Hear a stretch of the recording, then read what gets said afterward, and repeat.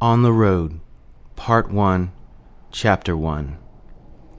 I first met Dean not long after my wife and I split up. I had just gotten over a serious illness that I won't bother to talk about, except that it had something to do with the miserably weary split up and my feeling that everything was dead.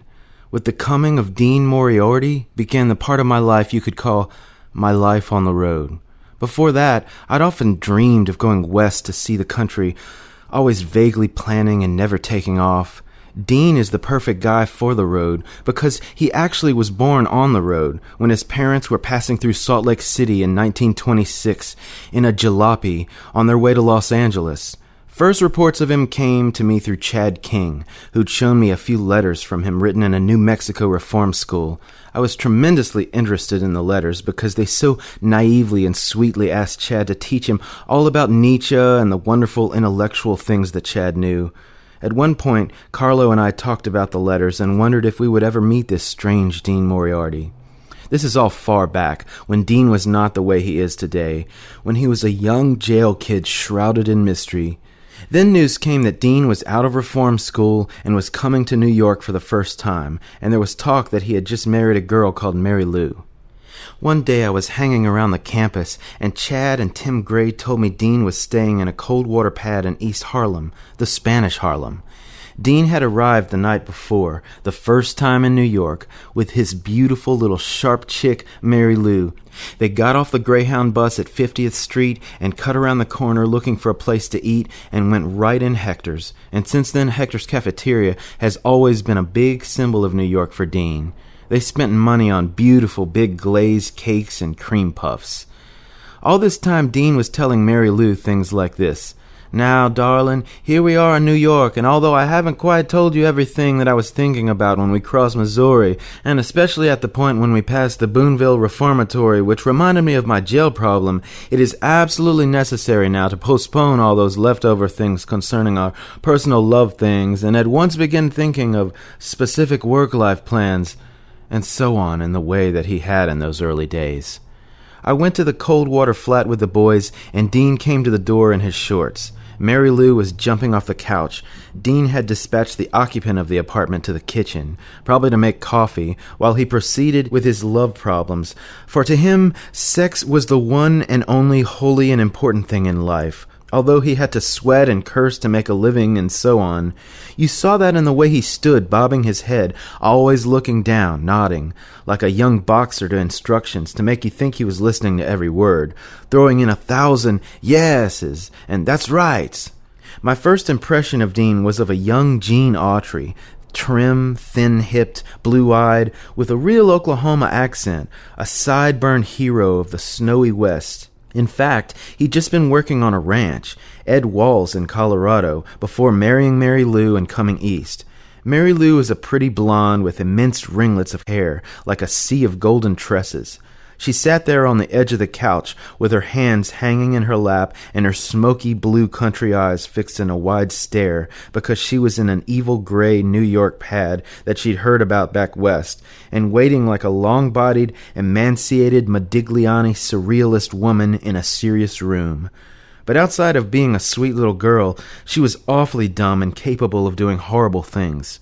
That night, we all drank beer and pulled wrists and talked till dawn, and in the morning, while we sat around dumbly smoking butts from ashtrays in the gray light of a gloomy day, Dean got up nervously, paced around, thinking, and decided the thing to do was to have Mary Lou make breakfast and sweep the floor. In other words, we've got to get on the ball, darling.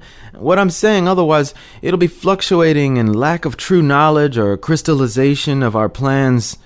Then I went away. During the following week, he confided in Chad King that he absolutely had to learn how to write from him. Chad said I was a writer, and he should come to me for advice. Meanwhile, Dean had gotten a job in a parking lot, had a fight with Mary Lou in their Hoboken apartment, God knows why they were there, and she was so mad and so down deep vindictive that she reported to the police some false trumped-up hysterical crazy charge, and Dean had to lamb from Hoboken. So he had no place to live. He came right out to Paterson, New Jersey, where I was living with my aunt, and one night while I was studying, there was a knock on the door, and there was Dean, bowing, shuffling obsequiously in the dark of the hall, and saying, "Hello, you remember me, Dean Moriarty? I've come to ask you to show me how to write." "And where's Mary Lou?" I asked, and Dean said she'd apparently hoard a few dollars together and gone back to Denver. The whore. So we went out to have a few beers because we couldn't talk like we wanted to talk in front of my aunt, who sat in the living room reading the paper. She took one look at Dean and decided that he was a madman.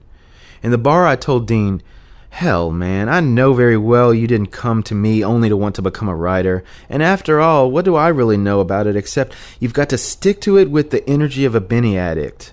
And he said, "Yes, of course, I know exactly what you mean, and in fact all those problems have occurred to me. But the thing that I want is the realization of those factors that should one depend on Schopenhauer's dichotomy for any inwardly realized," and so on in that way. Things I understood not a bit, and he himself didn't. In those days, he really didn't know what he was talking about.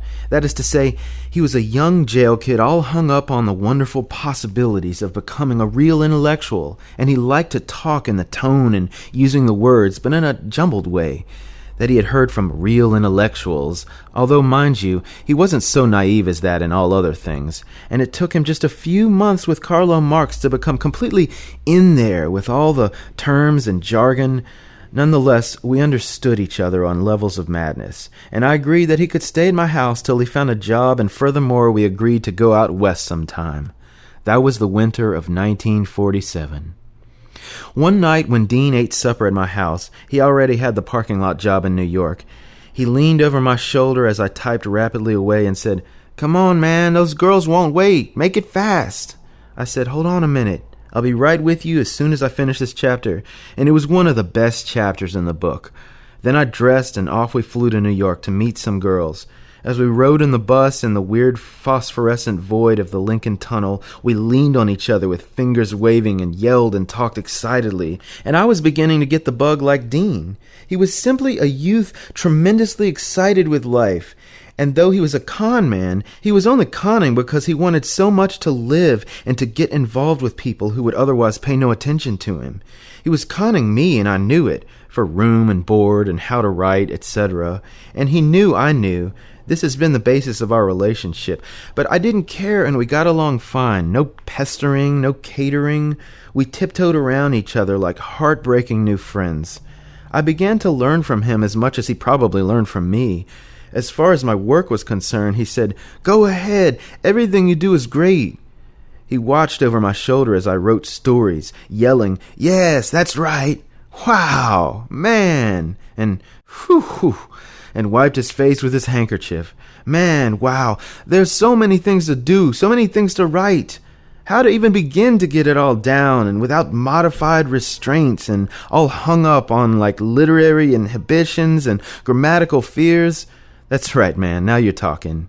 And a kind of holy lightning I saw flashing from his excitement and his visions, which he described so torrentially that people in buses looked around to see the overexcited nut. In the West, he'd spent a third of his time in the pool hall, a third in jail, and a third in the public library. They'd seen him rushing eagerly down the winter streets, bareheaded, carrying books to the pool hall, or climbing trees to get into the attics of buddies where he spent days reading or hiding from the law. We went to New York. I forgot what the situation was. 2 colored girls. There were no girls there. They were supposed to meet him in a diner and didn't show up. We went to his parking lot where he had a few things to do, change his clothes in the shack and back and spruce up a bit in front of a cracked mirror and so on, and then we took off. And that was the night Dean met Carlo Marx. A tremendous thing happened when Dean met Carlo Marx. 2 keen minds that they are, they took to each other at the drop of a hat. 2 piercing eyes glanced into 2 piercing eyes. The holy con man with the shining mind, and the sorrowful, poetic con man with the dark mind that is Carlo Marx. From that moment on, I saw very little of Dean, and I was a little sorry, too. Their energies met head-on. I was a lout compared. I couldn't keep up with them. The whole mad swirl of everything that was to become then, it would mix up all of my friends and all I had left of my family in a big dust cloud over the American night. Carlo told him of old Bull Lee, Elmer Hassel, Jane, Lee in Texas growing weed, Hassel on Rikers Island, Jane wandering on Times Square in a benzodrine hallucination with her baby girl in her arms and ending up in Bellevue. And Dean told Carlo of unknown people in the West like Tommy Snark, the club-footed pool hall rotation shark and card player and queer saint. He told him of Roy Johnson, Big Ed Dunkel, his boyhood buddies, his street buddies, his innumerable girls and sex parties and pornographic pictures, his heroes, heroines, and adventures. They rushed down the street together, digging everything in the early way they had, which latter became so much sadder and perceptive and blank.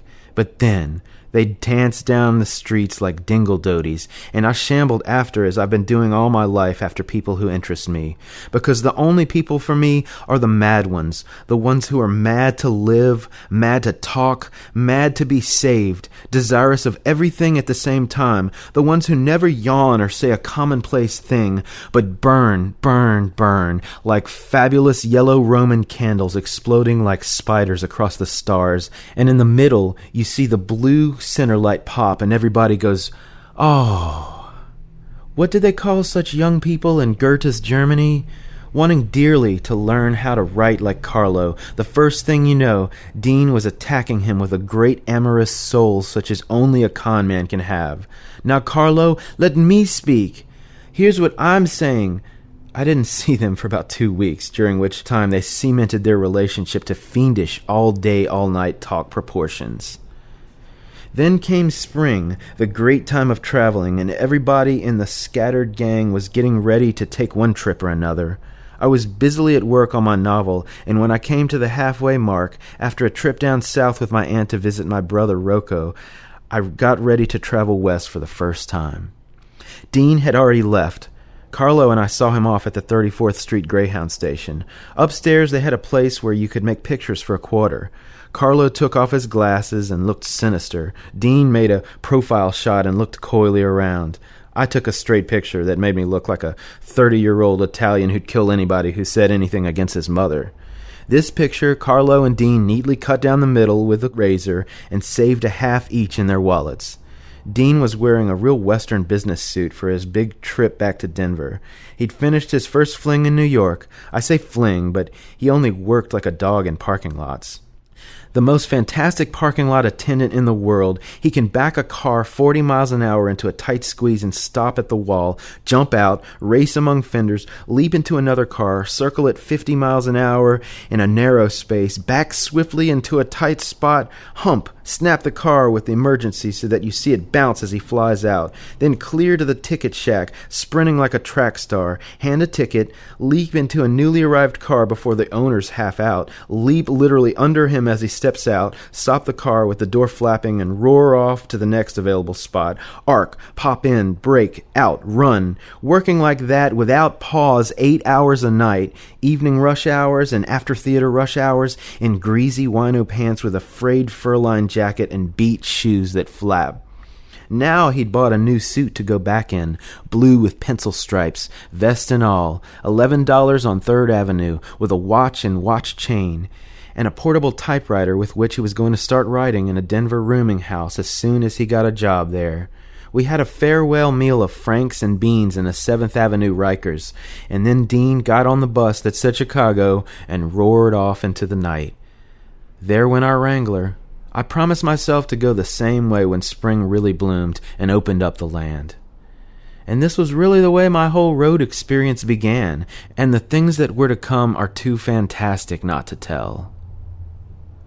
Yes, and it wasn't only because I was a writer and needed new experiences that I wanted to know Dean more, and because my life hanging around the campus had reached the completion of its cycle and was stultified, but because somehow, in spite of our difference in character, he reminded me of some long-lost brother. The sight of his suffering, bony face with the long sideburns and his straining, muscular, sweating neck made me remember my boyhood in those dye dumps and swim holes and riversides of Patterson and the Passaic. His dirty work clothes clung to him so gracefully, as though you couldn't buy a better fit from a custom tailor, but only earn it from the natural tailor of natural joy, as Dean had in his stresses. And in his excited way of speaking, I heard again the voices of old companions and brothers under the bridge, among the motorcycles, along the wash-lined neighborhood and drowsy doorsteps of afternoon where boys played guitars while their older brothers worked in the mills. All my other current friends were intellectuals. Chad the Nietzschean, an anthropologist, Carlo Marx and his nutty surrealist low voice, serious staring talk, Old Bull Lee and his critical anti-everything drawl, or else were slinking criminals like Elmer Hassel with that hip sneer, Jane Lee the same, sprawled on the oriental cover of her couch, sniffing at the New Yorker. But Dean's intelligence was every bit as formal and shining and complete without the tedious intellectualness, and his criminality was not something that sulked and sneered. It was a wild, yea-saying overburst of American joy. It was Western. The West Wind, an ode from the plains, something new, long prophesied, long a-coming. He only stole cars for joyrides. Besides, all my New York friends were in the negative, nightmare position of putting down society and giving their tired bookish or political or psychoanalytical reasons. But Dean just raced in society, eager for bread and love. He didn't care one way or the other, so long as I can get that little old gal with that little something down there between her legs, boy, and so long as we can eat, son. You hear me? I'm hungry. I'm starving. Let's eat right now. And off we'd rush to eat, whereof, as saith Ecclesiastes, it is your portion under the sun. A Western kinsman of the sun, Dean. Although my aunt warned me that he would get me into trouble, I could hear a new call and see a new horizon and believe it at my young age.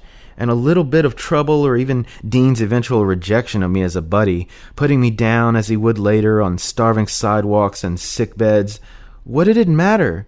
I was a young writer, and I wanted to take off.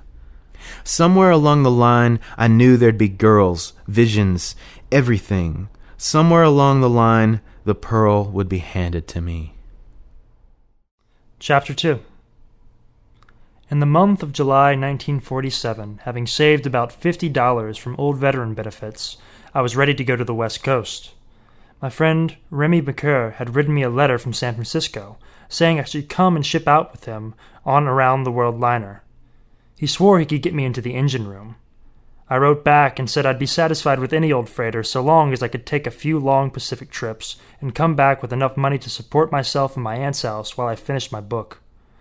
He said he had a shack in Mill City, and I would have all the time in the world to write there while he went through the rigmarole of getting the ship. He was living with a girl called Leanne. He said she was a marvelous cook and everything would jump. Remy was an old prep school friend, a Frenchman brought up in Paris and a really mad guy. I didn't know how mad at this time, so he expected me to arrive in 10 days. My aunt was all in accord with my trip to the West. She said it would do me some good. I've been working so hard all winter and staying in too much. She even didn't complain when I told her I'd have to hitchhike some. All she wanted me was to come back in one piece. So leaving my big half-manuscript sitting on the top of my desk and folding back my comfortable home sheets for the last time one morning, I left with my big canvas bag in which a few fundamental things were packed and took off for the Pacific Ocean with the $50 in my pocket. I had been poring over maps of the United States and Patterson for months, even reading books about the pioneers and savoring names like Platt and Cimarron and so on, and on the road map was one long red line called Route 6 that led from the tip of Cape Cod clear to Ely, Nevada, and there dipped down to Los Angeles. I'll just stay on 6 all the way to Ely, I said to myself, and confidently started. To get to 6, I had to go up to Bear Mountain. Filled with dreams of what I'd do in Chicago and Denver and then finally in San Fran, I took the 7th Avenue subway to the end of the line at 242nd Street, and there took a trolley into Yonkers. In downtown Yonkers, I transferred to an outgoing trolley and went to the city limits on the east bank of the Hudson River. If you drop a rose in the Hudson River at its mysterious source in the Adirondacks, think of all the places it journeys by as it goes out to sea forever. Think of that wonderful Hudson Valley. I started hitchhiking up the thing. 5 scattered rides took me to the desired Bear Mountain Bridge, where Route 6 arched in from New England. It began to rain in torrents when I was let off there. It was mountainous. Route 6 came over the river, wound around a traffic circle, and disappeared into the wilderness. Not only was there no traffic, but the rain came down in buckets, and I had no shelter. I had to run under some pines to take cover. This did no good. I began crying and swearing and socking myself on the head for being such a damn fool. I was 40 miles north of New York. All the way up, I'd been worried about the fact that on this, my big opening day, I was only moving north instead of the so longed-for west. Now I was stuck on the northernmost hang-up. I ran a quarter-mile to an abandoned, cute English-style filling station and stood under the dripping eaves. High up over my head, the great hairy Bear Mountain sit-down thunderclaps that put the fear of God in me. All I could see were smoky trees and dismal wilderness rising to the skies. What the hell am I doing up here? I cursed. I cried for Chicago. Even now they're all having a big time. They're doing this. I'm not there. When will I get there? And so on. Finally a car stopped at the empty filling station. The man and the two women in it wanted to study a map. I stepped right up and gestured in the rain. They consulted. I looked like a maniac, of course, with all my hair wet, my shoes sopping. My shoes, damn fool that I am, were Mexican Huaracs, plant-like sieves not fit for the rainy night of America and the raw road night. But the people let me in and rode me north to Newburgh, which I accepted as a better alternative than being trapped in the Bear Mountain wilderness all night. Besides, said the man, there's no traffic passes through 6. If you want to go to Chicago, you do better going across the Holland Tunnel in New York and heading for Pittsburgh. And I knew he was right. It was my dream that screwed up, the stupid Hearthside idea that it would be wonderful to follow one great red line across America instead of trying various roads and routes. In Newburgh it had stopped raining. I walked down to the river, and I had to ride back to New York in a bus with a delegation of schoolteachers coming back from a weekend in the mountains. Chatter, chatter, blah, blah, and me swearing all the time and the money I'd wasted, and telling myself I wanted to go west, and here I'd been all day and into the night going up and down, north and south, like something that can't get started. And I swore I'd be in Chicago tomorrow, and made sure of that, taking a bus to Chicago, spending most of my money, and I didn't give a damn, just as long as I'd be in Chicago tomorrow. Chapter 3. It was an ordinary bus trip with crying babies and hot sun and country folk getting on at one pen town after another, till we got on the plain of Ohio and really rolled, up by Ashtabula and straight across Indiana in the night. I arrived in Chi quite early in the morning, got a room at the Y, and went to bed with a very few dollars in my pocket. I dug Chicago after a good day's sleep. The wind from Lake Michigan bop at the Loop, long walks around South Halstead and North Clark, and one long walk after midnight into the jungles where a cruising car followed me as a suspicious character. At this time, 1947, bop was going like mad all over America.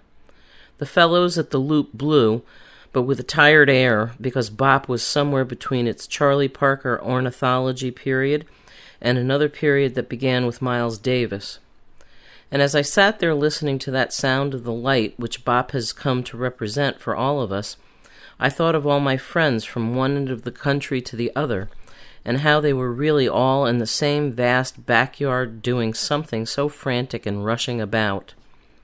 And for the first time in my life, the following afternoon, I went into the West. It was a warm and beautiful day for hitchhiking. To get out of the impossible complexities of Chicago traffic, I took a bus to Joliet, Illinois, went by the Joliet Pen, stationed myself just outside town after a walk through its leafy, rickety streets behind, and pointed my way. All the way from New York to Joliet by bus, and I had spent more than half my money. My first ride was a dynamite truck with a red flag, about 30 miles into Great Green, Illinois. The truck driver pointing out the place where Route 6, which we were on, intersects Route 66 before they both shoot west for incredible distances. Along about 3 in the afternoon, after an apple pie and ice cream in a roadside stand, a woman stopped for me in a little coupe. I had a twinge of hard joy as I ran after the car. But she was a middle-aged woman, actually the mother of sons my age, and wanted somebody to help her drive to Iowa. I was all for it. Iowa, not so far from Denver, and once I got to Denver I could relax.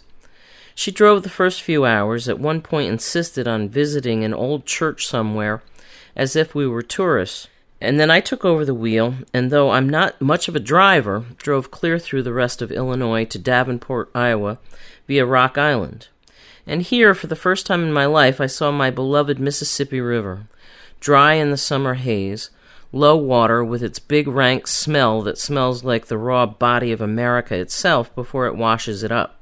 Rock Island, railroad tracks, shacks, small downtown section, and over the bridge to Davenport, same kind of town, all smelling of sawdust in the warm Midwest sun. Here the lady had to go on to her Iowa hometown by another route, and I got out. The sun was going down. I walked after a few cold beers to the edge of town, and it was a long walk. All the men were driving home from work, wearing railroad hats, baseball hats, all kinds of hats, just like after work in any town, anywhere. One of them gave me a ride up the hall and left me at a lonely crossroads on the edge of the prairie. It was beautiful there. The only cars that came by were farmer cars. They gave me suspicious looks. They clanked along. The cows were coming home. Not a truck. A few cars zipped by. A hot rod kid came by with his scarf flying. The sun went all the way down, and I was standing in the purple darkness. Now I was scared. There weren't even any lights in the Iowa countryside. In a minute, nobody would be able to see me. Luckily, a man going back to Davenport gave me a lift downtown, but I was right where I started from. I went to sit in the bus station and think this over. I ate another apple pie and ice cream. That's practically all I ate all the way across the country. I knew it was nutritious, and it was delicious, of course. I decided to gamble. I took a bus in downtown Davenport after spending a half hour watching a waitress in the bus station cafe and rode to the city limits, but this time near the gas stations. Here the big trucks roared, wham, and inside 2 minutes one of them cranked to a stop for me. I ran for it with my soul whoopieing, and what a driver, a great big tough truck driver with popping eyes and a hoarse raspy voice who just slammed and kicked at everything and got his rig underway and paid hardly any attention to me. So I could rest my tired soul a little, for one of the biggest troubles hitchhiking is having to talk to innumerable people, make them feel that they didn't make a mistake picking you up, even entertain them almost, all of which is a great strain when you're going all the way and don't plan to sleep in hotels.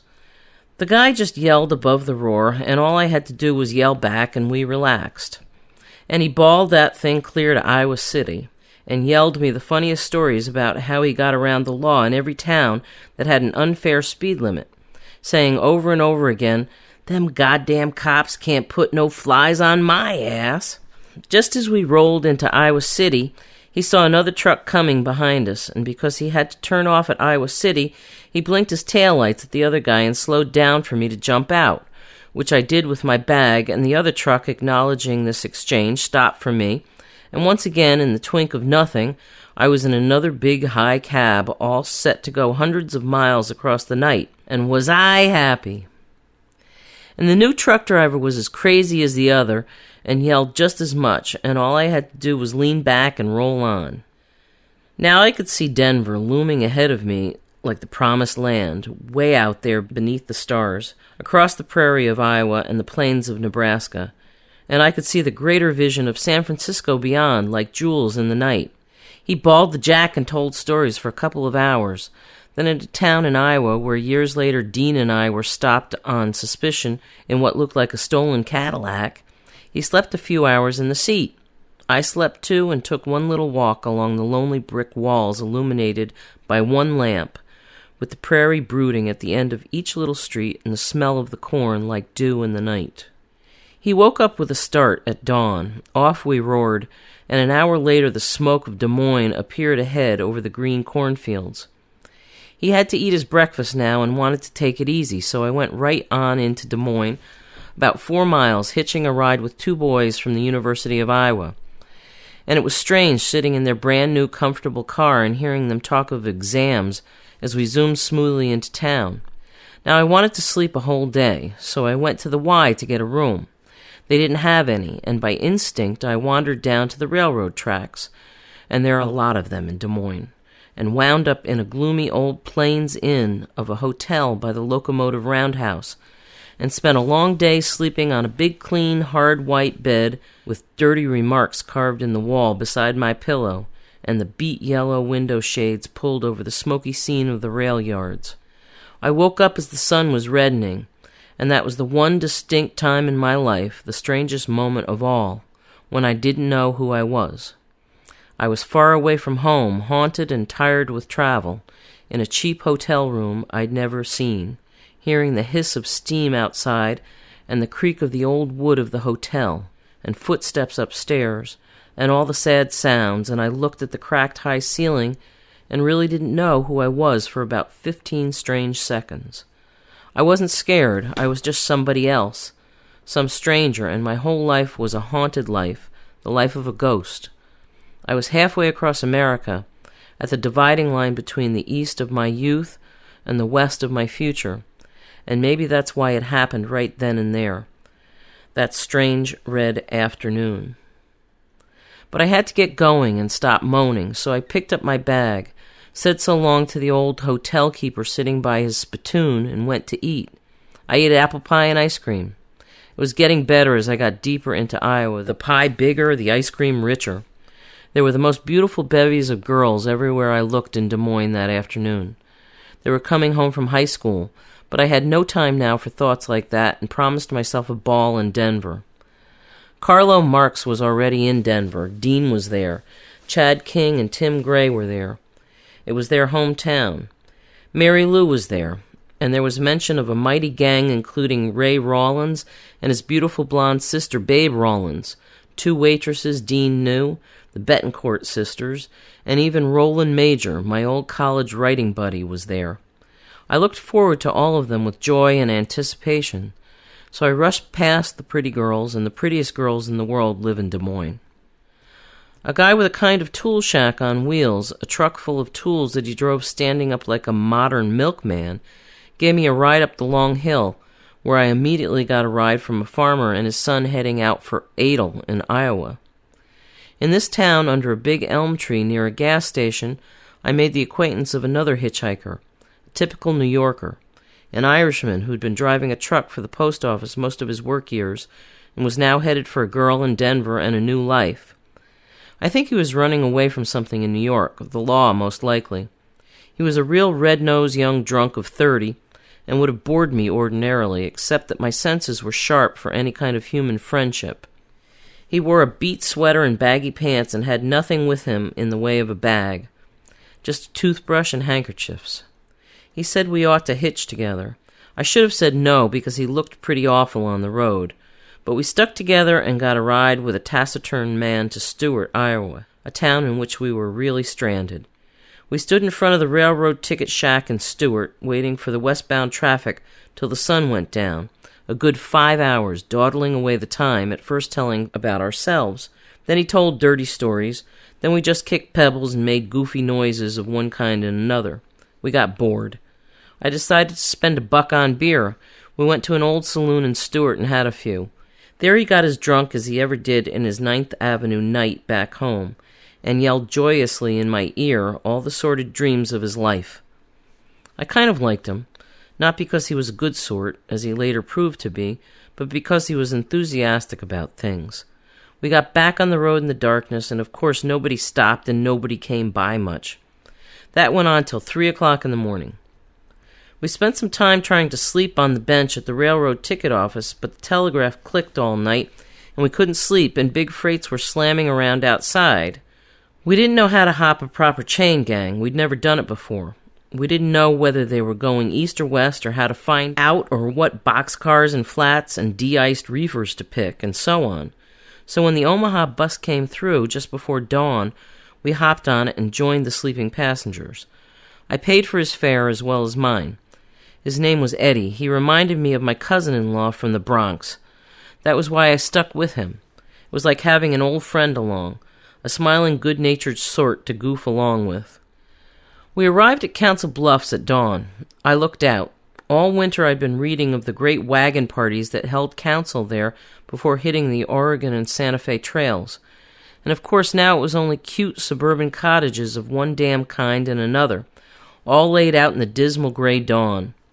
Then Omaha, and by God, the first cowboy I saw, walking along the bleak walls of the wholesale meat warehouses in a 10-gallon hat and Texas boots, looked like any beat character of the brick-wall dawns of the East except for the get-up. We got off the bus and walked clear up the hill, the long hill formed over the millenniums by the mighty Missouri, alongside of which Omaha is built, and got out to the country and stuck our thumbs out. We got a brief ride from a wealthy rancher in a 10-gallon hat who said the Valley of the Platte was as great as the Nile Valley of Egypt, And as he said so, I saw the great trees in the distance that snaked with the riverbed and the great verdant fields around it, and almost agreed with him. Then as we were standing at another crossroads and it was starting to get cloudy, another cowboy, this one 6 feet tall in a modest half-gallon hat, called us over and wanted to know if either one of us could drive. Of course Eddie could drive, and he had a license, and I didn't. Cowboy had 2 cars with him that he was driving back to Montana. His wife was at Grand Island, and he wanted us to drive one of the cars there, where she'd take over. At that point he was going north, and that would be the limit of our ride with him, but it was a good 100 miles into Nebraska, and of course we jumped for it. Eddie drove alone, the cowboy and myself following, and no sooner were we out of that town than Eddie started to bawl that jack 90 miles an hour out of sheer exuberance. "Damn me, what's that boy doing?" the cowboy shouted, and took off after him. It began to be like a race. For a minute I thought Eddie was trying to get away with the car, and for all I know that's what he meant to do. But the cowboy stuck to him and caught up with him and tooted the horn. Eddie slowed down. The cowboy tooted to stop. "Damn, boy, you're liable to get a flat going that speed. Can't you drive a little slower?" "Well, I'll be damned. Was I really going 90? said Eddie. "I didn't realize it on this smooth road. Just take it a little easy and we'll all get to Grand Island in one piece." "Sure thing," and we resumed our journey. Eddie had calmed down and probably even got sleepy. So we drove 100 miles across Nebraska, following the winding Platte with its verdant fields. "During the Depression," said the cowboy to me, "I used to hop freights at least once a month. In those days you'd see hundreds of men riding a flat car or in a boxcar, and they weren't just bums, they were all kinds of men out of work and going from one place to another, and some of them just wandering. It was like that all over the West. Brakemen never bothered you in those days. I don't know about today. Nebraska, I ain't got no use for. Why, in the middle 1930s, this place wasn't nothing but a big dust cloud as far as the eye could see. You couldn't breathe. The ground was black. I was here in those days. They can give Nebraska back to the Indians, far as I'm concerned. I hate this damn place more than any place in the world. Montana's my home now, Missoula. You come up there sometime and see God's country." Later in the afternoon, I slept when he got tired talking. He was an interesting talker. We stopped along the road for a bite to eat. The cowboy went off to have a spare tire patched, and Eddie and I sat down in a kind of homemade diner. I heard a great laugh, the greatest laugh in the world, and here came this rawhide old-timer Nebraska farmer with a bunch of other boys into the diner. You could hear his raspy cries clear across the plains, across the whole gray world of them that day. Everybody else laughed with him. He didn't have a care in the world and had the hugest regard for everybody. I said to myself, wham, listen to that man laugh. That's the West. Here I am in the West. He came booming into the diner, calling Ma's name, and she made the sweetest cherry pie in Nebraska, and I had some with a mountainous scoop of ice cream on top. "Ma, rustle me up some grub before I have to start eating myself raw or some damn silly idea like that." And he threw himself on a stool and went, "Yaw, yaw, yaw," and throw some beans in it. It was just the spirit of the West sitting right next to me. I wished I knew his whole raw life and what the hell he'd been doing all these years besides laughing and yelling like that. Woo-wee, I told my soul, and the cowboy came back and off we went to Grand Island. We got there in no time flat. He went to fetch his wife off to whatever fate awaited him, and Eddie and I resumed on the road. We got a ride from a couple of young fellows, wranglers, teenagers, country boys in a put-together jalopy, and were left off somewhere up the line in a thin drizzle of rain. Then an old man who said nothing, and God knows why he picked us up, took us to Shelton. Here Eddie stood forlornly in the road in front of a staring bunch of short, squat Omaha Indians who had nowhere to go and nothing to do.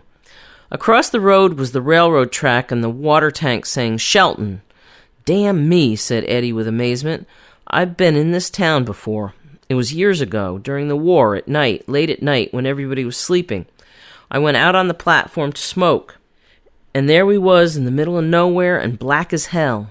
And I look up and see that name Shelton written on the water tank. Bound for the Pacific, everybody snoring, every damn dumb sucker, and we only stayed a few minutes stoking up or something, and off we went. damn me, this Shelton. I hated this place ever since.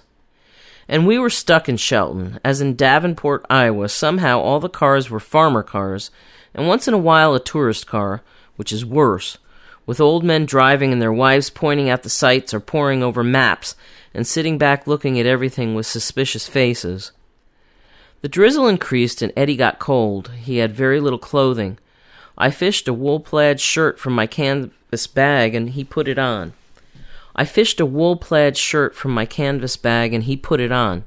He felt a little better. I had a cold. I bought cough drops in a rickety Indian store of some kind.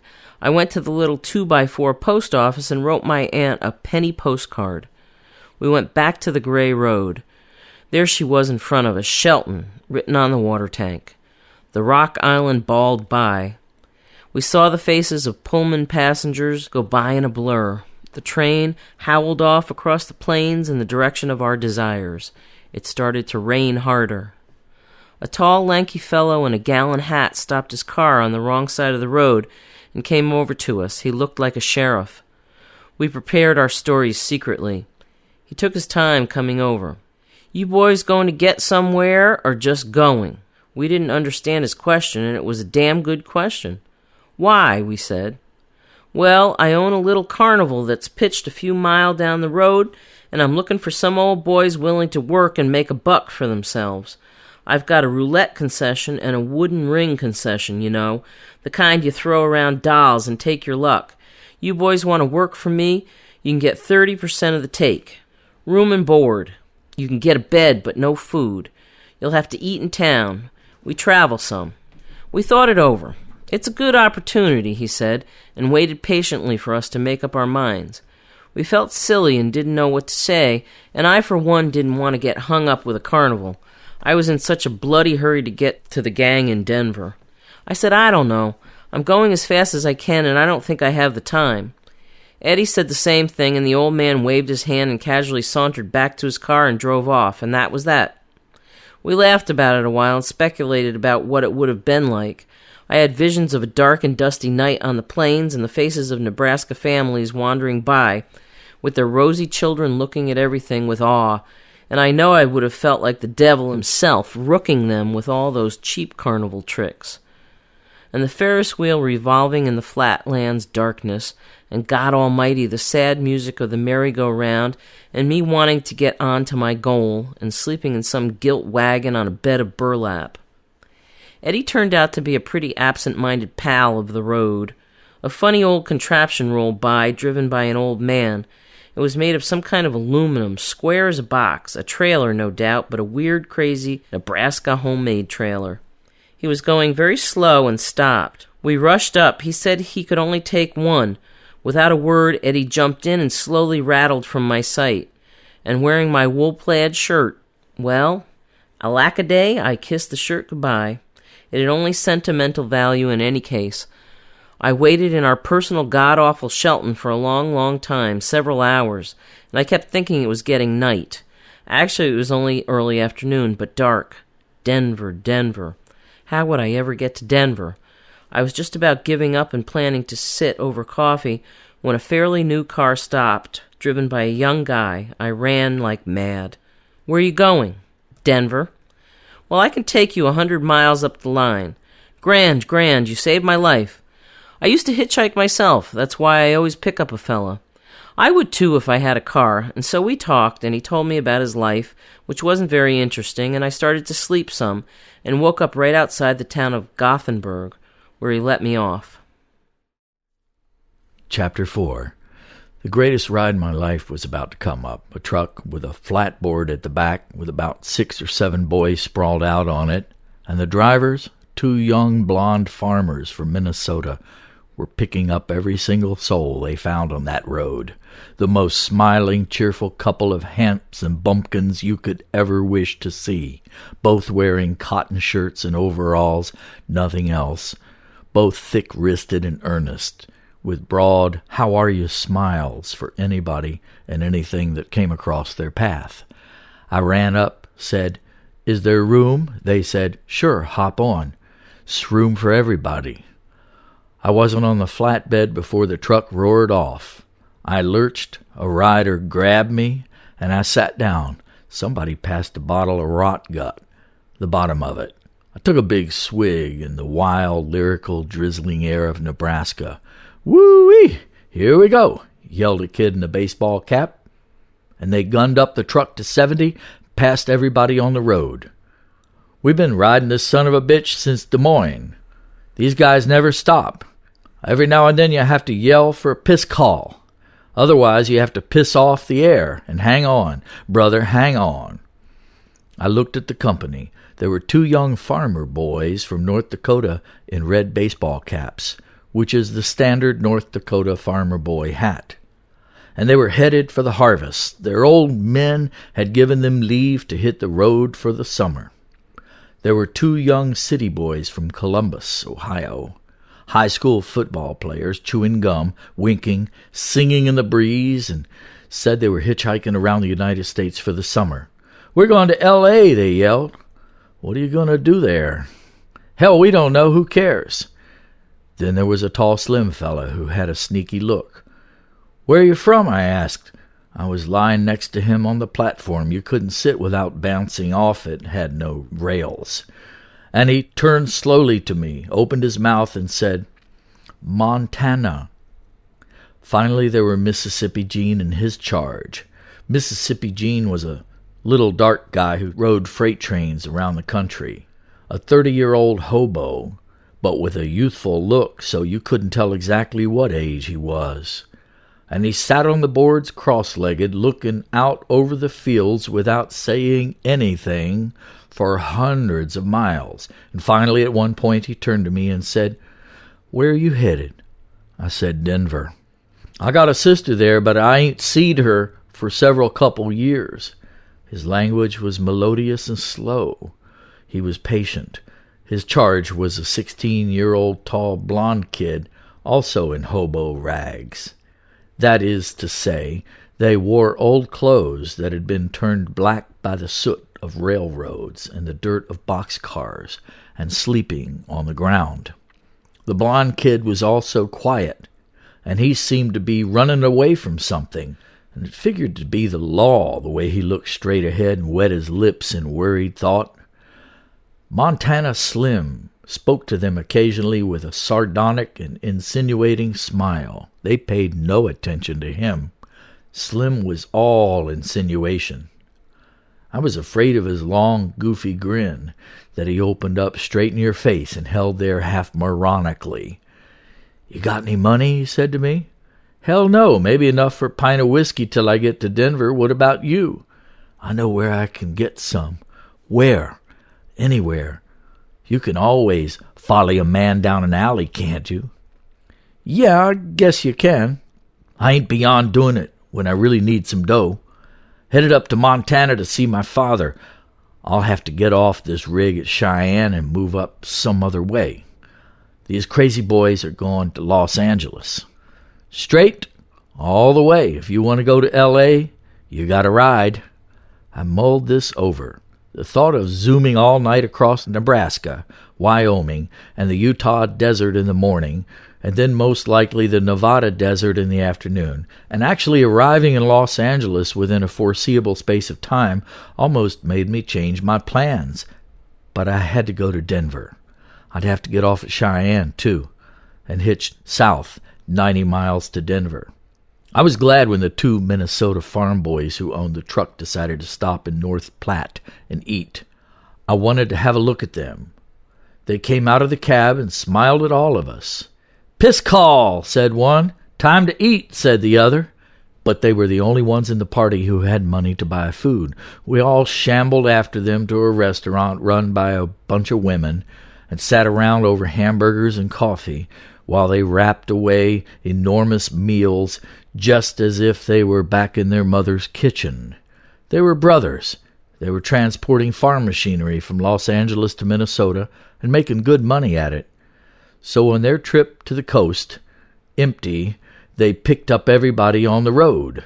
They'd done this about 5 times now, and they were having a hell of a time. They liked everything. They never stopped smiling. I tried to talk to them, kind of dumb attempt on my part to befriend the captains of our ship. and the only responses I got were 2 sunny smiles and large white corn-fed teeth. Everybody had joined them in the restaurant except the 2 hobo kids, Gene and his boy. When we all got back, they were still sitting in the truck, forlorn, disconsolate. Now the darkness was falling. The drivers had a smoke. I jumped at the chance to go buy a bottle of whiskey to keep warm in the rushing cold air of night. They smiled when I told them, "Go ahead, hurry up." "You can have a couple of shots," I reassured them. "Oh, no, we never drink. Go ahead." Montana Slim and the 2 high school boys wandered the streets of North Platte with me till I found a whiskey store. They chipped in some, and Slim some, and I bought a 5th. Tall, sullen men watched us go by from false front buildings. The main street was lined with square box houses. There were immense vistas of the plains beyond every sad street. I felt something different in the air in North Platte. I didn't know what it was. In 5 minutes I did.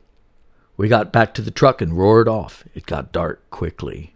We all had a shot, and suddenly I looked, and the verdant farm fields of the Platte began to disappear, and in their stead, so far you couldn't see to the end, appeared long, flat wastelands of sand and sagebrush. I was astounded. "What in the hell is this?" I cried out to Slim. "This is the beginning of the rangelands, boy. Hand me another drink." "Whoopee!" yelled the high school boys. "Columbus, so long. What would Sparky and the boys say if they was here? Yow!" The drivers had switched up front. The fresh brother was gunning the truck to the limit. The road changed too, humpy in the middle with soft shoulders, and a ditch on both sides about 4 feet deep, so that the truck bounced and teetered from one side of the road to the other, miraculously only when there were no cars coming in the opposite way, and I thought we'd all take a somersault. But they were tremendous drivers. How that truck disposed of the Nebraska nub, the nub that sticks out over Colorado. And soon I realized I was actually at last over Colorado, though not officially in it, but looking southwest toward Denver itself, a few hundred miles away. I yelled for joy. We passed the bottle. The great blazing stars came out. The far receding sand hills got dim. I felt like an arrow that could shoot out all the way. And suddenly Mississippi Gene turned to me from his cross-legged, patient reverie and opened his mouth and leaned close and said, "These plains put me in the mind of Texas." "Are you from Texas?" "No, sir, I'm from Greenvale, Mississippi." And that was the way he said it. "Where's that kid from?" "He got into some kind of trouble back in Mississippi, so I offered to help him out. Boy's never been out on his own. I take care of him best as I can. He's only a child." Although Gene was white, there was something of the wise and tired old Negro in him, and something very much like Elmer Hassel, the New York dope addict, in him. But a railroad Hassel, a traveling epic Hassel, crossing and recrossing the country every year, south in the winter, north in the summer, and only because he had no place he would stay in without getting tired of it, and because there was nowhere to go but everywhere. Keep rolling under the stars, generally the western stars. I've been to Ogden a couple of times. If you want to ride on to Ogden, I got some friends there we could hole up with. I'm going to Denver from Cheyenne. Hell, go right straight through. You don't get a ride like this every day. This, too, was a tempting offer. What was in Ogden? "What's Ogden?" I said. "It's the place where most of the boys pass through and always meet there. You're liable to see anybody there." In my earlier days, I'd been to sea with a tall, raw-boned fellow from Louisiana called Big Slim Hazard, William Holmes Hazard, who was hobo by choice. As a little boy, he'd seen a hobo come up to ask his mother for a piece of pie, and she'd given it to him. And when the hobo went off down the road, the little boy had said, "Ma, what is that fella?" "Why, he's a hobo." "Ma, I want to be a hobo someday." "Shut your mouth. That's not for the like of the Hazards." But he never forgot that day, and when he grew up, after a short spell playing football at LSU, he did become a hobo. Big Slim and I spent many nights telling stories, spitting tobacco juice in paper containers. There was something so indubitably reminiscent of Big Slim Hazard and Mississippi Gene's demeanor that I said, "Do you happen to have met a fellow called Big Slim Hazard somewhere?" And he said, "You mean the tall fellow with the big laugh?" "Well, it sounds like him. He came from Ruston, Louisiana." "That's right. Louisiana Slim, he's sometimes called. Yes, sir. I sure have met Big Slim." "And he used to work in the East Texas oil fields?" "East Texas is right, and now he's punching cows." And that was exactly right. And still, I couldn't believe Gene could actually really have known Slim, whom I'd been looking for, more or less, for years. "And he used to work in tugboats in New York?" "Well, no, I don't know about that. I guess you only knew him in the West." "I reckon. I ain't never been to New York." "Well, damn me, I'm amazed you know him. This is a big country. Yet I knew you must have known him." "Yes, sir, I know Big Slim pretty well. Always generous with his money when he's got some. Mean, tough fellow, too. I seen him flatten a policeman in the yards at Cheyenne. One punch." That sounded like Big Slim. He was always practicing that one punch in the air. He looked like Jack Dempsey, but a young Jack Dempsey who drank. "Damn," I yelled in the wind. And I had another shot. By now I was feeling pretty good. Every shot was wiped away by the rushing wind, the open truck, wiped away of its bad effects, and the good effect sank in my stomach. "Cheyenne, here I come," I sang. "Denver, look out for your boy." Montana Slim turned to me, pointed at my shoes, and commented, "You reckon if you put them things in the ground, something'll grow up?" Without cracking a smile, of course, and the other boys heard him and laughed. And they were the silliest shoes in America. I brought them along specifically because I didn't want my feet to sweat in the hot road. And except for the rain in Bear Mountain, they proved to be the best possible shoes for my journey. So I laughed with them. And the shoes were pretty ragged by now, bits of colored leather sticking up like pieces of a fresh pineapple, and my toes showing through. Well, we had another shot and laughed. As in a dream, we zoomed through small crossroads towns, smack out of the darkness, and passed along lines of lounging harvest hands and cowboys in the night. They watched us pass in one motion of the head, and we saw them slip their thighs from the continuing dark the other side of town. We were a funny-looking crew. A lot of men were in this country at that time of year. It was harvest time. The Dakota boys were fidgeting. "I think we'll get off at the next piss call. Seems like there's a lot of work around here." "All you got to do is move north when it's over here," counseled Montana Slim. "And just follow the harvest till you get to Canada." The boys nodded vaguely. They didn't take much stock in his advice. Meanwhile, the blond young fugitive sat the same way.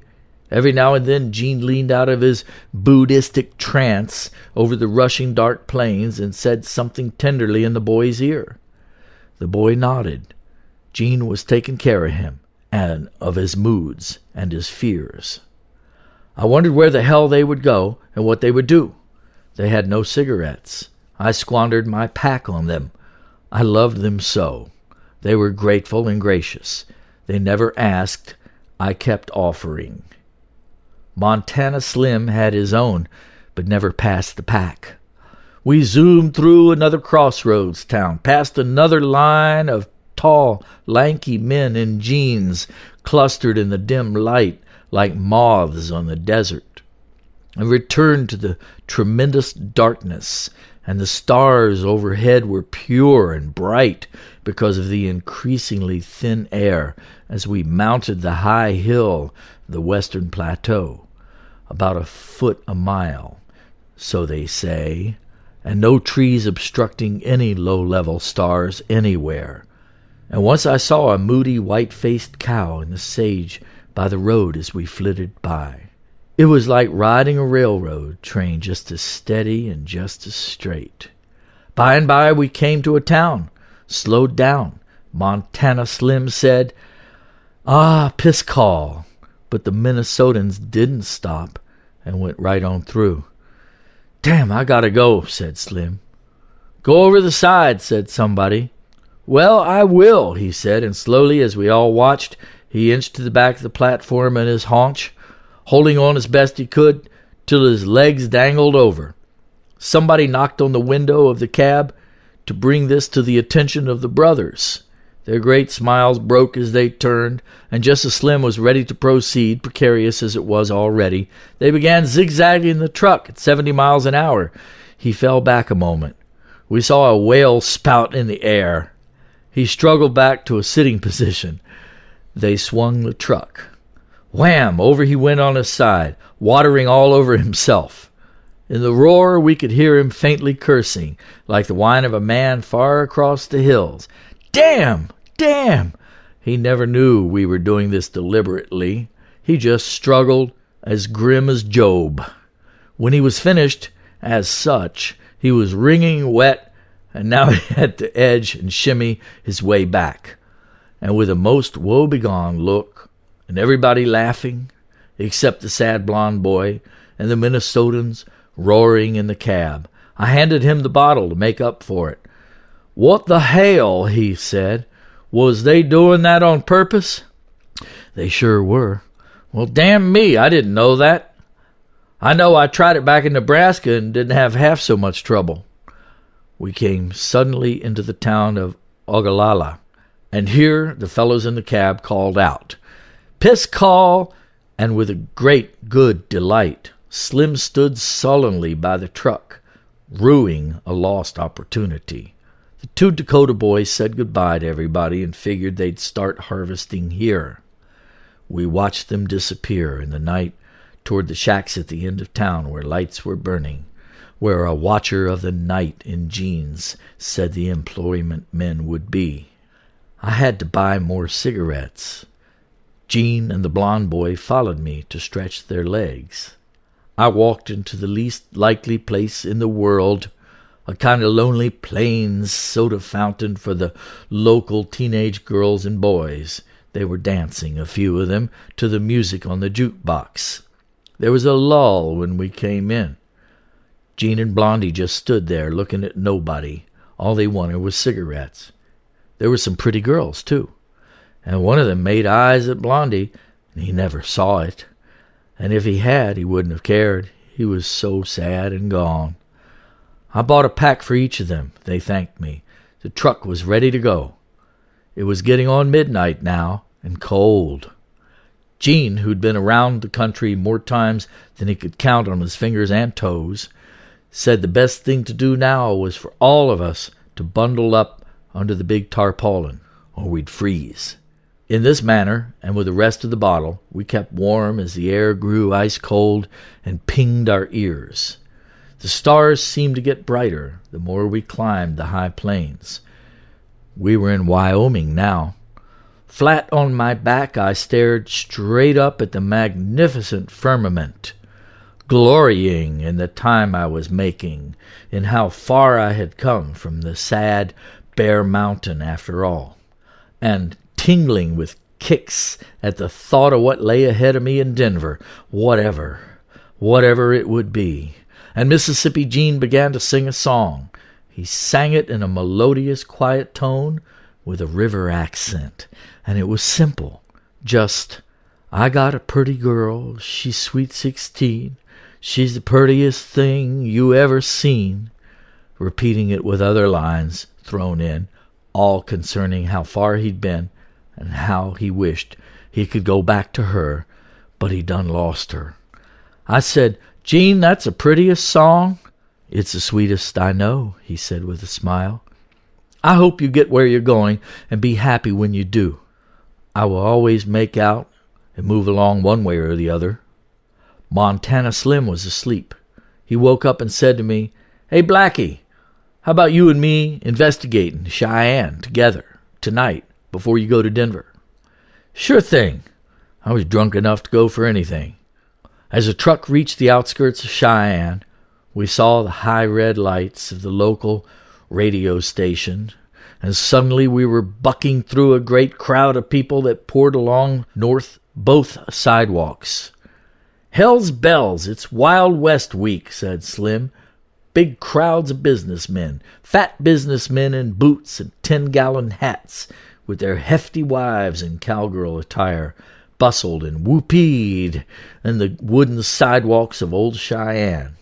Farther down were the long, stringy boulevard lights of a new downtown Cheyenne. But the celebration was focusing on Old Town. Blank guns went off. The saloons were crowded to the sidewalk. I was amazed, and at the same time, I felt it was ridiculous. In my first shot at the West, I was seeing to what absurd devices it had fallen to keep its proud tradition. We had to jump off the truck and say goodbye. The Minnesotans weren't interested in hanging around. It was sad to see them go, and I realized I would never see any of them again. But that's the way it was. "You'll freeze your ass tonight," I warned. "Then you'll burn 'em in the desert tomorrow afternoon." "That's all right with me as long as we get out of this cold night," said Gene, and the truck left, threading its way through the crowds and nobody paying attention to the strangeness of the kids inside the tarpaulin, staring at the town like babes from a coverlet. I watched it disappear into the night. Chapter 5. I was with Montana Slim and we started hitting the bars. I had about $7, 5 of which I foolishly squandered that night. First we milled with all the cowboy-dudded tourists and oilmen and ranchers at bars, in doorways, on the sidewalk. Then for a while I shook Slim, who was wandering a little slap-happy in the street from all the whiskey and beer. He was that kind of drinker. His eyes got glazed, and in a minute he'd be telling an absolute stranger about things. I went into a chili joint and the waitress was Mexican and beautiful. I ate, and then I wrote her a little love note on the back of the bill.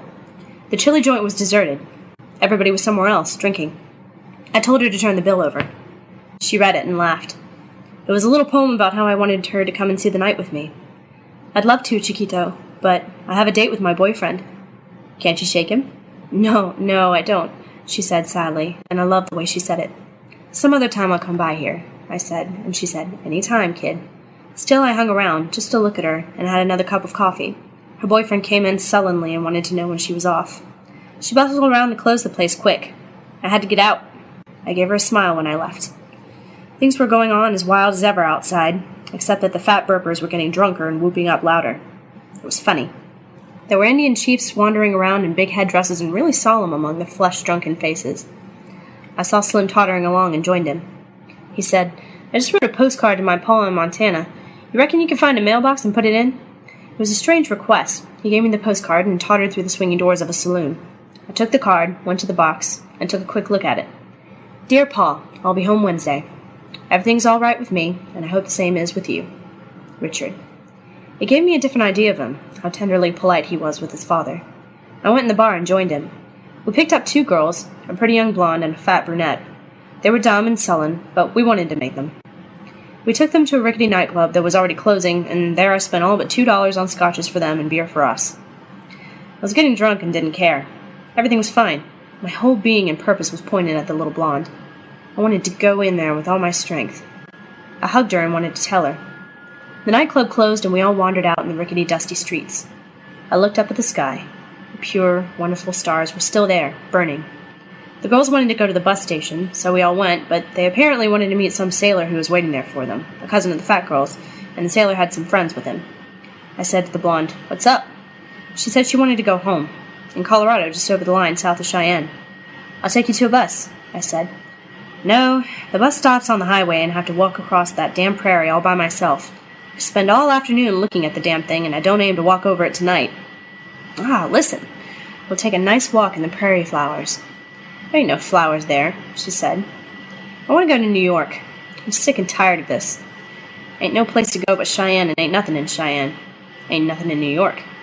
"Hell, there ain't," she said with a curl of her lips. The bus station was crowded to the doors. All kinds of people were waiting for buses or just standing around. There were a lot of Indians who watch everything with their stony eyes.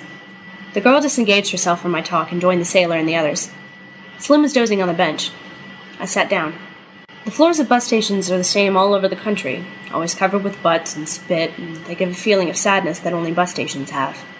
For a moment it was no different from being in Newark, except for the great hugeness outside that I loved so much. I rued the way I had broken up the purity of my entire trip, not saving every dime, and dawdling and not really making time, fooling around with this sullen girl and spending all my money. It made me sick. I hadn't slept in so long I got too tired to curse and fuss, and went off to sleep. I curled up on the seat with my canvas bag for a pillow, and slept till 8 o'clock in the morning among the dreamy murmurs and noises of the station and of hundreds of people passing. I woke up with a big headache. Slim was gone. To Montana, I guess. I went outside, and there in the blue air I saw for the first time, far off, the great snowy tops of the Rocky Mountains. I took a deep breath.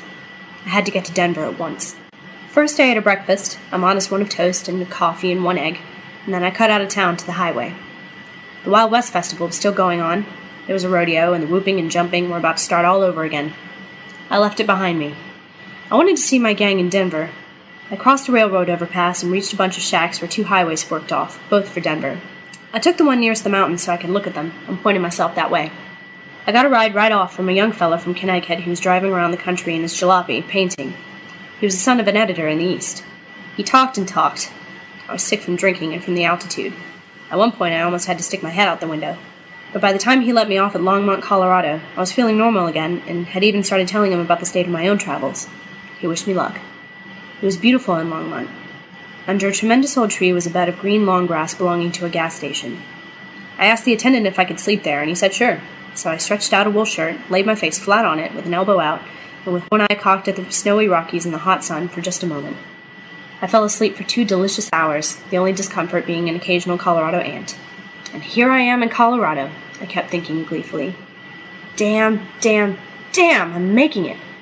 And after a refreshing sleep filled with cobwebby dreams of my past life in the East, I got up, washed in the station's men's room, and strode off, fit and slick as a fiddle, and got me a rich, thick milkshake at the roadhouse to put some freeze in my hot, tormented stomach.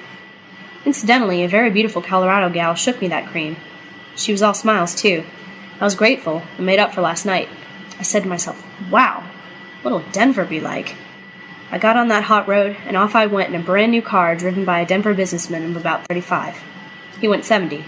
I tingled all over. I counted minutes and subtracted miles. Just ahead, over the rolling wheat fields all golden beneath the distant snows of Estes, I'd be seeing old Denver at last. I pictured myself in a Denver bar that night, with all the gang, and in their eyes I would be strange and ragged and like a prophet who has walked across the land to bring the dark word, and the only word I had was wow. The man and I had a long, warm conversation about our respective schemes in life, and before I knew it, we were going over the wholesale fruit markets outside Denver. There were smokestacks, smoke, rail yards, red brick buildings, and the distant downtown graystone buildings, and here I was in Denver. They let me off at Larimer Street. I stumbled along with the most wicked grin of joy in the world, among the old bums and beat cowboys of Larimer Street. Chapter 6. In those days, I didn't know Dean as well as I do now, and the first thing I wanted to do was look up Chad King, which I did. I called up his house, talked to his mother. She said, "Why, Sal, what are you doing in Denver?" Chad is a slim blonde boy with strange witch doctor face that goes with his interest of anthropology and prehistory Indians. His nose breaks softly and almost creamily under a golden flare of hair. He has the beauty and grace of a Western hotshot who danced in roadhouses and played a little football. A quavering twang comes out when he speaks. The thing I always liked, Sal, about the Plains Indians was the way they always got so danged embarrassed after they boasted the number of scalps they got. In Ruxton's Life in the Far West, there's an Indian who gets all red over blushing because he got so many scalps, and he runs like hell into the plains to glory over his deeds in hiding. Damn, it tickled me. Chad's mother located him in the drowsy Denver afternoon working on his Indian basket in the local museum. I called him in there. He came and picked me up on his old Ford that he used to make trips in the mountains to dig for Indian objects. He came into the bus station wearing jeans and a big smile. I was sitting on my bag on the floor, taking the very same sailor who had been in the Cheyenne bus station with me, asking him what happened to the blonde. He was so bored he didn't answer. Chad and I got in his little coupe, and the first thing he had to do was get all the maps to the state building. Then he had to see an old school teacher and so on, and all I wanted to do was drink beer. In the back of my mind, there was the wild thought, where is Dean, and what is he doing right now? Chad had decided not to be Dean's friend anymore for some reason, and he didn't even know where he lived. Is Carlo Marx in town? Yes, but he wasn't talking to him anymore either. This was the beginning of Chad King's withdrawal from our general gang. I was to take a nap in his house that afternoon. The word was that Tim Gray had an apartment waiting for me in Colax Avenue that Roland Major was already living in, and it was waiting for me to join him. I sensed some kind of conspiracy in the air, and this conspiracy lined up two groups in the gang. It was Chad King and Tim Gray and Roland Major, together with the lawlessness. Generally agreeing to ignore Dean morality and Carlo Marx, I was smack in the middle of the interesting war. It was a war with social overtones. Dean was the son of a wino, one of the most towering bums of Larimer Street. And Dean had in fact been brought up generally on Larimer Street, and thereabouts he used to plead in the court of the age of 6 and his father set free. He used to beg in front of Larimer alleys and sneak the money back to his father, who waited among the broken bottles with an old buddy. Then, when Dean grew up, he began hanging around the Glenarm pool halls. He set a Denver record for stealing cars and went into the reformatory. From the age of 11 to 17, he was usually in reform school. His specialty was stealing cars, gunning for girls, coming out of high school in the afternoon, driving them out to the mountains, making them, and then come back to sleep in any available hotel bathtub in town. His father, a once respectable, hard-working tinsmith, had become a wine alcoholic, which was worse than any whiskey alcoholic, and was reduced to riding freights to Texas in the winter and back to Denver the summer. Dean had brothers on his dead mother's side. She died when he was small, but they disliked him. Dean's only buddies were the pool hall boys. Dean, who had the tremendous energy of a new kind of an American saint, and Carlo were the underground monsters at the season in Denver. Dean's only buddies were the pool hall boys. Dean, who had tremendous energy of a new kind of American saint, and Carlo were the underground monsters of that season in Denver. Together with the pool hall gang, and symbolizing this most beautifully, Carlo had a basement apartment on Grant Street, and we all met there many a night that we went to dawn. Carlo, Dean, myself, Ton Snark, Ed Dunkel, and Roy Johnson. More of these others later. My first afternoon in Denver, I slept in Chad King's room while his mother went on with her housework downstairs, and Chad worked at the library. It was a hot High Plains afternoon in July. I would not have slept if it hadn't been for Chad King's father's invention. Chad King's father, a fine, kind man, was in his 70s, an old feeble, thin and drawn out, and telling stories with a slow relish. Good stories, too, about his boyhood on the North Dakota plains in the 80s, when, for diversion, he rode for ponies bareback and chased after coyotes with a club. Later, he became a country school teacher in the Oklahoma Panhandle, and finally a businessman of many devices in Denver. He still had his old office over a garage down the street. A roll-top desk was still in there, together with his countless dusty papers of past excitement and money-making. He had invented a special air conditioner. He put an ordinary fan in the window frame and somehow conducted cool water through the coils in the front of the whirling blades. The result was perfect. Within 4 feet of the fan bowl, and then the water apparently turned into steam in the hot day, and downstairs part of the house, it was just as hot as usual. But I was sleeping right under the fan of Chad's bed with a big bust of Gertha staring at me, and I comfortably went to sleep, only to wake up in 20 minutes freezing to death. I put a blanket on the stove, and I was cold. Finally, it was so cold I couldn't sleep, and I went downstairs. The old man asked me how his invention worked, and I said it worked damn good, and I meant it within bounds. I liked the man. He was lean with memories. Once I made a spot remover that has since been copied by big fan films in the East. I've been trying to collect on that for some years now. If only I had enough money to raise a decent lawyer. But it was too late to raise a decent lawyer, and he sat in his house dejectedly. In the evening, we had wonderful dinner, and his mother cooked Vincent's steak that Chad's uncle had shot in the mountains. But where was Dean? 7. It was there in the morning when I got up bright and early and found old Bull and Dean in the backyard. Dean was wearing his gas station coveralls and helping Bull. Bull had found a great big piece of thick rotten wood and was desperately yanking with a hammer hook at little nails embedded in it. We stared at the nails. There were millions of them. They were like worms. When I get all these nails out, I'm going to build me a shelf that'll last 1,000 years, said Bull, every bone shuddering with boyish excitement. Why, Sal, do you realize the shelves they build these days crack under the weight of knickknacks after 6 months or generally collapse? Same with houses, same with clothes. These bastards have invented plastics by which they could make houses that last forever. And tires. Americans are killing themselves by the millions every year with defective rubber tires they get hot on the road and blow up. They could make tires that never blow up. Same with tooth powder. There's a certain gum they've invented, and they won't show it to anybody, that if you chew it as a kid, you'll never get a cavity for the rest of your born days. Same with clothes. They can make clothes that last forever. They prefer making cheap goods so as everybody will go on working and punching time clocks and organizing themselves in sullen unions and floundering around while the big grab goes on in Washington and Moscow. He raised his big piece of rotten wood. Don't you think this will make a splendid shelf? It was early in the morning. His energy was at its peak. The poor fellow took so much junk into his system he could only weather the great proportion of his day in that chair with the lamp burning at noon. But in the morning he was magnificent. We began throwing knives at the target. He said he'd seen an Arab in Tunis who could stick a man's eye from 40 feet.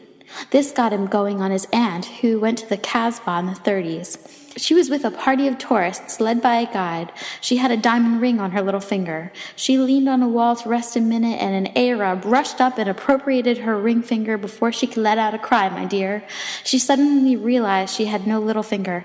Hi, hi, hi, hi, hi, hi. When he laughed, he compressed his lips together and made it come out from his belly, from far away, and doubled up to lean on his knees. He laughed a long time. Hey, Jane, he yelled gleefully. I was just telling Dean and Sal about my aunt in the Casbah. I heard you, she said across the lovely warm Gulf morning from the kitchen door.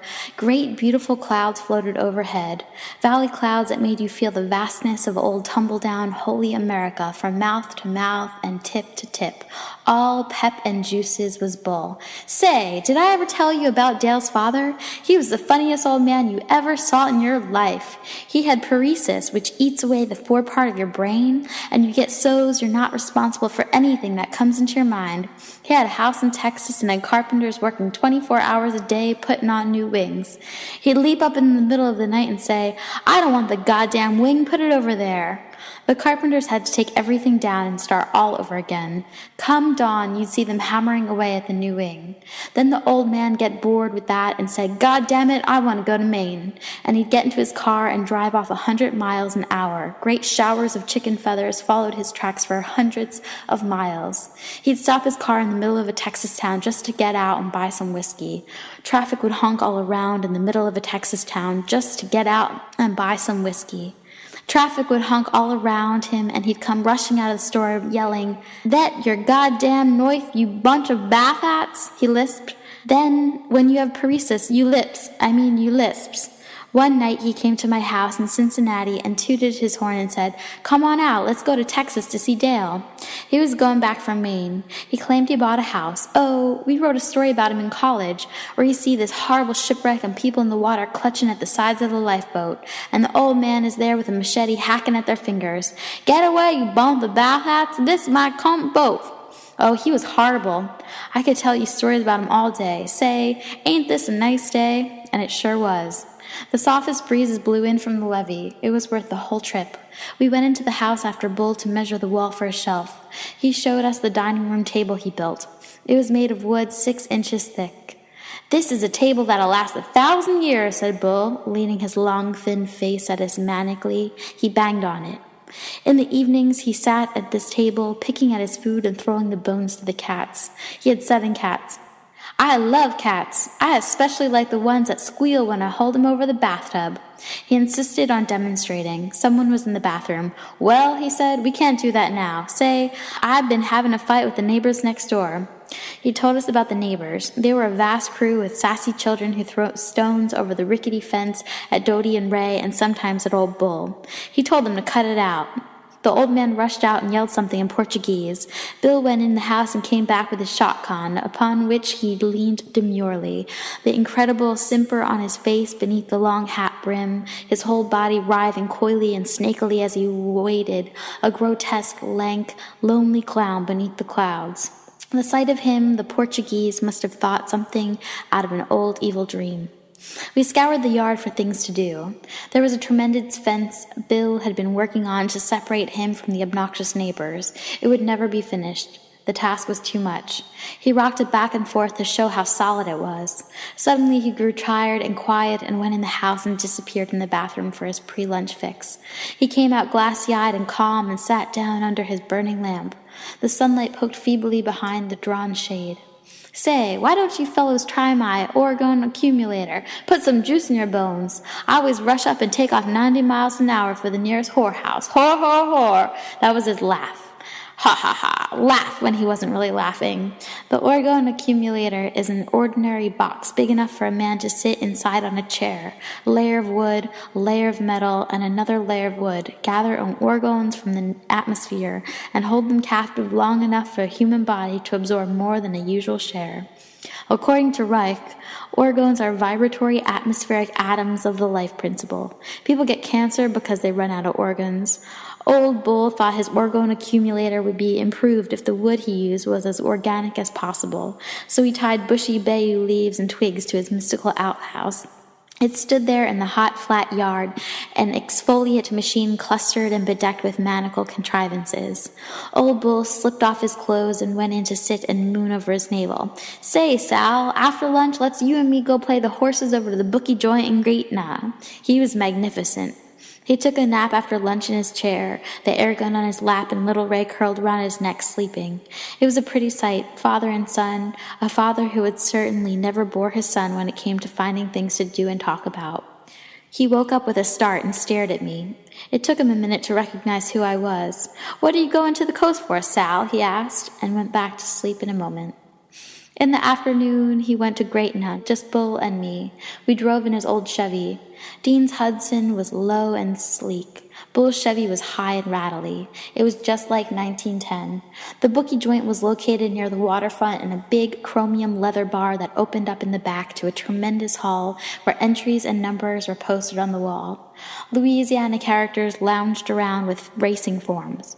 Bull and I had a beer, and casually Bull went over to the slot machines and threw a $50 piece in it. The counter's eye clicked. Jackpot, jackpot, jackpot, and the last. Jackpot hung for just a moment and slipped back to Sherry. He had lost $100 or more just by a hair. "Damn!" yelled Bull. "They got these things adjusted. You could see it right then. I had the jackpot and the mechanism clicked it back. Well, what you gonna do?" We examined the racing form. I hadn't played horses in years and was bemused with all the new names. There was one horse called Big Pop that sent me into temporary trance thinking of my father, who used to play with the horses with me. I was just about to mention it to Old Bull when he said, "Well, I think I'll try this ebony corsair here." Then I finally said it. "Big Pop reminds me of my father." He mused for just a second, his clear blue eyes fixed on mine hypothetically so that I couldn't tell what he was thinking or where he was. Then he went over and bet on Ebony Corsair. Big Pop won and paid 50 to 1. "Damn," said Bull, "I should have known better. I've had experience with this before. Oh, when will we ever learn?" "What do you mean?" "Big Pop is what I mean. You had a vision, boy, a vision. Only damn fools pay no attention to visions. How do you know your father, who is an old horse player, just didn't momentarily communicate to you that Big Pop was going to win the race? The name brought this feeling up in you. He took advantage of the name to communicate. That's what I was thinking about when you mentioned it. My cousin in Missouri once bet on a horse that had a name that reminded him of Mother, and it won and paid a big price. The same thing happened this afternoon. He shook his head. Let's go. This is the last time I'll ever play the horses with you around. All these visions drive me to distraction. In the car as we drove back to his old house, he said, mankind will someday realize that we are actually in contact with the dead and with the other world, whatever it is. Right now, we could predict, if we only exerted enough mental will, what is going to happen within the next 100 years and be able to take steps to avoid all kinds of catastrophe. When a man dies, he undergoes a mutation in his brain that we know nothing about, but which will be very clear someday if scientists get on the ball. The bastards right now are only interested in seeing if they can blow up the world. We told Jane about it. She sniffed. It sounds silly to me. She plied the broom around the kitchen. Bull went in the bathroom for his afternoon fix. Out on the road, Dean and Ed Dunkel were playing basketball with Doty's ball and bucket nailed on a lamppost. I joined in. Then we turned 10 feats of athletic prowess. Dean completely amazed me. He had Ed and me hold a bar of iron up to our waists. Just standing there, he popped right over it, holding his heels. Go ahead, raise it. We kept raising it till it was chest high. Still, he jumped over it with ease. Then he tried the running broad jump and did at least 20 feet and more. Then I raced him down the road. I can do the 100 in 10.5. He passed me like the wind. As we ran, I had a mad vision of Dean running through all of life just like that. His bony face outthrust to life, his arms pumping, his brow sweating, his legs twinkling like Groucho Marx, yelling, "Yes, yes, man, you sure can go!" But nobody could go as fast as he could, and that's the truth. Then Bull came out with a couple of knives and started showing us how to disarm a would-be shiver in an alley. I, for my part, showed him a very good trick, which is falling on the ground in front of your adversary and gripping him with your ankles, and flipping him over on his hands and grabbing his wrists in full Nelson. He said it was pretty good. He demonstrated jujitsu. Like Doty called her mother to the porch and said, "Look at the silly men." She was such a cute, sassy little thing that Dean couldn't take his eyes off her. Wow, wait till she grows up. Can you see her cutting down the canal street with her cute eyes? Ooh, he hissed through his teeth. We spent a mad day in downtown New Orleans walking around with the Dunkels. Dean was out of his mind that day. When he saw the T and NO freight trains in the yard, he wanted to show me everything at once. "You'll be brakeman 4, I'm through with ya." He and I and Ed Dunkel ran across the tracks and hopped a freight at 3 individual points. Mary Lou and Galati were waiting in the car. We rode to the train a half a mile into the piers, waving at switchmen and flagmen. They showed me the proper way to get off a moving car. The back foot first and let the train go away from you and come around and place the other foot down. They showed me the refrigerator cars, the ice compartments, good for a ride on any winter night in a string of empties. "Remember what I told you about New Mexico to L.A.?" cried Dean. This was the way I hung on. We got back to the girls an hour late, and of course they were mad. Ed and Galatea had decided to get a room in New Orleans and stay there and work. This was okay with Bull, who was getting sick and tired of the whole mob. The invitation originally was for me to come alone. In the front room where Dean and Mary Lou slept, there was jam and coffee stains and empty Benny tubes all over the floor. What's more, it was Bull's workroom, and he couldn't get on his shelves. Poor Jane was driven to distraction by the continual jumping and running around on the part of Dean. We were waiting for my next GI check to come through. My aunt was forwarding it. Then we were off, the 3 of us, Dean, Mary Lou, me. When the check came, I realized I hated to leave Bull's wonderful house so suddenly, but Dean was all energies and ready to do. In a sad red dusk, we were finally seated in the car, and Jane, Doty, little boy Ray, Bull, Ed, and Galatea stood around in the high grass smiling. It was goodbye. At the last moment, Dean and Bull had a misunderstanding over money. Dean had wanted to borrow. Bull said it was out of the question. The feeling reached back to Texas days. Conman Dean was antagonizing people away from him by degrees.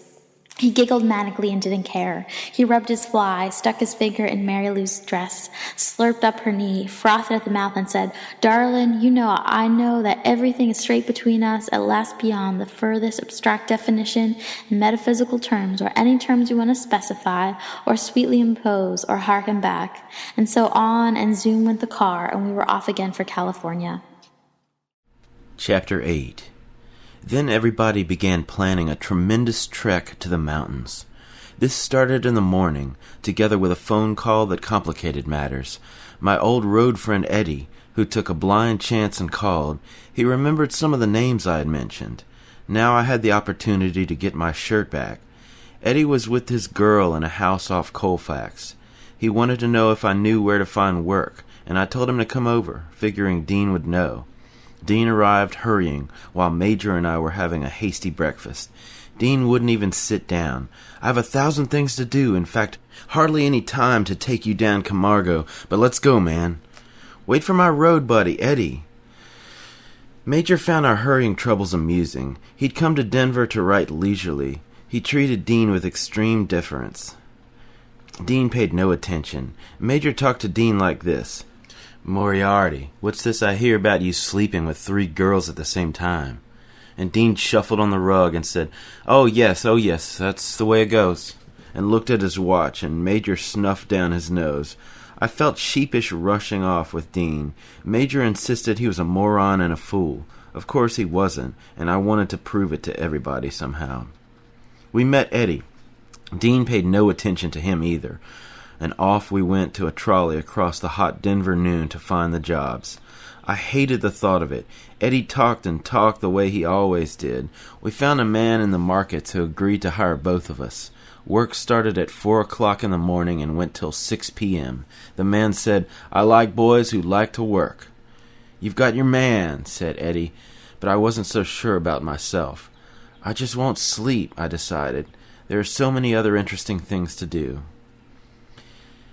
Eddie showed up the next morning. I didn't. I had a bed, and Major bought food for the icebox, and in exchange for that I cooked and washed the dishes.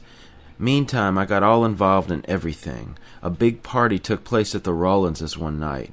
The Rollins' mother was gone on a trip. Ray Rollins called everybody he knew and told them to bring whiskey.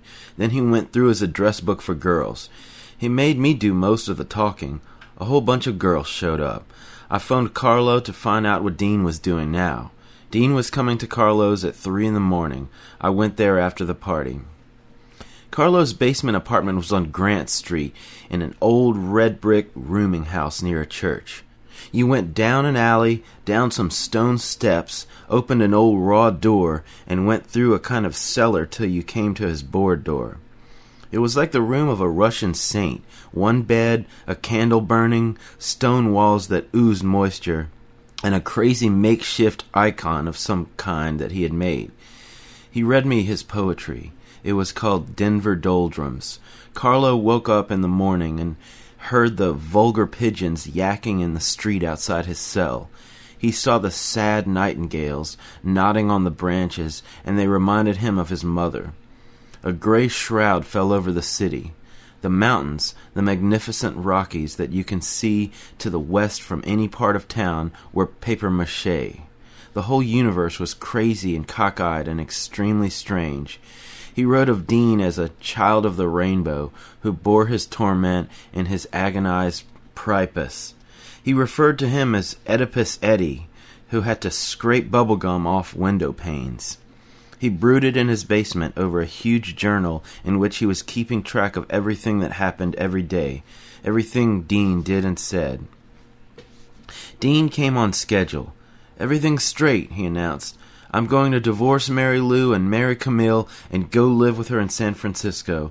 But this is only after you and I, dear Carlo, go to Texas, dig old Bull Lee, that gone cat I've never met and both you've told me so much about, and then I'll go to San Fran. Then they got down to business. They sat on the bed cross-legged and looked straight at each other. I slouched in a nearby chair and saw all of it. They began with an abstract thought, discussed it, reminded each other of another abstract point forgotten in the rush of events. Dean apologized, but promised he could get back to it and manage it fine, bringing up illustrations. Carlos said, and just as we were crossing Wazee, I wanted to tell you about how I felt of your frenzy with the midgets, and it was then, remember, you pointed out that old bum with the baggy pants and said he looked just like your father? Yes, of course, I remember. And not only that, but it started a train of my own, something real wild that I had to tell you. I'd forgotten it. Now you just reminded me of it. And 2 new points were born. They hashed these over. Then Carlo asked Dean if he was honest, and specifically if he was being honest with him in the bottom of his soul. Why do you bring that up again? There's one last thing I want to know. But, dear Sal, you're listening. You're sitting there. We'll ask Sal. What would he say? And I said, the last thing is what you can't get, Carlo. Nobody can get to that last thing. We keep on living in hopes of catching it once for all. No, you're talking absolute bullshit and Wolfian romantic posh, said Carlo. And Dean said, I didn't mean that at all, but we'll let Sal have his own mind. And in fact, don't you think, Carlo, there's a kind of a dignity in the way he's sitting there and digging us? Crazy cat came all the way across the country. Old Sal won't tell. It isn't that I won't tell, I protested. I just don't know what you're both driving at or trying to get at. I know it's too much for anybody. Everything you say is negative. Then what is it you're trying to do? Tell him. No, you tell him. There's nothing to tell, I said, and laughed. I had on Carlo's hat. I pulled it down over my eyes. I want to sleep, I said. Poor Sal always wants to sleep. I kept quiet. They started in again. When you borrowed that nickel to make up the check for the chicken fried steaks? No, man, the chili. Remember the Texas Star? I was mixing it with Tuesday. When you borrowed that nickel, you said, now listen, you said, Carlo, this is the last time I'll impose on you, as if, and really, you meant that I had agreed with you about no more imposing. No, I didn't mean that. You hearken back now, if you will, my dear fellow, to the night Mary Lou was crying in the room, and when, turning to you and indicating by my extra added sincerity of tone, which we both know was contrived but had its intention, that is, by my play-acting, I showed that... But wait, that isn't it. Of course that isn't it, because you forgot that. But I'll stop accusing you. This is what I said.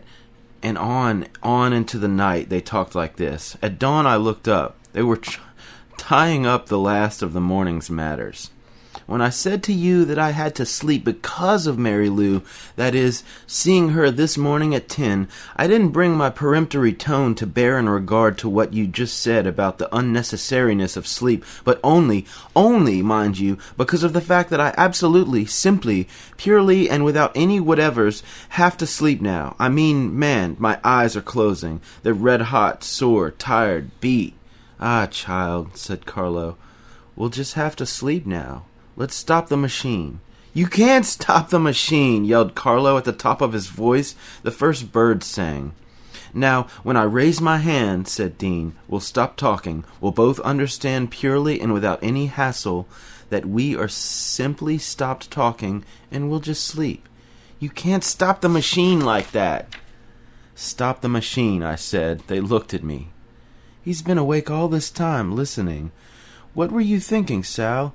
I told them that I was thinking they were very amazing maniacs and that I had spent the whole night listening to them like a man watching the mechanism of a watch that reached clear to the top of Birdhound Pass and yet was made with the smallest works of the most delicate watch in the world. They smiled. I pointed my finger at them and said, if you keep this up, you'll both go crazy, but let me know what happens as you go along. I walked out and took a trolley to my apartment, and Carlo Marx's papier-mâché mountains grew red as the great sun rose from the eastward plains. Chapter 9. In the evening, I was involved in that trek to the mountains and didn't see Dean or Carlo for 5 days. Babe Rollins had the use of her employer's car for the weekend. We brought suits and hung them on the car windows and took off for Central City, Ray Rollins driving. Tim Gray lounging in the back and Babe up front. It was my first view of the interior of the Rockies. Central City is an old mining town that was once called the richest square mile in the world, where a veritable shelf of silver had been found by the old buzzards who roamed the hills. They grew wealthy overnight and had a beautiful little opera house built in the midst of their shacks on the steep slope. Lillian Russell had come there, and opera stars from Europe. Then Central City became a ghost town till the energetic Chamber of Commerce types of the New West decided to revive the place. They polished up the opera house, and every summer stars from the Metropolitan came out and performed. It was a big vacation for everybody. Tourists came from everywhere, even Hollywood stars. We drove up the mountain and found the narrow streets chock full of Chi-Chi tourists. I thought of Major's Sam, and Major was right. Major himself was there, turning on his big social smile to everybody and oohing and ahhing most sincerely over everything. "Sal," he cried, clutching my arm, "just look at this old town. Think how it was 100, oh what the hell, only 80, 60 years ago. They had opera." "Yeah," I said, imitating one of his characters, "but they're here." "The bastards," he cursed, but he went off to enjoy himself, Betty Gray on his arm. Babe Rollins was an enterprising blonde. She knew of an old miner's house at the edge of town where we boys could sleep for the weekend. All we had to do was clean it out. We could also throw vast parties there. It was an old shack of a thing covered with an inch of dust inside. It had a porch and a well in back. Tim Gray and Ray Rollins rolled up their sleeves and started in cleaning it, a major job that took them all afternoon and part of the night. But they had a bucket of beer bottles and everything was fine. As for me, I was scheduled to be a guest at the opera that afternoon, escorting Babe on my arm. I wore a suit of Tim's. Only a few days ago I'd come into Denver like a bum. Now I was all racked up sharp in a suit with a beautiful well-dressed blonde on my arm, bowing to dignitaries and chatting in the lobby under chandeliers. I wondered what Mississippi Gene would say if he could see me. The opera was Fidelio. "What gloom!" cried the baritone, rising out of the dungeon under a groaning stone. I cried for it. That's how I see life, too. I was so interested in the opera that for a while I forgot the circumstances of my crazy life and got lost in the great mournful sounds of Beethoven and the rich Rembrandt tones of his story. "Well, Sal, how did you like the production for this year?" asked Denver D. Dahl proudly in the street outside. He was connected with the Opera Association. What gloom, I said. "It's absolutely great." "The next thing you'll have to do is meet the members of the cast," he went on in his official tones, but luckily he forgot this in the rush of other things and vanished. Babe and I went back to the miner's shack. I took off my duds and joined the boys in cleaning. It was an enormous job. Roland Major sat in the middle of the front room that had already been cleaned and refused to help. On a little table in front of him he had his bottle of beer and his glass. As we rushed around with buckets of water and brooms, he reminisced. "Oh, if you could just come with me sometime and drink Cinzano and hear the musicians of Bandal, then you'd be living. Then there's Normandy in the summers, the Sabbats, and the fine old Calvados. Come on, Sam," he said to his invisible pal. "Take the wine out of the water and let's see if it got cold enough while we fished." Straight out of Hemingway it was. We called out to girls who went by in the street. "Come on, help us clean up the joint. Everybody's invited to our party tonight." They joined us. We had a huge crew working for us. Finally, the singers in the opera chorus, mostly young kids, came over and pitched in. The sun went down. Our day's work over, Tim, Rollins, and I decided to sharp up for the big night. We went across town to the rooming house where the opera stars were living. Across the night, we heard the beginning of the evening performance. "Just right," said Rollins. "Latch on to some of these razors and towels and we'll spruce up a bit." We also took hairbrushes, colognes, shaving lotions, and went laden into the bathroom. We all took baths and sang. "Isn't this great?" Tim Gray kept saying, using the opera stars' bathrooms and towels and shaving lotion and electric razors. It was a wonderful night. Central City is 2 miles high. At first you get drunk on the altitude, and then you get tired, and then there's fever in your soul. We approached the lights around the opera house down the narrow, dark street. Then we took a sharp right and hit some old saloons with swinging doors. Most of the tourists were in the opera. We started off with a few extra-sized beers. There was a player piano. Beyond the back door was a view of mountainsides in the moonlight. I let out a yahoo! The night was on. We hurried back to our miner's shack. Everything was in preparation for the big party. The girls, Babe and Betty, cooked up a snack of beans and franks, and then we danced and started on the beer for fare. The opera over, great crowds of young girls came piling into our place. Rollins and Tim and I licked our lips. We grabbed them and danced. There was no music, just dancing. The place filled up. People began to bring bottles. We rushed out to hit the bars and rushed back. The night was getting more and more frantic. I wished Dean and Carlo were there. Then I realized they'd be out of place and unhappy. They were like the man with the dungeon stone and the gloom rising from the underground, the sordid hipsters of America, a new beat generation that I was slowly joining. The boys from the chorus showed up. They began singing Sweet Adeline. They also sang phrases such as "Pass me the beer," and "What are you doing with your face hanging out?" and great long baritone howls of "Fidelio." "Ah me, what gloom," I sang. The girls were terrific. They went out in the backyard and necked with us. There were beds in other rooms, the unclean, dusty ones, and I had a girl sitting on one and was talking with her when suddenly there was a great inrush of young ushers from the opera, who just grabbed girls and kissed them without the proper come-ons. Teenagers, drunk and disheveled, excited, they ruined our party. Inside of 5 minutes, every single girl was gone, and a great big fraternity-type party got underway with banging of beer bottles and roars. Ray and Tim and I decided to hit the bars. Major was gone, Babe and Betty were gone. We tottered into the night. The opera crowd was jamming the bars from bar to wall. Major was shouting above heads. The eager, bespectacled Denver D. Doll was shaking hands with everybody and saying, "Good afternoon, how are you?" And when midnight came, he was saying, "Good afternoon, how are you?" And at one point, I saw him going off somewhere with a dignitary. Then he came back with a middle-aged woman. Next minute, he was talking to a couple of young ushers in the street. The next minute, he was shaking my hand without recognizing me, saying, "Happy New Year, my boy." He wasn't drunk on liquor, just drunk on what he liked. Crowds of people milling. Everybody knew him. "Happy New Year," he called, and sometimes "Merry Christmas." He said this all the time. At Christmas, he said Happy Halloween. There was a tenor in the bar who was highly respected by everyone. Denver Doll had insisted that I meet him, and I was trying to avoid it. His name was D'Annunzio or some such thing. His wife was with him. They sat sourly at a table. There was also some kind of Argentinian tourist at the bar. Rollins gave him a shove to make room. He turned and snarled. Rollins handed me his glass and knocked him down on the brass rail with one punch. The man was momentarily out. There were screams. Tim and I scooted Rollins out. There was so much confusion, the sheriff couldn't even thread his way through the crowd to find the victim. No one could identify Rollins. We went to other bars. Major staggered up a dark street. "What the hell's the matter? Any fights? Just call on me." Great laughter rang from all sides. I wondered what the spirit of the mountain was thinking, and looked up and saw jack pines in the moon, and saw ghosts of old miners, and wondered about it. In the whole eastern dark wall of the divide, this night there was silence and the whisper of the wind, except in the ravine where we roared, and on the other side of the divide was the great western slope, and the big plateau that went to Steamboat Springs, and dropped, and led you to the western Colorado Desert and the Utah Desert. All in darkness now as we fumed and screamed in our mountain nook, mad, drunken Americans in the mighty land.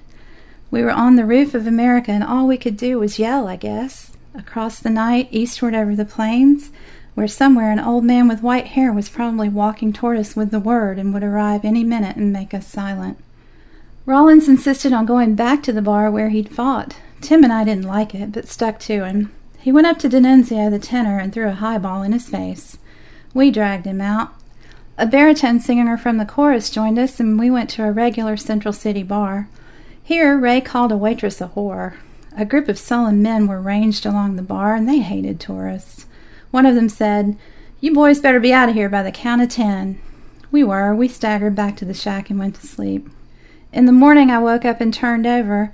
A big cloud of dust rose from the mattress. I yanked at the window, and it was nailed.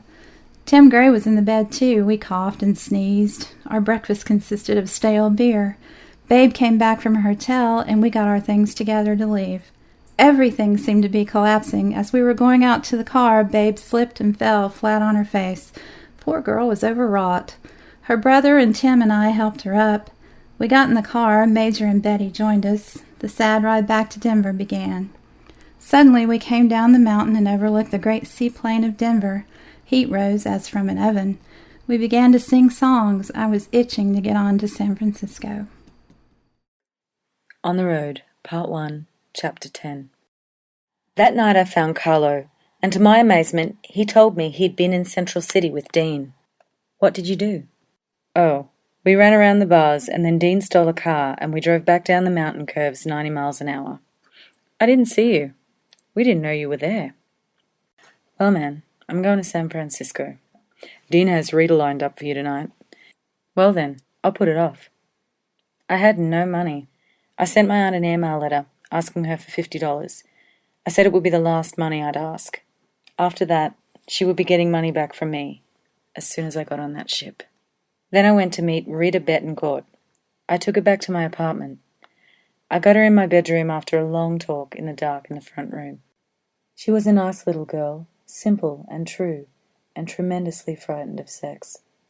I told her it was beautiful. I wanted to prove that to her. She let me prove it, but I was too impatient and proved nothing. She sighed in the dark. What do you want out of life? I asked. And I used to ask that all the time of girls. I don't know, she said. Just wait tables and try to get along. She yawned. I put my hand over her mouth and told her not to yawn. I tried to tell her how excited I was about life and the things we could do together. Saying that and planning to leave for Denver in 2 days. She turned away wearily. We lay on our backs and looked up at the ceiling, and I wondered what God had wrought when he made this life so sad. We made vague plans to meet in Frisco. My moments in Denver were coming to an end. I could feel it when I walked her home. On the way back, I stretched out in the grass of an old church with a bunch of hobos. Their talk made me want to get back on that road. Every now and then one would get up and hit a passerby for a dime. They talked of harvests moving north. It was warm and soft. I wanted to go get Rita again and tell her a lot more things, and really make love to her this time, and calm her fears about men. Boys and girls in America have such a sad time together. Sophistication demands that they submit to sex immediately, without proper preliminary talk. Not courting talk. Real straight talk about souls. For life is holy, and every moment is precious. I heard the Denver and Rio Grande locomotive howling off to the mountains, and I wanted to pursue my star further. Major and I sat sadly talking into the midnight hours. Have you ever read Green Hills of Africa? It's Hemingway's best. We wished each other luck. We would meet in Frisco. I saw Rollins under a dark tree in the street. Goodbye, Ray. When do we meet again? I went to look for Carlo and Dean. Nowhere to be found. Tim Gray shot his hand up in the air and said, So you leaving, yo? We called each other yo. Yep, I said. The next few days I wandered around Denver. It seemed to me every bum on Larimer Street maybe was Dean Moriarty's father. Old Dean Moriarty, they called him, the tinsmith. I went in the Windsor Hotel where father and son had lived, and where one night Dean was frightfully waked up by the legless man on the rollerboard who shared the room with them. He came thundering across the floor on his terrible wheels to touch the boy. I saw the little midget newspaper-selling woman with the short legs on the corner of Curtis and 15th. I walked around the sad honky-tonk of Curtis Street. Young kids in jeans and red T-shirts, peanut shells and movie marquees, shooting parlours.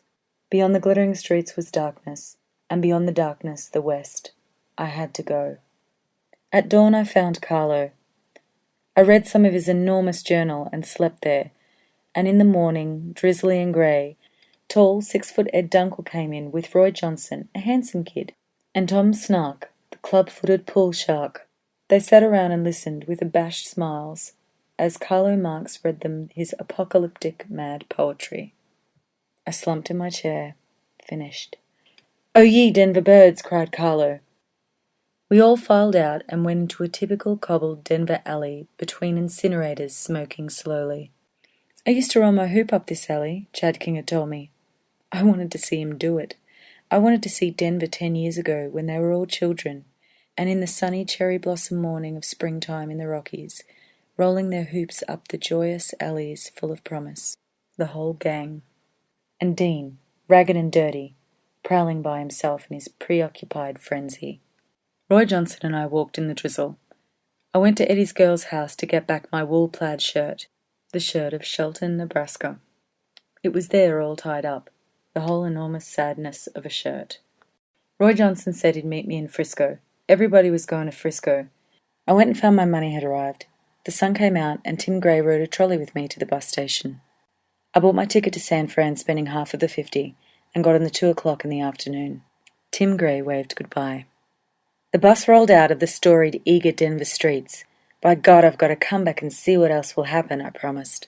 In a last-minute phone call, Dean said he and Carlo might join me on the coast. I pondered this, and realized I hadn't talked to Dean for more than 5 minutes in the whole time. Chapter 11. I was 2 weeks late meeting Remy Boncourt. The bus trip from Denver to Frisco was uneventful, except that my whole soul leaped to it the nearer we got to Frisco. Cheyenne again, in the afternoon this time, and then west over the range, crossing the divide at midnight at Creston, arriving at Salt Lake City at dawn, a city of sprinklers, the least likely place for Dean to have been born.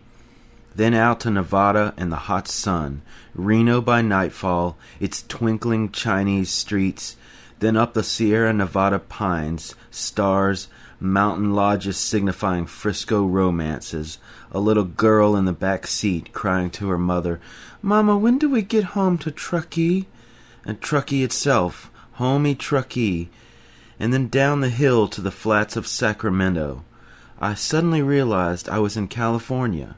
Warm, palmy air you can kiss, and palms. Along the storied Sacramento River on a superhighway, into the hills again, up, down, and suddenly the vast expanse of a bay. It was just before dawn, with the sleepy lights of Frisco festooned across.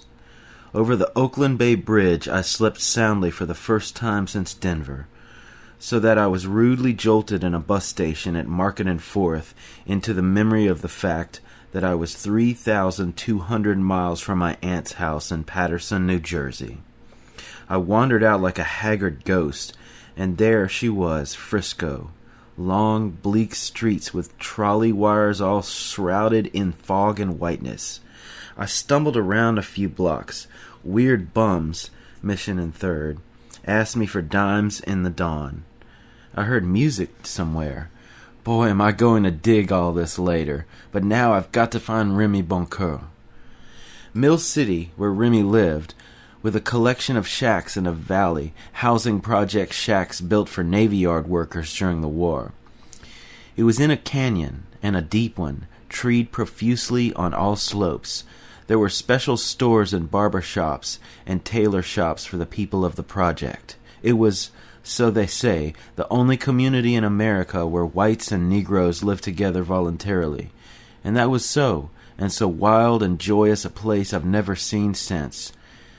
On the door of Remy's shack was the note he had pinned up there 3 weeks ago. "Sal Paradise," in huge letters printed. "If nobody's home, climb in through the window. Signed, Remy Boncoeur."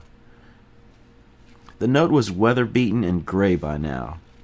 I climbed in, and there he was, sleeping with his girl, Leanne, on a bed he stole from a merchant ship, as he told me later. Imagine the deck engineer of a merchant ship sneaking over the side in the middle of the night with a bed and heaving and straining at the oars to shore. This barely explains Remy Boncoeur. The reason I'm going into everything that happened in San Fran is because it ties up with everything else all the way down the line. Remy Boncoeur and I met at prep school years ago, but the thing that really linked us together was my former wife. Remy found her first. He came into my dorm room one night and said, "Paradise, get up. The old maestro has come to see you." I got up and dropped some pennies on the floor when I put my pants on. It was 4 in the afternoon. I used to sleep all the time in college. All right, don't drop all your gold all over the place. I have found the gonest little girl in the world, and I'm going straight to the lion's den with her tonight." And he dragged me to meet her. A week later, she was going with me. Remy was a tall, dark, handsome Frenchman. He looked like a kind of Marseille black marketeer of 20. Because he was French, he had to talk in jazz American. His English was perfect. His French was perfect. He liked to dress sharp, slightly on the collegiate side, and go out with fancy blondes and spend a lot of money. It's not that he ever blamed me for taking off with his girl. It was only a point that always tied us together. That guy was loyal to me and had real affection for me, and God knows why.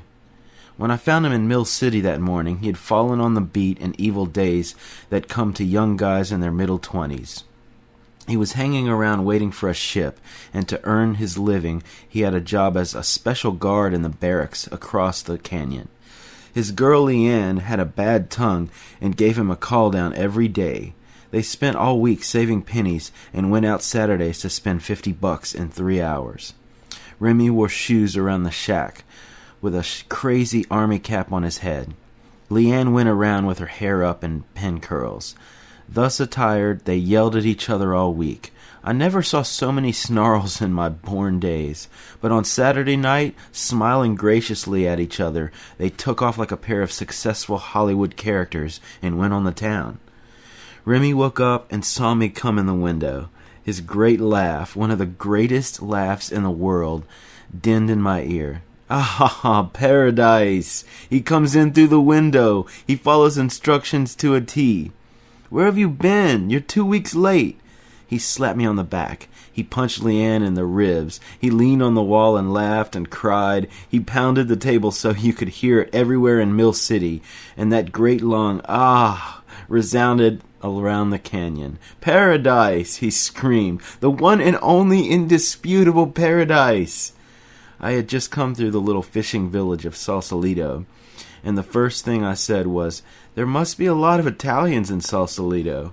There must be a lot of Italians in Sausalito," he shouted at the top of his lungs. Ah! He pounded himself. He fell on the bed. He almost rolled on the floor. "Did you hear what Paradise said? There must be a lot of Italians in Sausalito." Ah! Whoo! Wow! Wee! He got red as a beet, laughing. "Oh, you slay me, Paradise. You're the funniest man in the world. And here you are. You finally got here. He came in through the window. You saw him, Leanne? He followed instructions and came in through the window. Ah, hoo!" The strange thing was that next door to Remy lived a Negro called Mr. Snow, whose laugh, I swear on the Bible, was positively and finally the one greatest laugh in all this world. This Mr. Snow began his laugh from the supper table when his old wife said something casual. He got up, apparently choking, leaned on the wall, looked up to heaven, and started. He staggered through the door, leaning on neighbors' walls. He was drunk with it. He reeled throughout Mill City in the shadows, raising his whooping, triumphant call to the demon god that must have prodded him to do it. I don't know if he ever finished supper. There's a possibility that Remy, without knowing it, was picking up from this amazing man, Mr. Snow. And though Remy was having work-life problems and bad love life with a sharp-tongued woman, he at least had learned to laugh almost better than anyone in the world, and I saw all the fun we were going to have in Frisco. The pitch was this. Remy slept with Leanne in the bed across the room, and I slept in the cot by the window. I was not to touch Leanne. Remy at once made a speech concerning this. "I don't want to find you two playing around when you think I'm not looking.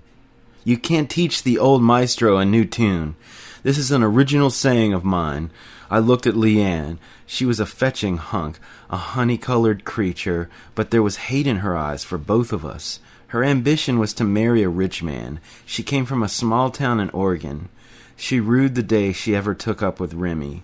On one of his big show-off weekends, he spent $100 on her, and she thought she'd found an heir. Instead, she was hung up in this shack, and for lack of anything else, she had to stay there. She had a job in Frisco. She had to take the Greyhound bus at the crossroads and go in every day. She never forgave Remy for it. I was to stay in the shack and write a shining original story for a Hollywood studio. Remy was going to fly down in a stratosphere liner with his harp under his arm and make us all rich. Leanne was to go with him. He was going to introduce her to his buddy's father, who was a famous director and an intimate of W.C. Fields. So the first week I stayed in the shack in Mill City, writing furiously at some gloomy tale about New York that I thought would satisfy a Hollywood director. And the trouble with it was that it was too sad. Remy could barely read it, and so he just carried it down to Hollywood a few weeks later. Leanne was too bored and hated us too much to bother reading it. I spent countless rainy days drinking coffee and scribbling. Finally, I told Remy it wouldn't do. I wanted a job. I had to depend on them for cigarettes. A shadow of disappointment crossed Remy's brow. He was always being disappointed about the funniest things. He had a heart of gold.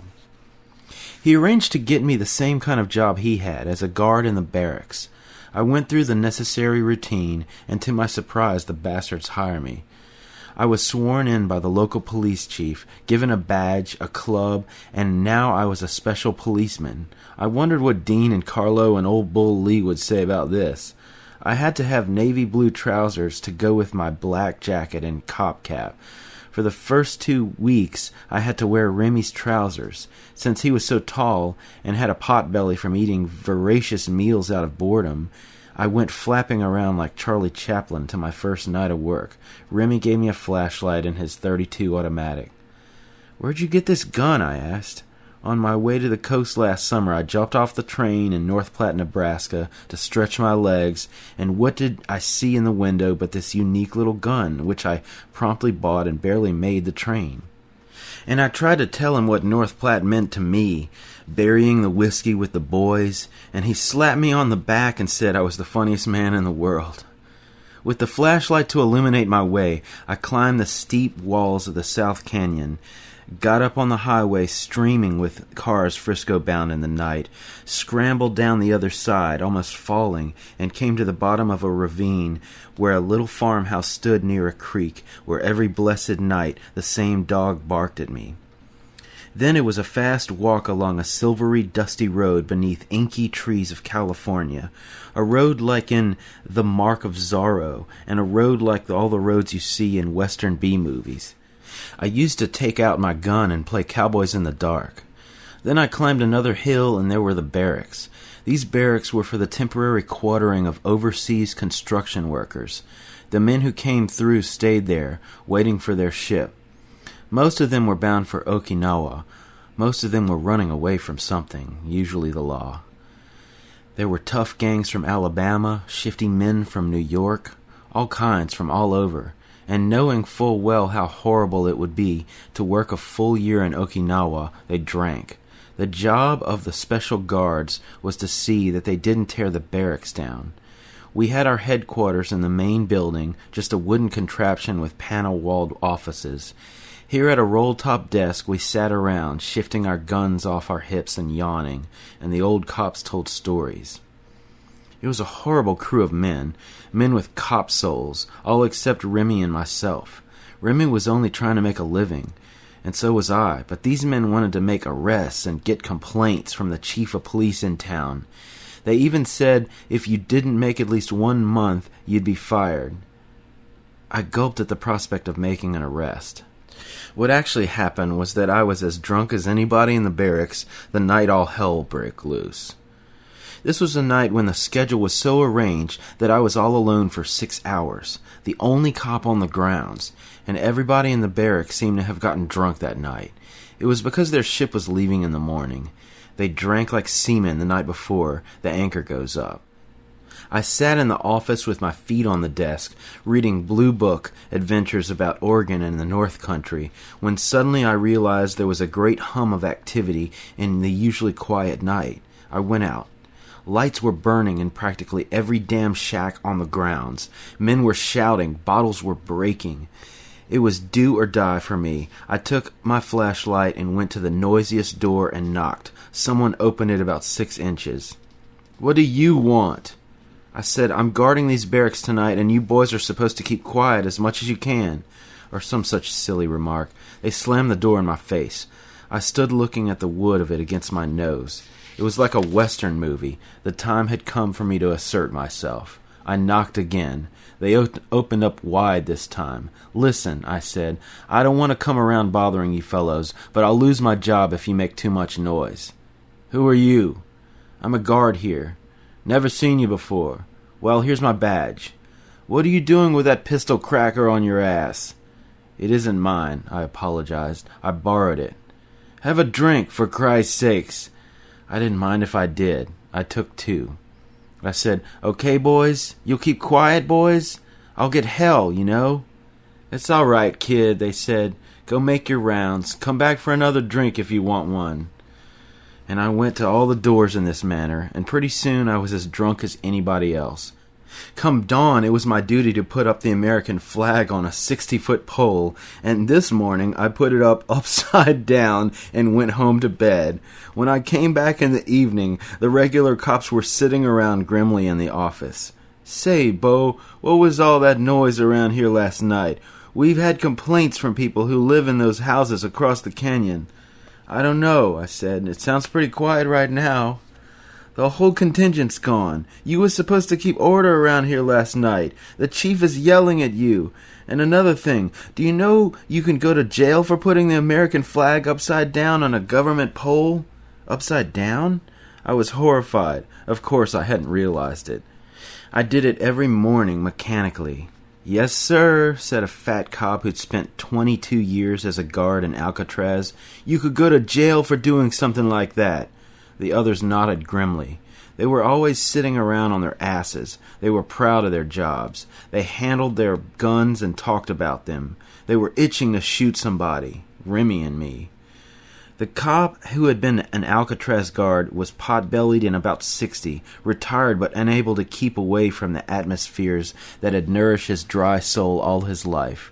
Every night he drove to work in his 35 Ford, punched the clock exactly on time, and sat down at the roll-top desk. He labored painfully over the simple form we all had to fill out every night: rounds, time, what happened, and so on.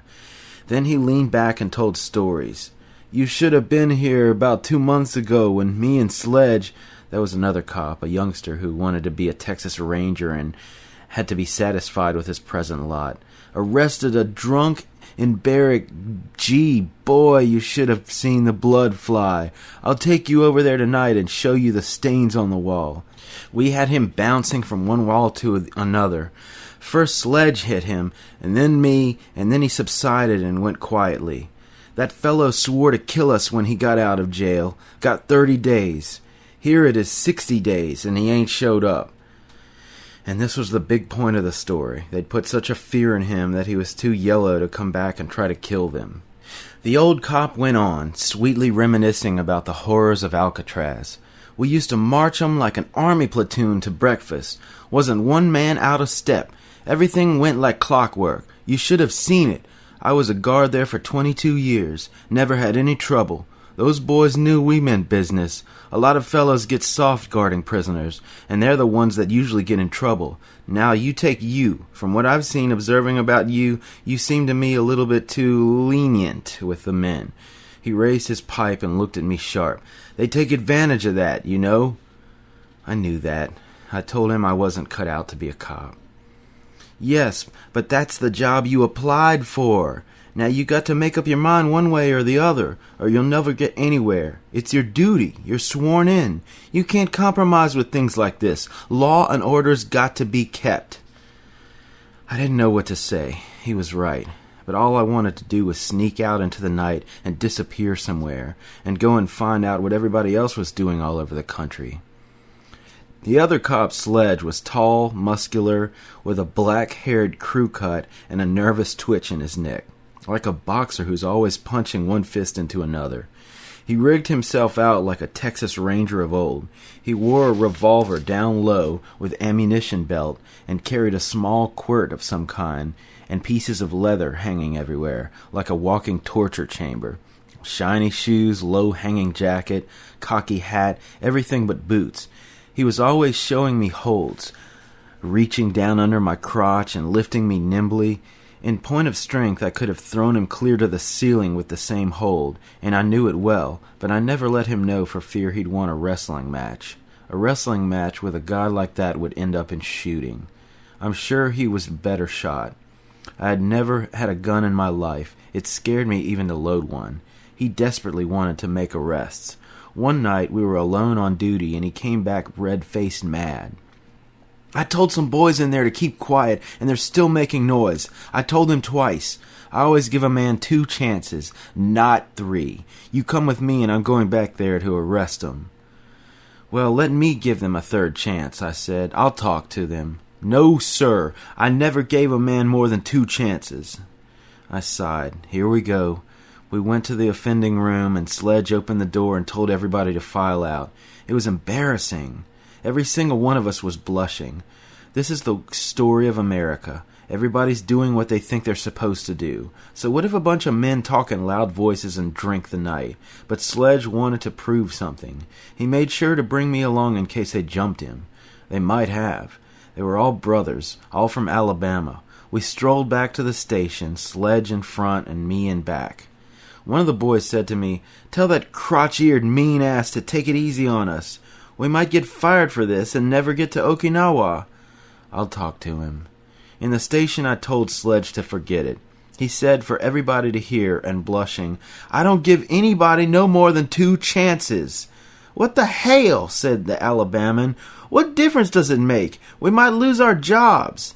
Sledge said nothing and filled out the arrest forms. He arrested only one of them. He called the prowl car in town. They came and took him away. The other brothers walked off sullenly. "What's Ma going to say?" they said. One of them came back to me. "You tell that Tex-ass son of a bitch if my brother ain't out of jail tomorrow night, he's going to get his ass fixed." I told Sledge in a neutral way, and he said nothing. The brother was let off easy, and nothing happened. The contingent shipped out. A new wild bunch came in. If it hadn't been for Remy Boncoeur, I wouldn't have stayed at this job 2 hours.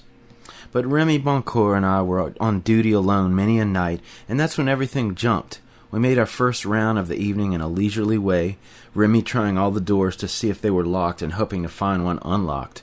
He'd say, "For years I've had an idea to develop a dog into a super thief who'd go into these guys' rooms and take dollars out of their pockets. I'd train him to take nothing but green money. I'd make him smell it all day long. If there was any humanly possible way, I'd train him to take only 20s. Remy was full of mad schemes. He talked about that dog for weeks. Only once he found an unlocked door. I didn't like the idea, so I sauntered on down the hall. Remy stealthily opened it up. He came face to face with the barracks supervisor. Remy hated that man's face. He asked me, "What's the name of that Russian author you're always talking about? The one who put the newspapers in his shoe and walked around in a stovepipe hat he found in a garbage pail?" This was an exaggeration of what I'd told Remy of Dostoevsky. "Ah, that's it. Dostoevsky. A man with a face like that supervisor can only have one name. It's Dostoevsky." The only unlocked door he ever found belonged to Dostoevsky.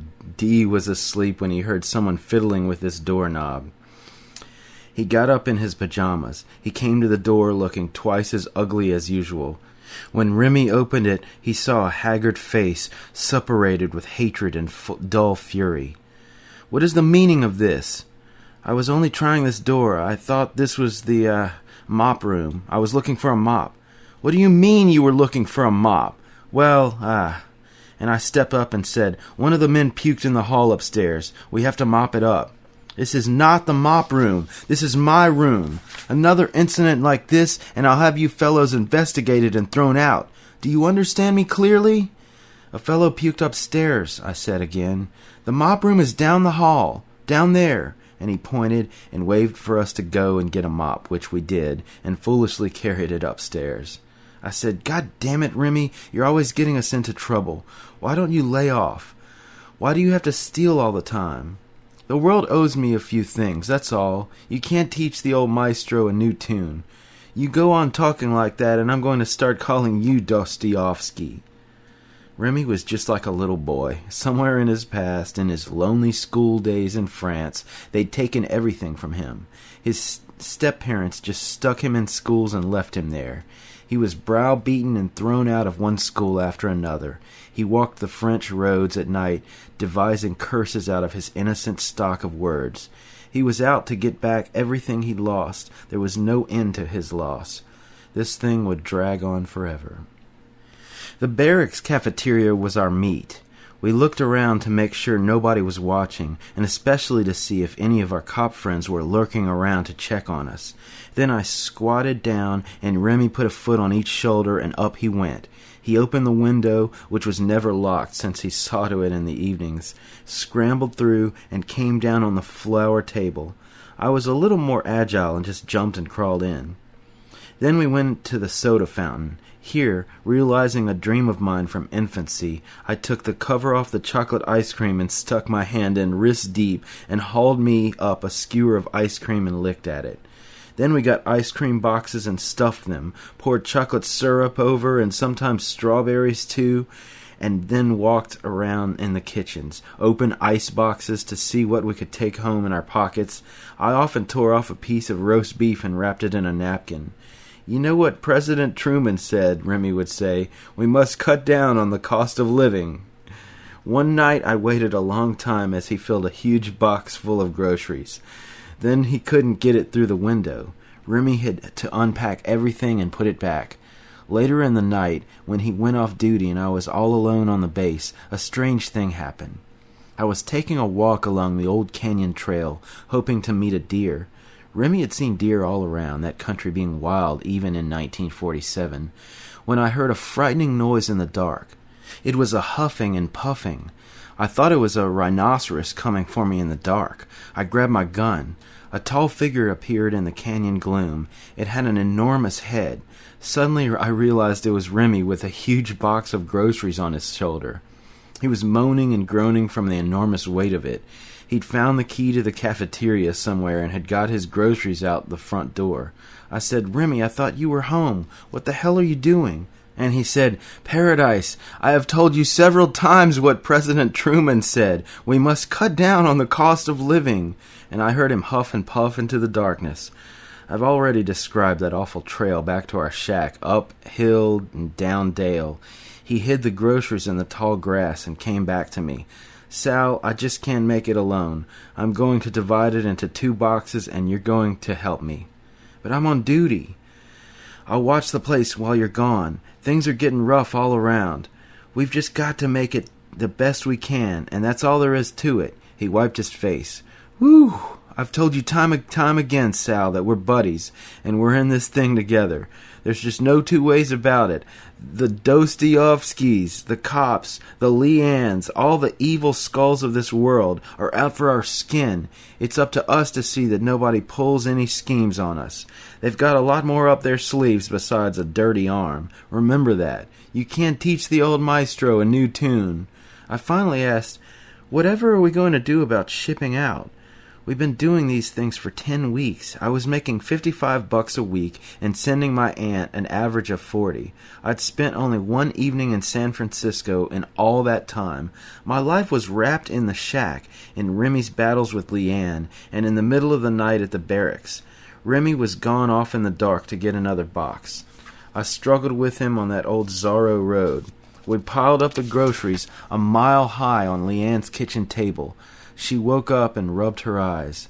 "You know what President Truman said?" She was delighted. I suddenly began to realize that everybody in America is a natural-born thief. I was getting the bug myself. I even began to try to see if doors were locked. The other cops were getting suspicious of us. They saw it in our eyes. They understood with unfailing instinct what was on our minds. Years of experience had taught them the likes of Remy and me. In the daytime, Remy and I went out with the gun and tried to shoot quail in the hills. Remy sneaked up within 3 feet of clucking birds and let go a blast of the .32. He missed. His tremendous laugh roared over the California woods and over America. "The time has come for you and me to go and see the Banana King." It was Saturday. We got all spruced up and went down to the bus station on the crossroads. We rode into San Francisco and strolled through the streets. Remy's huge laugh resounded everywhere we went. "You must write a story about the Banana King," he warned me. "Don't pull any tricks on the old maestro and write about something else. The Banana King is your meat. There stands the Banana King." The Banana King was an old man selling bananas on the corner. I was completely bored, but Remy kept punching me in the ribs and even dragging me along by the collar. "When you write about the Banana King, you write about the human interest things of life." I told him I didn't give a damn about the Banana King. "Until you learn to realize the importance of the Banana King, you will know absolutely nothing about the human interest things of the world," said Remy empathetically. There was an old rusty freighter out in the bay that was used as a buoy. Remy was all for rowing out to it, so one afternoon Leanne picked a lunch and we hired a boat and went out there. Remy bought some tools. Leanne took all her clothes off and lay down to sun herself on the flying bridge. I watched her from the poop. Remy went clear down to the boiler rooms below, where rats scurried around, and began hammering and banging away for copper lining that wasn't there. I sat in the dilapidated officer's mess. It was an old ship and had been beautifully appointed, with scrollwork in the wood and built-in sea chests. This was the ghost of the San Francisco of Jack London. I dreamed at the sunny mess board. Rats ran in the pantry. Once upon a time there'd been a blue-eyed sea captain dining in here. I joined Remy in the bowels below. He yanked at everything loose. Not a thing. I thought there'd be copper. I thought there'd be at least an old wrench or two. This ship's been stripped by a bunch of thieves. It had been standing in the bay for years. The copper had been stolen by a hand that was a hand no more. I said to Remy, I'd love to sleep in this old ship some night when the fog comes in and the thing creaks and you hear the big B.O. of the buoys. Remy was astounded. His admiration for me doubled. Sal, I'll pay you $5 if you can have the nerve to do that. Don't you realize this thing may be haunted by the ghosts of old sea captains? I'll not only pay you $5, I'll row you out and pack you a lunch and lend you blankets and candle. Agreed, I said. Remy ran to tell Leanne. I wanted to jump down from a mast and land right in her, but I kept my promise to Remy. I averted my eyes from her. Meanwhile, I began going to Frisco more often. I tried everything in the books to make a girl. I even spent a whole night with a girl on a park bench till dawn without success. She was a blonde from Minnesota. There were plenty of queers. Several times I went to San Fran with my gun, and when a queer approached me in the bar, John, I took out the gun and said, "Eh? Eh? What's that you say?" He bolted. I've never understood why I did that. I knew queers all over the country. It was just the loneliness of San Francisco and the fact that I had a gun. I had to show it to someone. I walked by a jewelry store and had the sudden impulse to shoot up the window, take out the finest rings and bracelets, and run to give them to Leanne. Then we could flee to Nevada together. The time was coming for me to leave Frisco, or I'd go crazy. I wrote long letters to Dean and Carlo, who were now at Old Bull's shack in the Texas bayou. They said they were ready to come join me in San Fran as soon as this and that was ready. Meanwhile, everything began to collapse with Remy and Leanne and me. The September rains came, and with them harrigues. Remy had flown down to Hollywood with her, taking my sad, silly movie original, and nothing had happened. The famous director was drunk and paid no attention to them. They hung around his Malibu Beach cottage. They started fighting in front of other guests, and they flew back. The final topper was the racetrack. Remy saved all his money, about $100, spruced me up in some of his clothes, put Leanne on his arm, and off we went to Golden Gate Racetrack, near Richmond across the bay. To show you what a heart that guy had, he put half of our stolen groceries in a tremendous brown paper bag and took them to a poor widow he knew in Richmond in a housing project much like our own, wash-flapping in the California sun. We went with him. There were sad, ragged children. The woman thanked Remy. She was the sister of some seaman he vaguely knew. "Think nothing of it, Mrs. Carter," said Remy in the most elegant and polite tones. "There's plenty more where that came from." We proceeded to the racetrack. He made incredible $20 bets to win, and before the 7th race he was broke. With our last 2 food dollars he placed still another bet and lost. We had to hitchhike back to San Francisco. I was on the road again. A gentleman gave us a ride in his snazzy car. I sat up front with him. Remy was trying to put a story down that he'd lost his wallet in back of the grandstand at the track. "The truth is," I said, "we lost all our money on the races, and to forestall any more hitching from racetracks, from now on we go to a bookie. Hey, Remy?" Remy blushed all over. The man finally admitted he was an official of the Golden Gate track. He let us off at the Elegant Palace Hotel. We watched him disappear among the chandeliers, his pockets full of money, his head held high. "Wah! Woo!" howled Remy in the evening streets of Frisco. "Paradise rides with the man who runs the racetrack and swears he's switching to bookies. Leanne, Leanne!" He punched and mauled her. "Positively the funniest man in the world. There must be a lot of Italians in Sausalito. Ahow!" He wrapped himself around a pole to laugh. That night it started raining as Leanne gave dirty looks to both of us. Not a cent left in the house. The rain drummed on the roof. "It's going to last for a week," said Remy. He had taken off his beautiful suit. He was back in his miserable shorts and army cap and T-shirt. His great brown sad eyes stared at the planks of the floor. The gun lay on the table. We could hear Mr. Snow laughing his head across the rainy night somewhere. I get so sick and tired of that son of a bitch, snapped Leanne. She was on the go to start trouble. She began needling Remy. He was busy going through his little black book, in which were names of people, mostly seamen, who owed him money. Besides their names, he wrote curses in red ink. I dreaded the day I'd ever find my way into that book. Lately, I'd been sending so much money to my aunt that I only bought $4 or $5 worth of groceries a week. In keeping with what President Truman said, I added a few more dollars worth. But Remy felt it wasn't my proper share, so he'd taken to hanging the grocery slips, the long ribbon slips with itemized prices, on the wall of the bathroom for me to see and understand. Leanne was convinced Remy was hiding money from her, and that I was too, for that matter. She threatened to leave him. Remy curled his lip. "Where do you think you'll go?" "Jimmy." "Jimmy? A cashier at the racetrack? Do you hear that, Sal? Leanne is going to go and put the latch on a cashier at the racetrack. Be sure and bring your broom, dear. The horses are going to eat a lot of oats this week with my $100 bill. Things grew to worse proportions. The rain roared. Leanne originally lived in the place first, so she told Remy to pack up and get out. He started packing. I pictured myself all alone in this rainy shack with that untamed shrew. I had to intervene. Remy pushed Leanne. She made a jump for the gun. Remy gave me the gun and told me to hide it. There was a clip of 8 shells in it. Leanne began screaming, and finally she put on her raincoat and went out in the mud to find a cop. And what a cop! If it wasn't our old friend Alcatraz. Luckily, he wasn't home. She came back all wet. I hid in my corner with my head between my knees. God, what was I doing 3,000 miles from home? Why had I come here?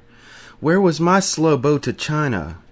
"And another thing, you dirty man," yelled Leanne. "Tonight was the last time I'll ever make you your filthy beans and eggs, and your filthy lamb curry, so you can fill your filthy belly and get fat and sassy right before my eyes."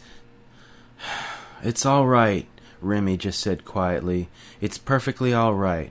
When I took up with you, I didn't expect roses and moonshine, and I'm not surprised this day.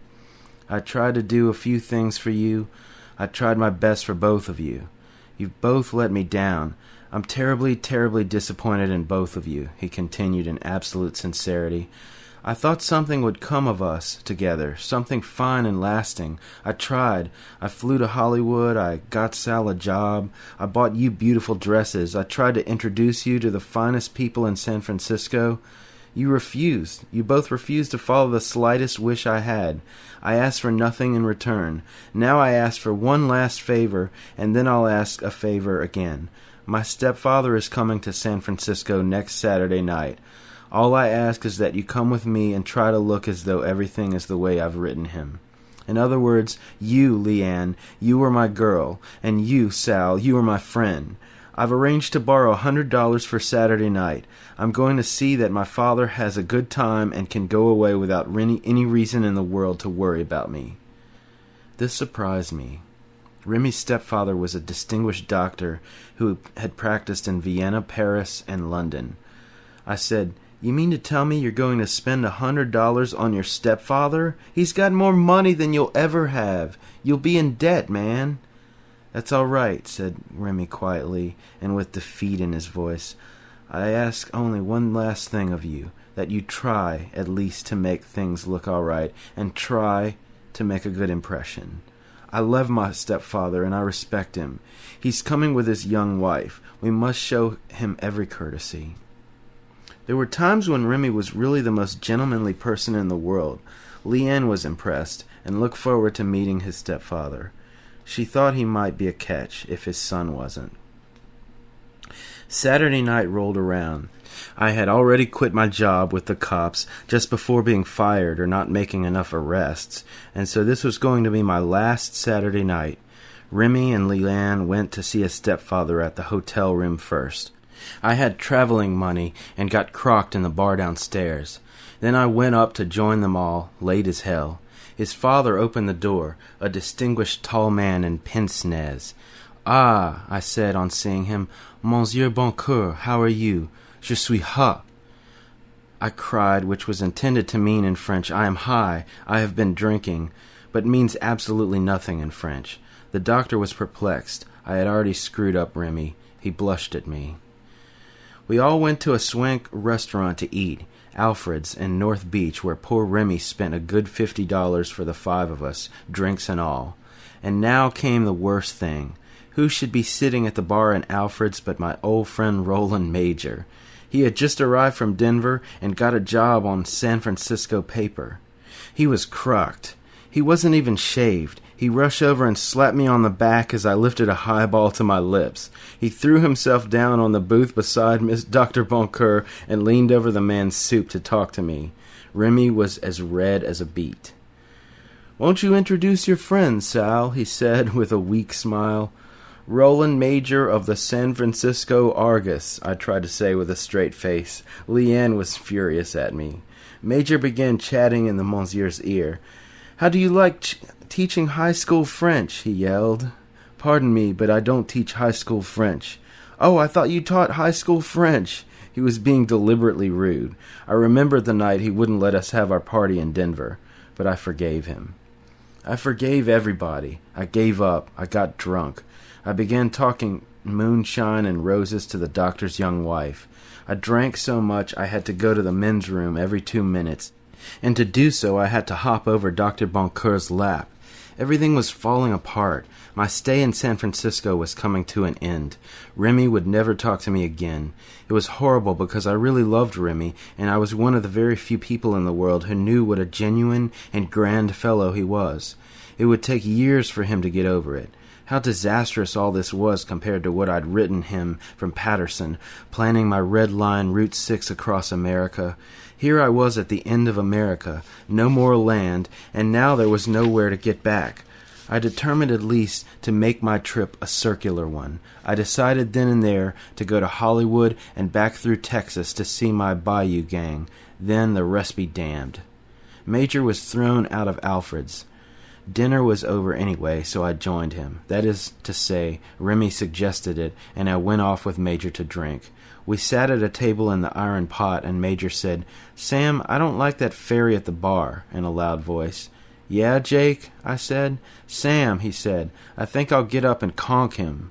"No, Jake," I said, carrying on with the Hemingway imitation. "Just aim from here and see what happens." We ended up swaying on a street corner. In the morning, as Remy and Leanne slept, and as I looked with some sadness at the big pile of wash Remy and I were scheduled to do in the Bendix machine in the shack in the back, which had always been such a joyous, sunny operation among the colored women and with Mr. Snow laughing his head off, I decided to leave. I went out on the porch. "No, damn it," I said to myself. I promised I wouldn't leave till I climbed that mountain. There was the big side of the canyon that led mysteriously to the Pacific Ocean. So I stayed another day. It was Sunday. A great heat wave descended. It was a beautiful day. The sun turned red at 3. I started up the mountain and got to the top at 4. All those lovely California cottonwoods and eucalypti brooded on all sides. Near the peak there were no more trees, just rocks and grass. Cattle were grazing on the top of the coast. There was the Pacific, a few more foothills away, blue and vast, and with a great wall of white advancing from the legendary potato patch where Frisco fogs are born. Another hour, it would come streaming through the Golden Gate to shroud the romantic city in white, and a young man would hold his girl by the hand and climb slowly up a long white sidewalk with a body of Tokay in his pocket. That was Frisco, and beautiful women standing in white doorways, waiting for their men, and Coit Tower, and the Embarcadero, and Market Street, and the 11 teeming hills. I spun around till I was dizzy. I thought I'd fall down as in a dream, clear off the precipice. "Oh, where is the girl I love?" I thought, and looked everywhere, as I had looked everywhere in the little world below. And before me was the great raw bulge and bulk of my American continent. Somewhere, far across, gloomy, crazy New York was throwing up its cloud of dust and brown steam. There is something brown and holy about the East, and California is white like wash lines and empty-headed, At least that's what I thought then. Chapter 12. In the morning, Remy and Leanne were asleep as I quietly packed and slipped out the window the same way I'd come in and left Mill City with my canvas bag. And I never spent that night on the old ghost ship, the Admiral Freebie it was called, and Remy and I were lost to each other. In Oakland, I had a beer among the bums of a saloon with a wagon wheel in front of it, and I was on the road again. I walked clear across Oakland to get on the Fresno Road. 2 rides took me to Bakersfield, 400 miles south. The first was the mad one, with a burly blonde kid in a souped-up rod. "See that toe?" he said as he gunned the heap to 80 and passed everybody on the road. "Look at it." It was swathed in bandages. "I just had it amputated this morning. The bastards wanted me to stay in the hospital. I packed my bag and left. What's a toe?" Yes, indeed, I said to myself, look out now, and I hung on. You never saw a driving fool like that. He made Tracy in no time. Tracy is a railroad town. Brakemen eat surly meals in diners by the tracks. Trains howl away across the valley. The sun goes down long and red. All the magic names of the valley unrolled, Manteca, Madeira, all the rest. Soon it got dusk, a grapey dusk, a purple dusk over tangerine groves and long melon fields, the sun the color of pressed grapes, slashed with burgundy red, the fields the color of love and Spanish mysteries. I stuck my head out the window and took deep breaths of the fragrant air. It was the most beautiful of all moments. The madman was a brakeman with the Southern Pacific, and he lived in Fresno. His father was also a brakeman. He lost his toe in the Oakland yards, switching. I didn't quite understand how.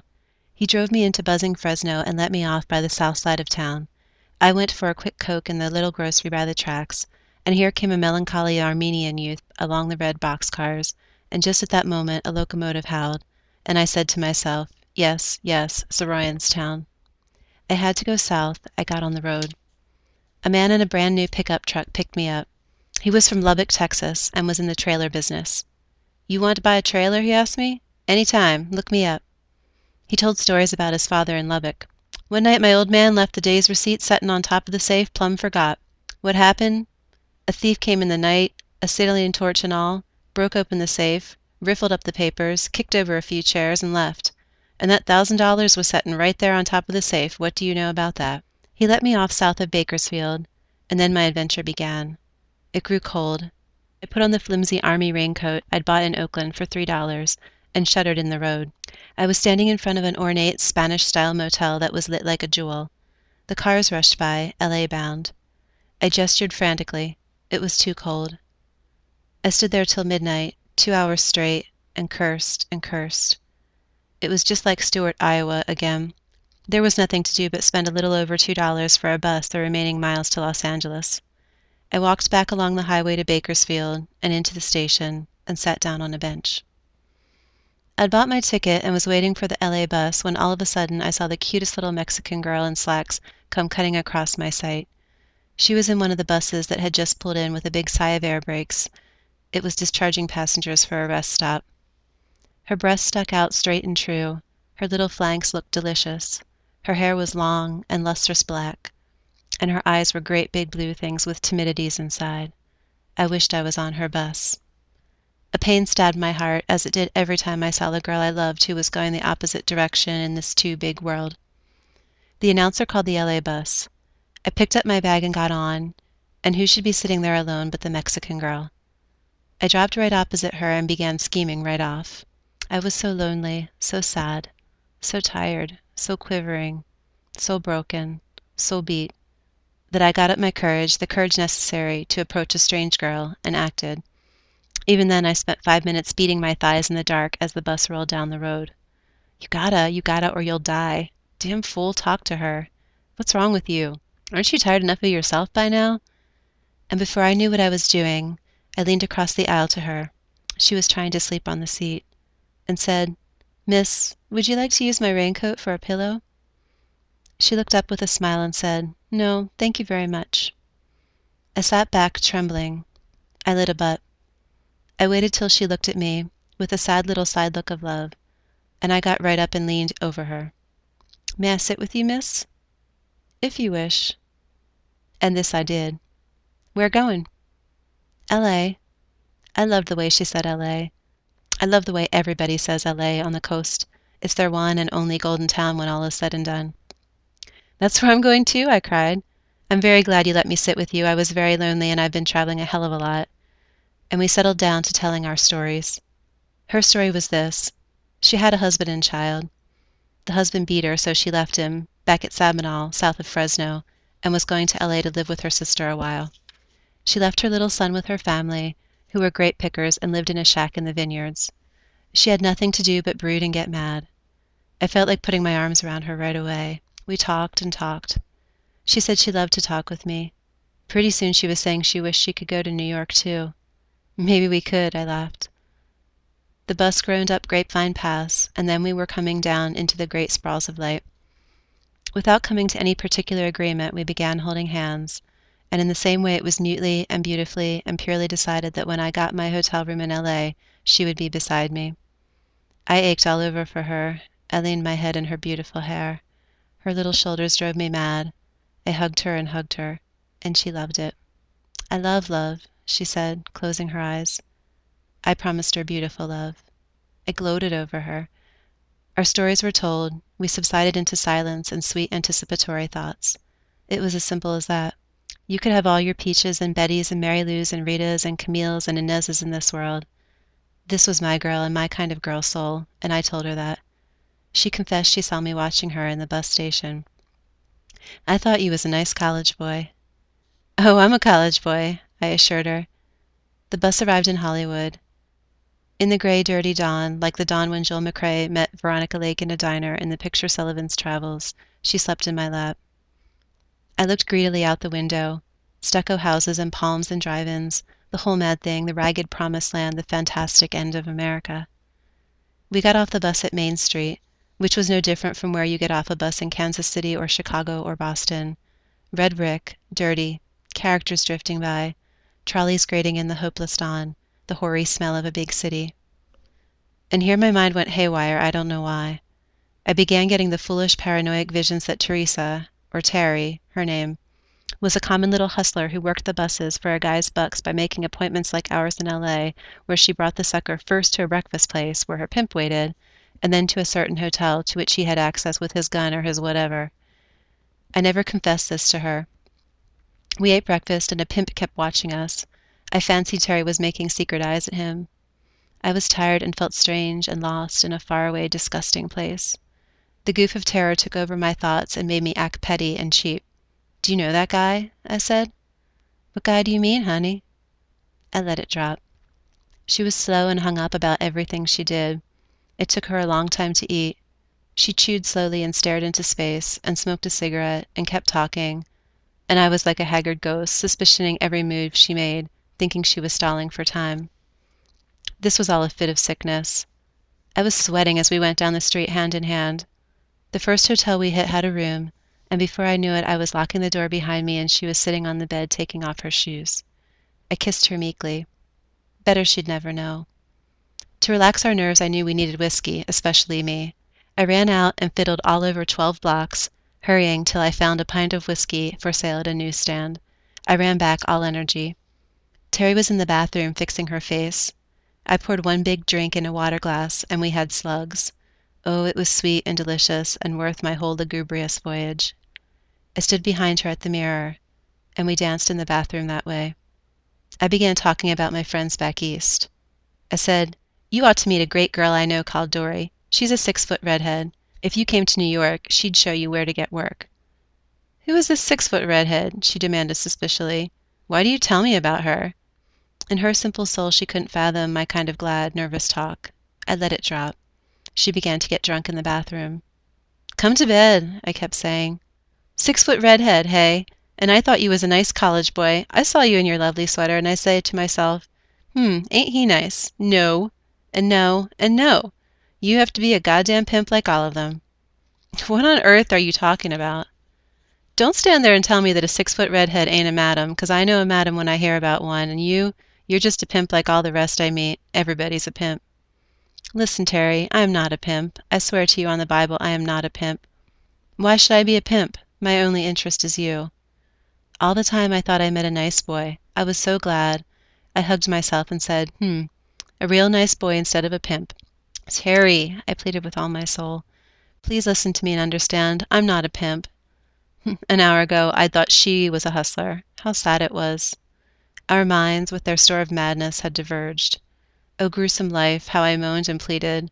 And then I got mad and realized I was pleading with a dumb little Mexican wench, and I told her so, and before I knew it, I picked up her red pumps and hurled them at the bathroom door and told her to get out. Go on, beat it. I'd sleep and forget it. I had my own life, my own sad and ragged life forever. There was a dead silence in the bathroom. I took my clothes off and went to bed. Terry came out with tears of sorriness in her eyes. In her simple and funny little mind had been decided the fact that a pimp does not throw a woman's shoes against the door and does not tell her to get out. In reverent and sweet little silence, she took all her clothes off and slipped her tiny body into the sheets with me. It was brown as grapes. I saw her poor belly where there was a cesarean scar. Her hips were so narrow she couldn't bear a child without getting gashed open. Her legs were like little sticks. She was only 4'10". I made love to her in the sweetness of the weary morning. Then, two tired angels of some kind, hung up forlornly in an LA shelf, having found the closest and most delicious thing in life together, we fell asleep and slept till late afternoon. Chapter 13. For the next 15 days, we were together for better or for worse. When we woke up, we decided to hitchhike to New York together. She was going to meet my girl in town. I envisioned wild complexities with Dean and Mary Lou and everybody. A season, a new season. First, we had to work to earn enough money for the trip. Terry was all for starting at once with the $20 I had left. I didn't like it, and like a damn fool I considered the problem for 2 days as we read the want ads of wild LA papers I'd never seen before in my life, in cafeterias and bars, until my 20 dwindled to just over 10. We were very happy in our little hotel room. In the middle of the night, I got up because I couldn't sleep, pulled the cover over baby's bare brown shoulder, and examined the LA night. What brutal, hot, siren-whining nights they are. Right across the street there was trouble. An old rickety run-down rooming house was the scene of some kind of tragedy. The cruiser was pulled up below and the cops were questioning an old man with gray hair. Sobbings came from within. I could hear everything, together with the hum of my hotel neon. I never felt sadder in my life. L.A. is the loneliest and most brutal of American cities. New York gets god-awful cold in the winter, but there's a feeling of wacky comradeship somewhere in some streets. L.A. is a jungle. South Main Street, where Terry and I took strolls with hot dogs, was a fantastic carnival of lights and wildness. Booted cops frisked people on practically every corner. The beatest characters in the country swarmed on the sidewalks, all of it under those soft California stars that are lost in the brown halo of the huge desert encampment L.A. really is. You could smell marijuana, floating in the air, together with the chili, beans, and beer. That grand wild sound of bop floating from beer parlors. It mixed medleys with every kind of cowboy and boogie-woogie in the American night. Everybody looked like Hassel. Wild Negroes with bop caps and goatees came laughing by. Then long-haired, broken-down hipsters straight off Route 66 from New York. Then old desert rats, carrying packs and heading for a park bench at the plaza. Then Methodist ministers with raveled sleeves. And an occasional nature boy saint in beard and sandals. I wanted to meet them all, talk to everybody, but Terry and I were too busy trying to get a buck together. We went to Hollywood to try to work in the drugstore at Sunset and Vine. Now there was a corner. Great families off jalopies from the hinterlands stood around the sidewalk, gaping for sight of some movie star, and the movie star never showed up. When a limousine passed, they rushed eagerly to the curb and ducked to look. Some character in dark glasses sat inside with a bejeweled blonde. Donna Meshi! Donna Meshi! No, George Murphy! George Murphy! They milled around, looking at one another. Handsome queer boys who had come to Hollywood to be cowboys walked around, wetting their eyebrows with hinkty fingertip. The most beautiful little gone gals in the world cut by in slacks. They came to be starlets. They ended up in drive-ins. Terry and I tried to find work at the drive-ins. It was no soap anywhere. Hollywood Boulevard was a great screaming frenzy of cars. There were minor accidents at least once a minute. Everybody was rushing off toward the farthest palm. And beyond that was the desert and nothingness. Hollywood Sams stood in front of swank restaurants, arguing exactly the same way Broadway Sams argue at Jacobs Beach, New York, only here they wore lightweight suits and their talk was cornier. Tall, cadaverous preachers shuddered by. Fat, screaming women ran across the boulevard to get in line for the quiz shows. I saw Jerry Colonna buying a car at Buick Motors. He was inside the vast plate glass window, fingering his mustachio. Terry and I ate in a cafeteria downtown, which was decorated to look like a grotto, with meal tits spurting everywhere and great impersonal stone buttocks belonging to deities and soapy Neptune. People ate lugubrious meals around the waterfalls, their faces green with marine sorrow. All the cops in L.A. looked like handsome gigolos. Obviously, they'd come to L.A. to make the movies. Everybody had come to make the movies, even me. Terry and I were finally reduced to trying to get jobs on South Main Street among the beat countermen and dish girls who made no bones about their beatness, and even there it was no go. We still had $10. "Man, I'm going to get my clothes from Sis and we'll hitchhike to New York," said Terry. "Come on, man, let's do it. If you can't boogie, I know I'll show you how." That last part was a song of hers she kept singing. We hurried to her sister's house in the sliverous Mexican shack somewhere beyond Alameda Avenue. I waited in a dark alley behind Mexican kitchens because her sister wasn't supposed to see me. Dogs ran by. There were little lamps illuminating the little rat alleys. I could hear Terry and her sister arguing in the soft, warm night. I was ready for anything. Terry came out and led me by the hand to Central Avenue, which is the colored main drag of L.A., and what a wild place it is, with chicken shacks barely big enough to house a jukebox, and the jukebox blowing nothing but blues, pop, and jump. We went up dirty tenement stairs and came to the room of Terry's friend, Margarina, who owed Terry a skirt and a pair of shoes. Margarina was a lovely mulatto. Her husband was black as spades and kindly.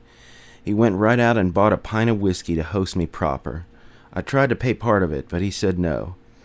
They had 2 little children. The kids bounced on the bed. It was their play place. They put their arms around me and looked at me with wonder.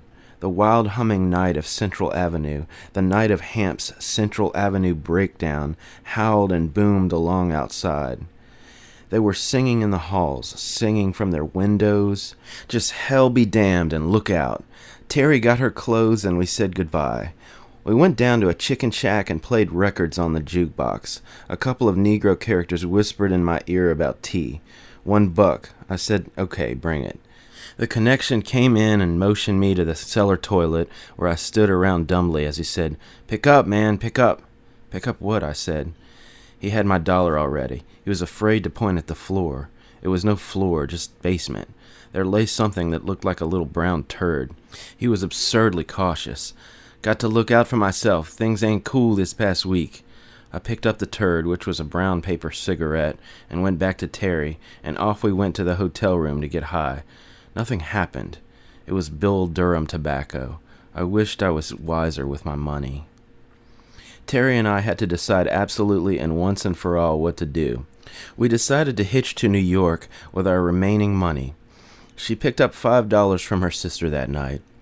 We had about 13 or less, so before the daily room rent was due again, we packed up and took off on a red car to Arcadia, California, where Santa Anita racetrack is located under snow-capped mountains. It was night. We were pointed toward the American continent. Holding hands, we walked several miles down the road to get out of the populated district. It was a Saturday night. We stood under a road lamp, thumbing, when suddenly cars full of young kids roared by with streamers flying. "Yah! Yah! We won! We won!" they all shouted. Then they yahooed us and got great glee out of seeing a guy and a girl on the road. Dozens of such cars passed, full of young faces and throaty young voices, as the saying goes. I hated every one of them. Who did they think they were, yahing at somebody on the road just because they were little high school punks and their parents carved the roast beef on Sunday afternoons? Who did they think they were, making fun of a girl reduced to poor circumstances with a man who wanted to be loved?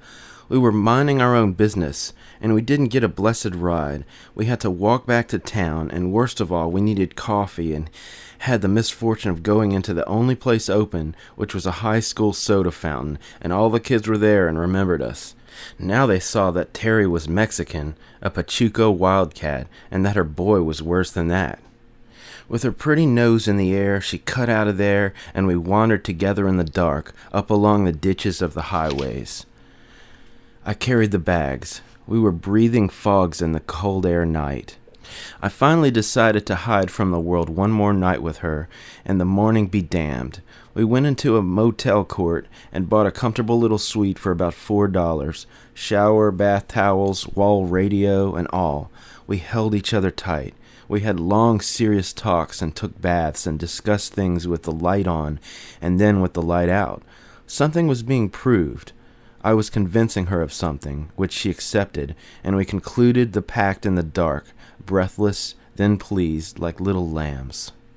In the morning we boldly struck out on our new plan.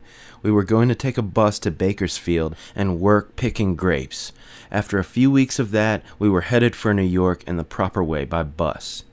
It was a wonderful afternoon, riding up to Bakersfield with Terry. We sat back, relaxed, talked, saw the countryside roll by, and didn't worry about a thing. We arrived in Bakersfield in late afternoon. The plan was to hit every fruit wholesaler in town. Terry said we could live in tents on the job. The thought of living in a tent and picking grapes in the cool California mornings hit me right. But there were no jobs to be had, and much confusion, with everybody giving us innumerable tips, and no job materialized.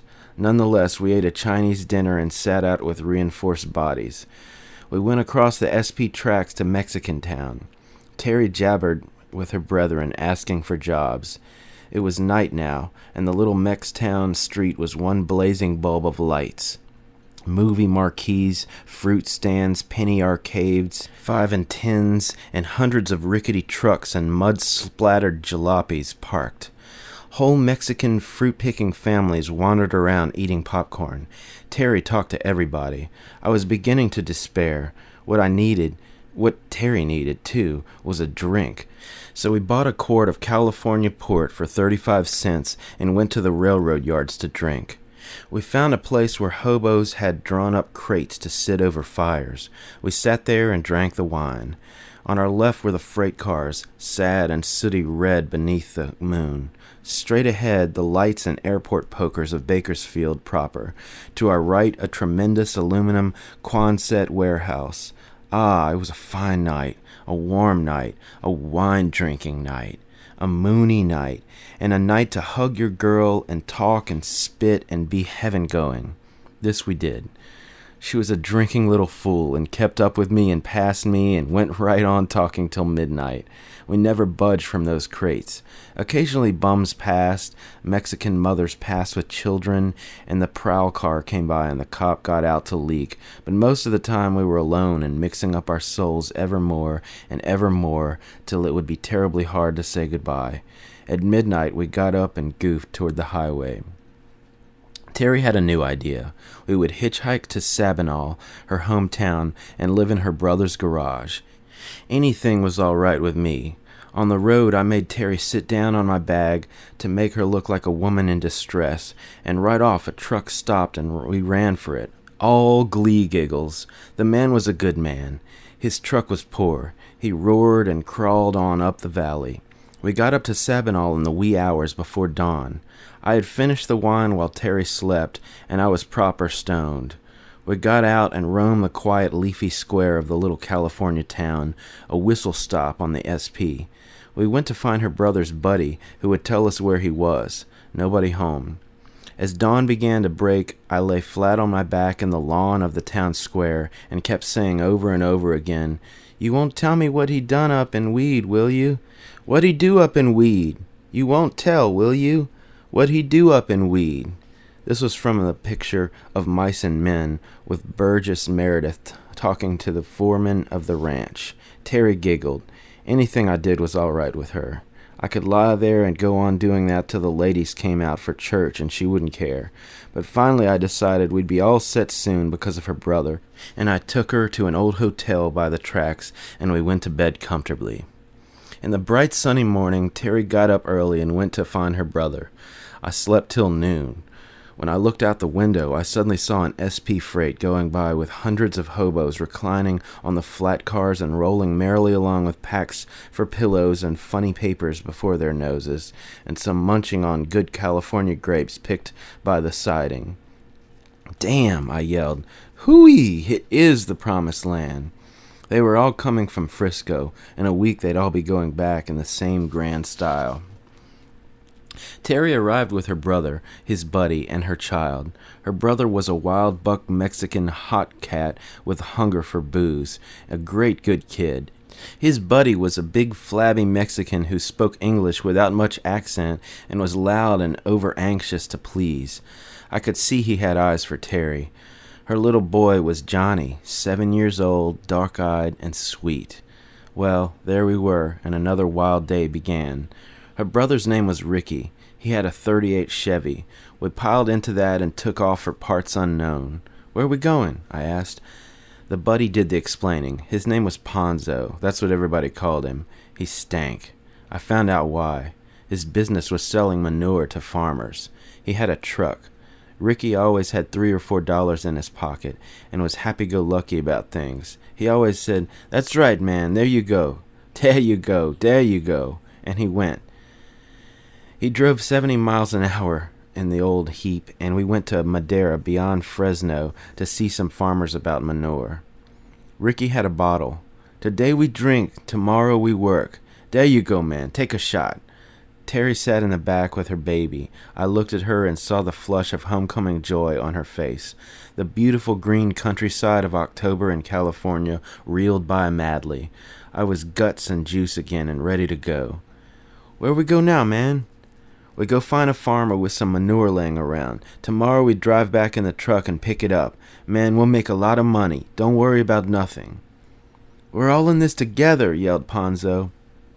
I saw that was so. Everywhere I went, everybody was in it together. We raced through the crazy streets of Fresno and up the valley to some farmers and back roads. Ponzo got out of the car and conducted confused conversations with old Mexican farmers. Nothing, of course, came of it. "What we need is a drink," yelled Ricky, and off we went to the Crossroads Saloon. Americans are always drinking in Crossroads saloons on Sunday afternoon. They bring their kids. They gabble and brawl over brews. Everything's fine. Come nightfall, the kids start crying and parents are drunk. They go weaving back to the house. Everywhere in America I've been in Crossroads saloons drinking with whole families. The kids eat popcorn and chips and play in back. This we did. Ricky and I and Ponzo and Terry sat drinking and shouting with the music. Little baby Johnny goofed with other children around the jukebox. The sun began to get red. Nothing had been accomplished. What was there to accomplish? "Mañana," said Ricky. "Mañana, man, we make it. Have another beer, man. There you go, there you go." We staggered out and got in the car. Off we went to a highway bar. Ponzo was a big, loud, vociferous type who knew everybody in San Joaquin Valley. From the highway bar, I went with him alone in the car to find a farmer.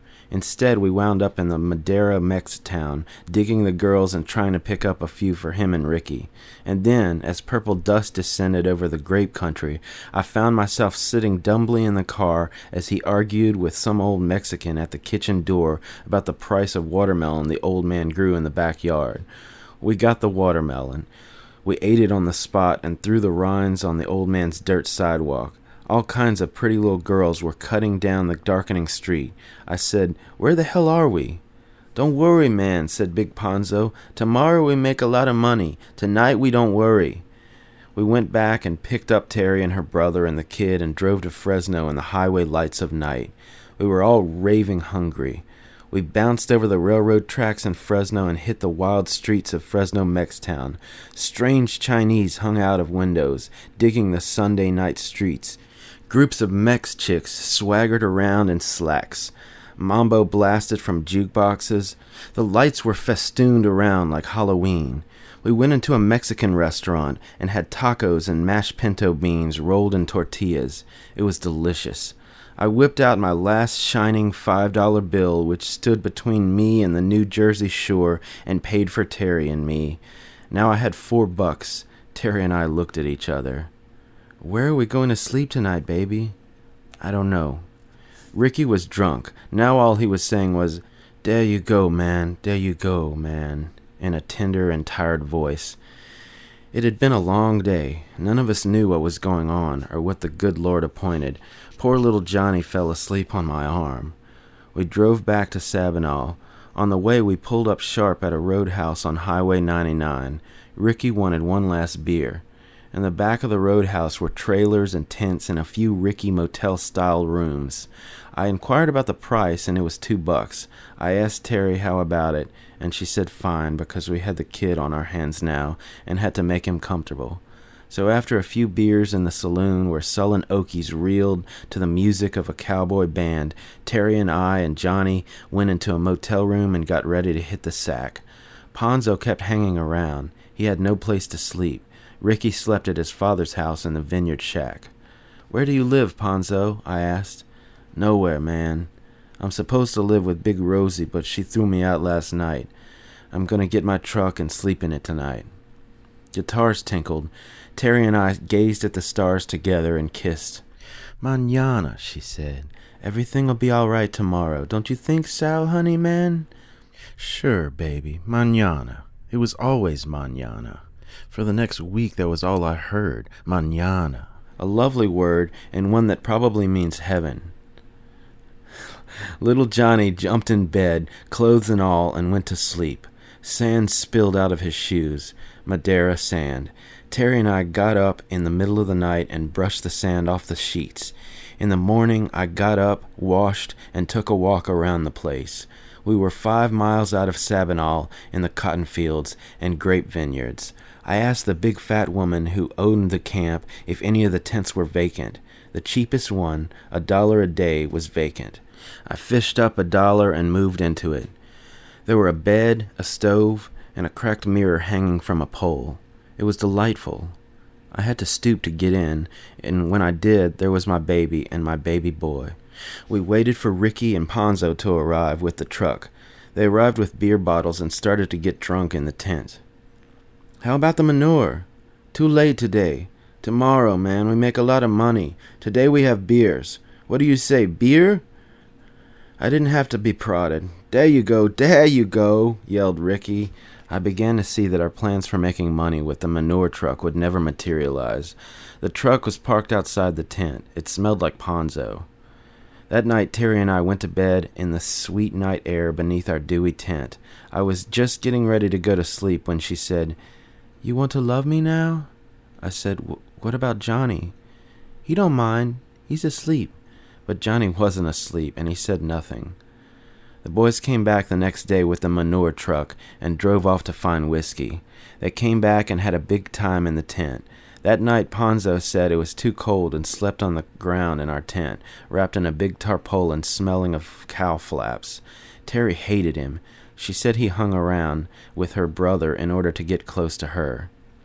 Nothing was going to happen except starvation for Terry and me, so in the morning I walked the countryside asking for cotton-picking work. Everybody told me to go to the farm across the highway from the camp. I went, and the farmer was in the kitchen with his women. He came out, listened to my story, and warned me he was paying only $3 per 100 pounds of picked cotton. I pictured myself picking at least 300 pounds a day and took the job. He fished out some long canvas bags from the barn and told me the picking started at dawn. I rushed back to Terry, all glee. On the way, a grape truck went over a bump in the road and threw off great bunches of grapes on the hot tar. I picked them up and took them home. Terry was glad. "Johnny and me'll come with you and help." "Pshaw," I said, "no such thing." You see, it's very hard picking cotton. I show you how." We ate the grapes, and in the evening Ricky showed up with a loaf of bread and a pound of Hamburg, and we had a picnic. In a larger tent next to ours lived a whole family of Okie cotton pickers. The grandfather sat in a chair all day long. He was too old to work. The son and daughter and their children filed every dawn across the highway to my farmer's field and went to work.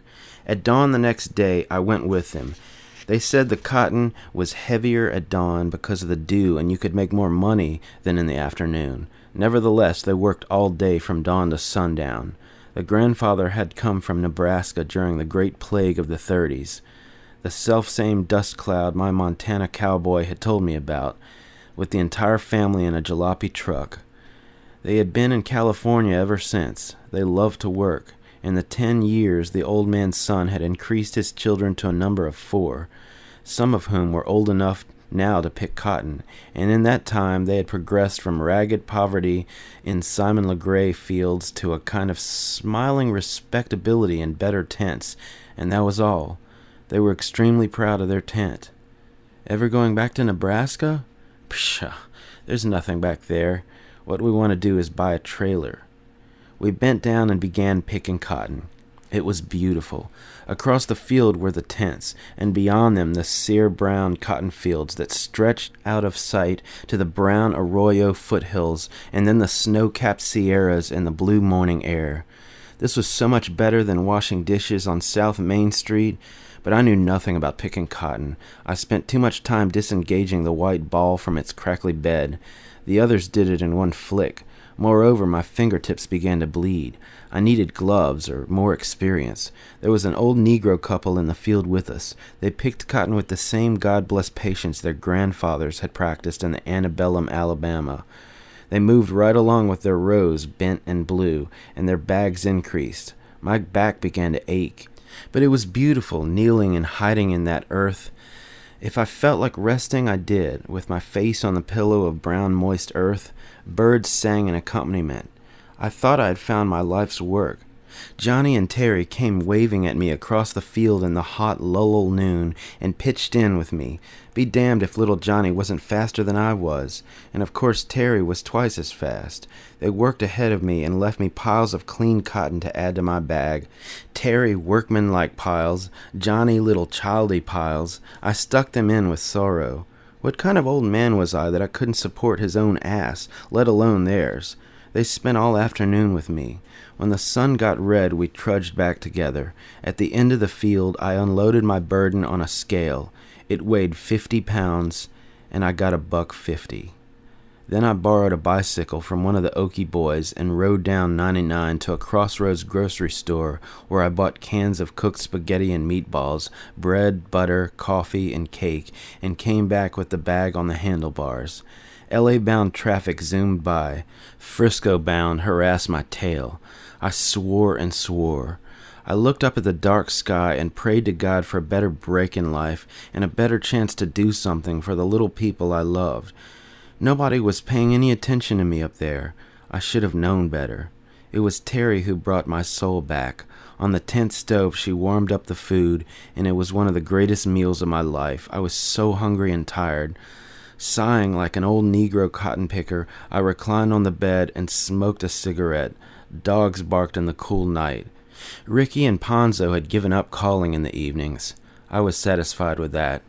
Terry curled up beside me, Johnny sat on my chest, and they drew pictures of animals in my notebook.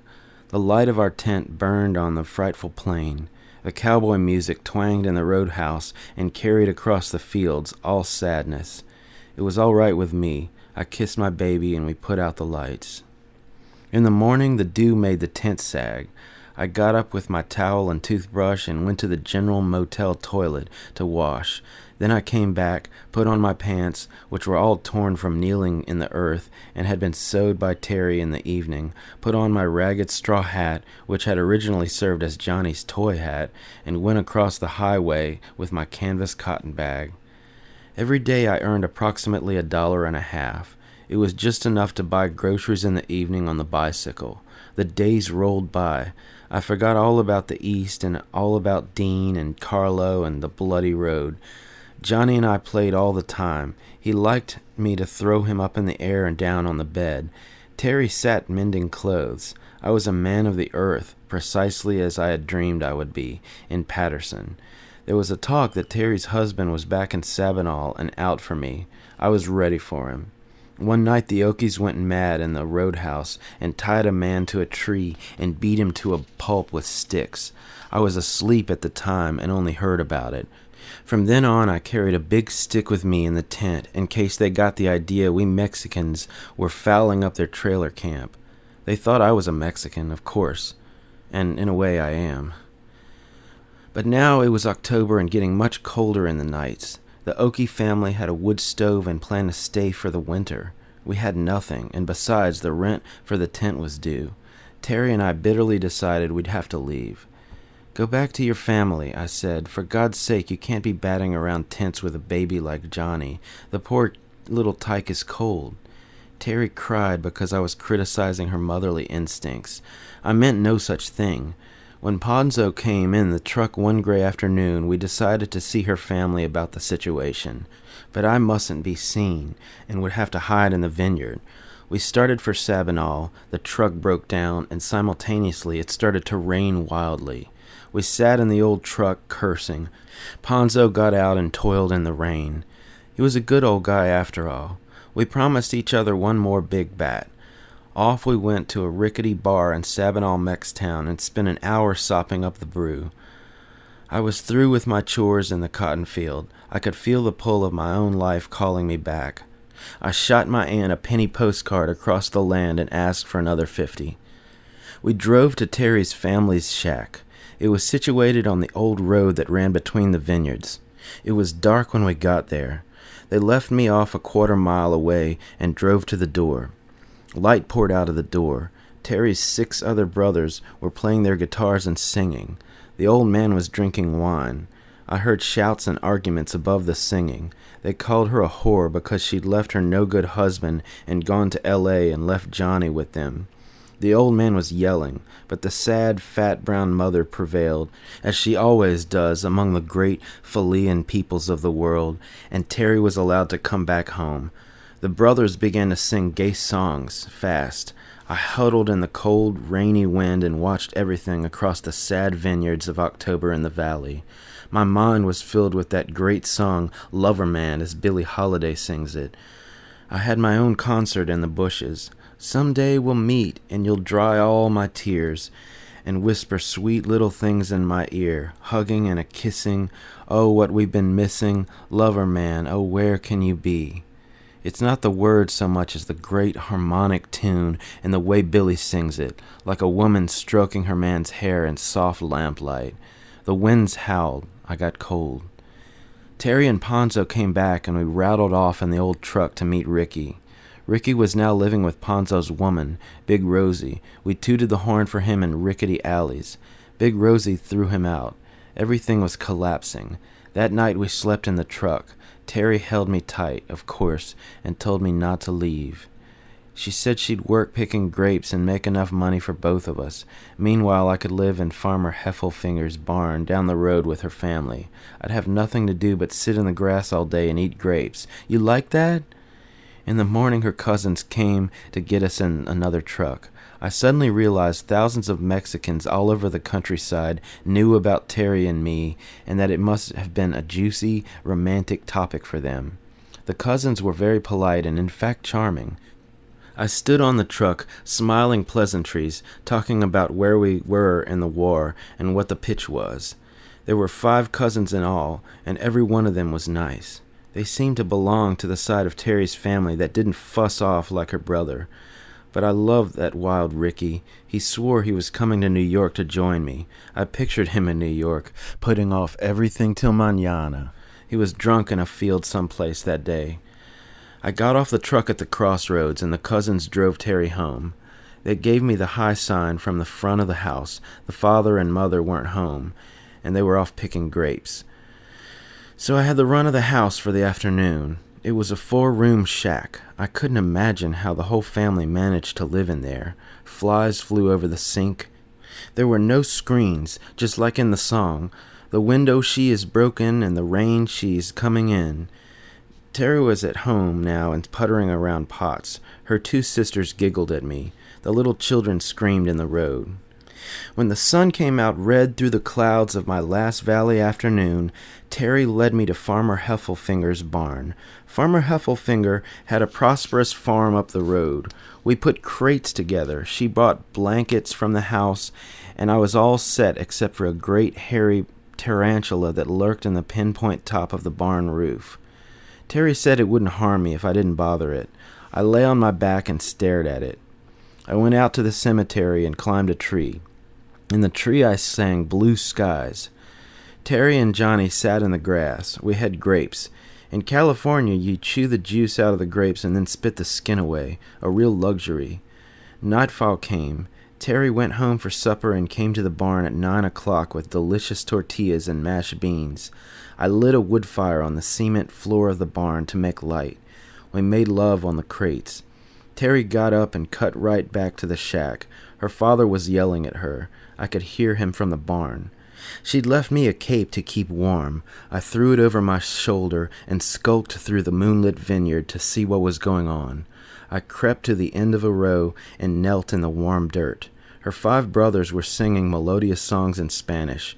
The stars bent over the little roof. Smoke poked from the stovepipe chimney. I smelled mashed beans and chili. The old man growled. The brothers kept right on yodeling. The mother was silent. Johnny and the kids were giggling in the bedroom. A California home. I hid in the grapevines, digging it all. I felt like $1 million. I was adventuring in the crazy American night. Terry came out, slamming the door behind her. I accosted her in the dark road. "What's the matter?" "Oh, we fight all the time. He wants me to go to work tomorrow. He says he don't want me fooling around. Sally, I want to go to New York with you." "But how?" "I don't know, honey. I'll miss you. I love you." "But I have to leave." Yes. We lay down one more time, then you leave." We went back to the barn. I made love to her under the tarantula.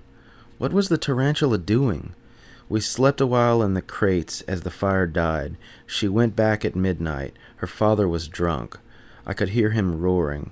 Then there was silence as he fell asleep. The stars folded over the sleeping countryside. In the morning, Farmer Heffelfinger stuck his head through the horse gate and said, "How you doing, young fella?" "Fine. I hope it's all right I'm staying here." "Sure thing. You going with that little Mexican floozy?" "She's a very nice girl." "Very pretty, too. I think the bull jumped the fence. She's got blue eyes." We talked about his farm. Terry brought my breakfast. I had my canvas bag all packed and ready to go to New York as soon as I picked up my money in Sabinal. I knew he was waiting there for me by now. I told Terry I was leaving. She had been thinking about it all night and was resigned to it. Emotionlessly, she kissed me in the vineyard and walked off down the row. We turned at a dozen paces, for love is a duel, and looked at each other for the last time. "See you in New York, Terry," I said. She was supposed to drive to New York in a month with her brother, but we both knew she wouldn't make it. At 100 feet, I turned to look at her. She just walked on back to the shack, carrying my breakfast plate in one hand. I bowed my head and watched her. Well, lack-a-daddy, I was on the road again. I walked down the highway to Sabinal, eating black walnuts from the walnut tree. I went on the SP tracks and balanced along the rail. I passed a water tower and a factory. This was the end of something. I went to the telegraph office of the railroad for my money order from New York. It was closed. I swore and sat on the steps to wait. The ticket master got back and invited me in. The money was in. My aunt had saved my lazy butt again. "Who going to win the World Series next year?" said the gaunt old ticket master. I suddenly realized it was fall and that I was going back to New York. I walked along the tracks in the long, sad October night of the valley, hoping for an SP freight to come along so I could join the grape-eating hobos and read the funnies with them. It didn't come. I got out on the highway and hitched a ride at once. It was the fastest, whoopingest ride of my life. The driver was a fiddler for a California cowboy band. He had a brand new car and drove 80 miles an hour. "I don't drink when I drive," he said, and handed me a pint. I took a drink and offered him one. "What the hail," he said and drank. We made Sabinal to L.A. in the amazing time of 4 hours flat, about 250 miles. He dropped me off right in front of Columbia Pictures in Hollywood. I was just in time to run in and pick up my rejected original. Then I bought my bus ticket to Pittsburgh. I didn't have enough money to go all the way to New York. I figured to worry about that when I got to Pittsburgh. With the bus leaving at 10, I had 4 hours to dig Hollywood alone. First, I bought a loaf of bread and salami and made myself 10 sandwiches to cross the country on. I had $1 left. I sat on the low cement wall in back of a Hollywood parking lot and made the sandwiches. As I labored at this absurd task, great Klieg lights of a Hollywood premiere stabbed in the sky, that humming West Coast sky. All around me were the noises of the crazy Gold Coast city. And this was my Hollywood career. This was my last night in Hollywood, and I was spreading mustard on my lap in back of a parking lot John.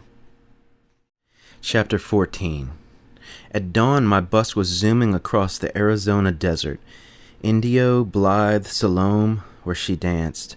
The great dry stretches leading to Mexican mountains in the south. Then we swung north to the Arizona mountains, Flagstaff, cliff towns. I had a book with me I stole from a Hollywood stall, Le Grand Meuse by Alain Fournier, but I preferred reading the American landscape as we went along. Every bump, rise, and stretch in it mystified my longing. In inky night we crossed New Mexico. At gray dawn it was Dalhart, Texas. In the bleak Sunday afternoon we rode through one Oklahoma flat town after another. At nightfall it was Kansas. The bus roared on. I was going home in October. Everybody goes home in October. We arrived in St. Louis at noon. I took a walk down by the Mississippi River and watched the logs that came floating from Montana in the north, grand Odyssean logs of our continental dream. Old steamboats with their scrollwork, more scrolled and withered by weathers, sat in the mud inhabited by rats. Great clouds of afternoon overtopped the Mississippi Valley. The bus roared through Indiana cornfields that night. The moon illuminated the ghostly gathered husks. It was almost Halloween. I made the acquaintance of a girl, and we necked all the way to Indianapolis. She was nearsighted. When we got off to eat, I had to lead her by the hand to the lunch counter. She bought my meals. My sandwiches were all gone. In exchange, I told her long stories. She was coming from Washington State, where she had spent the summer picking apples. Her home was on an upstate New York farm. She invited me to come there. We made a date to meet at a New York hotel anyway. She got off at Columbus, Ohio, and I slept all the way to Pittsburgh. I was wearier than I'd been for years and years. I had 365 miles yet to hitchhike to New York, and a dime in my pocket. I walked 5 miles to get out of Pittsburgh, and 2 rides, an apple truck and a big trailer truck, took me to Harrisburg in the soft Indian summer rainy night. I cut right along. I wanted to get home. It was the night of the ghost of the Susquehanna. The ghost was a shriveled little old man with a paper satchel who claimed he was headed for Canady. He walked very fast, commanding me to follow, and said there was a bridge up ahead we could cross. He was about 60 years old. He talked incessantly of the meals he had, of how much butter they gave him for pancakes, how many extra slices of bread, how the old men had called him from a porch of a charity home in Maryland and invited him to stay for the weekend, how he took a nice warm bath before he left, how he found a brand new hat by the side of the road in Virginia, and that was it on his head. How he hit every Red Cross in town and showed them his World War I credentials, how the Harrisburg Red Cross was not worthy of the name, how he managed in this hard world. But as far as I could see, he was just a semi-respectable walking hobo of some kind who covered the entire eastern wilderness on foot, hitting Red Cross offices and sometimes bumming on Main Street corners for a dime. We were bums together. We walked 7 miles along the mournful Susquehanna. It is a terrifying river. It has bushy cliffs on both sides that lean like hairy ghosts over the unknown waters. Inky night covers all. Sometimes from the rail yards across the river rises a great red locomotive flare that illuminates the horrid cliffs. The little man said he had a fine belt in his satchel, and we stopped for him to fish it out. "I got me a fine belt here somewheres. Got it in Frederick, Maryland. Damn, now, did I leave that thing on the counter at Fredericksburg?" "You mean Frederick?" No, Fredericksburg, Virginia." He was always talking about Frederick, Maryland, and Fredericksburg, Virginia. He walked right in the road in the teeth of advancing traffic and almost got hit several times. I plodded along in the ditch. Any minute I expected the poor little madman to go flying in the night, dead. We never found that bridge. I left him at a railroad underpass, and because I was so sweaty from the hike, I changed shirts and put on 2 sweaters. A roadhouse illuminated my sad endeavors. A whole family came walking down the dark road and wondered what I was doing. Strangest thing of all, a tenor man was blowing very fine blues in this Pennsylvania hick house. I listened and moaned. It began to rain hard. A man gave me a ride back to Harrisburg and told me I was on the wrong road. I suddenly saw the little hobo standing under a sad street lamp with his thumb stuck out. Poor forlorn man, poor lost sometime boy, now broken ghost of the penniless wilds. I told my driver the story, and he stopped to tell the old man. "Look here, fella, you're on your way west, not east." "Eh?" said the little ghost. "Can't tell me I don't know my way around here. Been walking this country for years. I'm headed for Canada." "But this ain't the road to Canada. This is the road to Pittsburgh and Chicago." The little man got disgusted with us and walked off.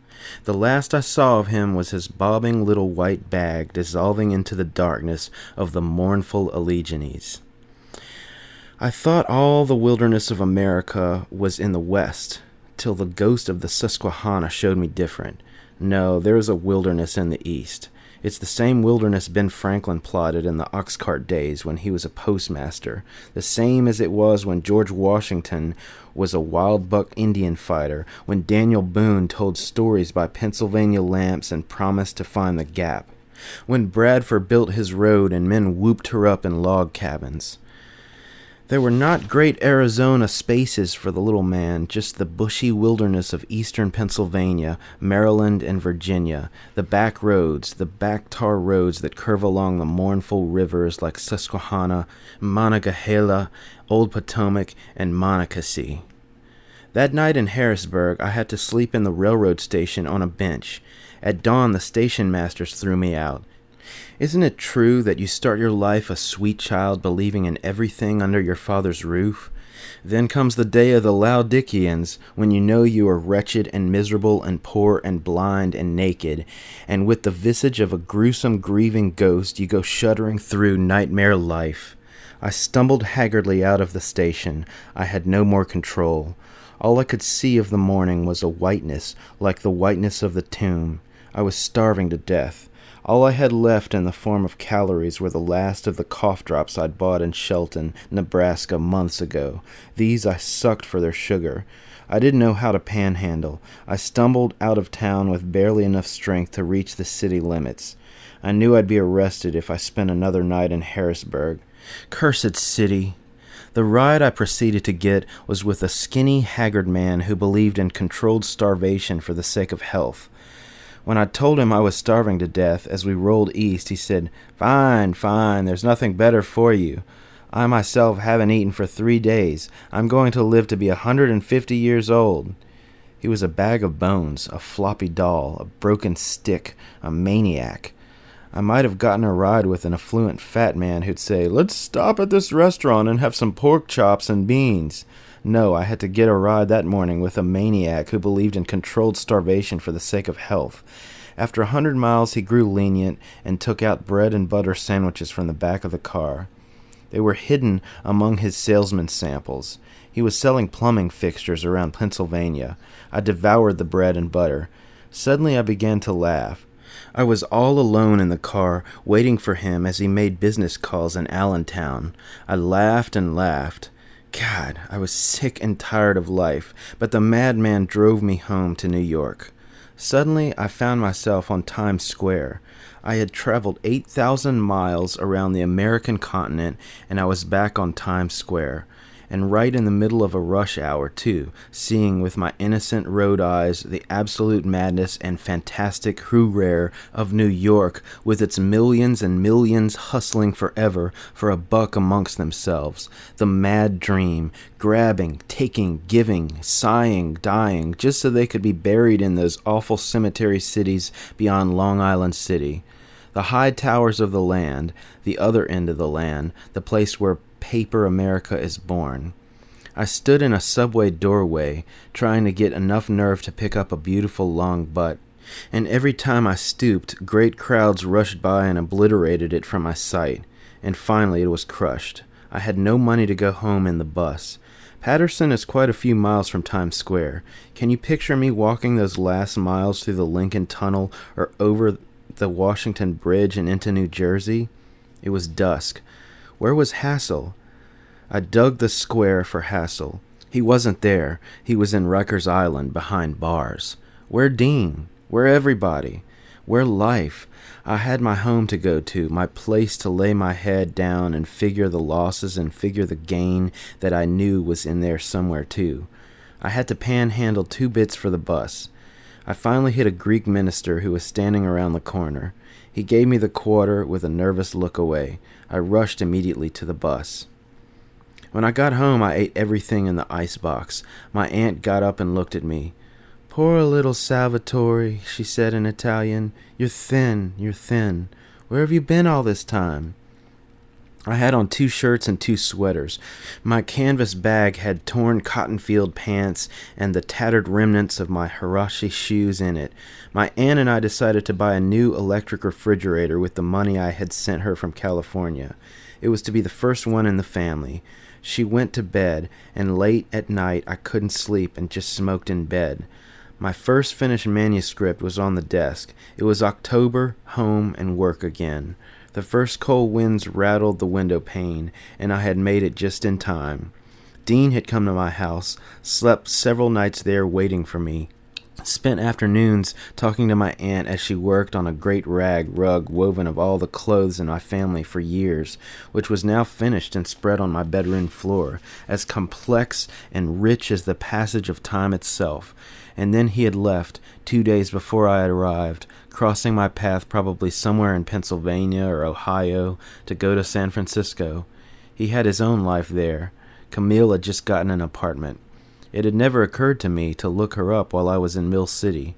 Now it was too late, and I had also missed Dean. Part 2, Chapter 1. It was over a year before I saw Dean again.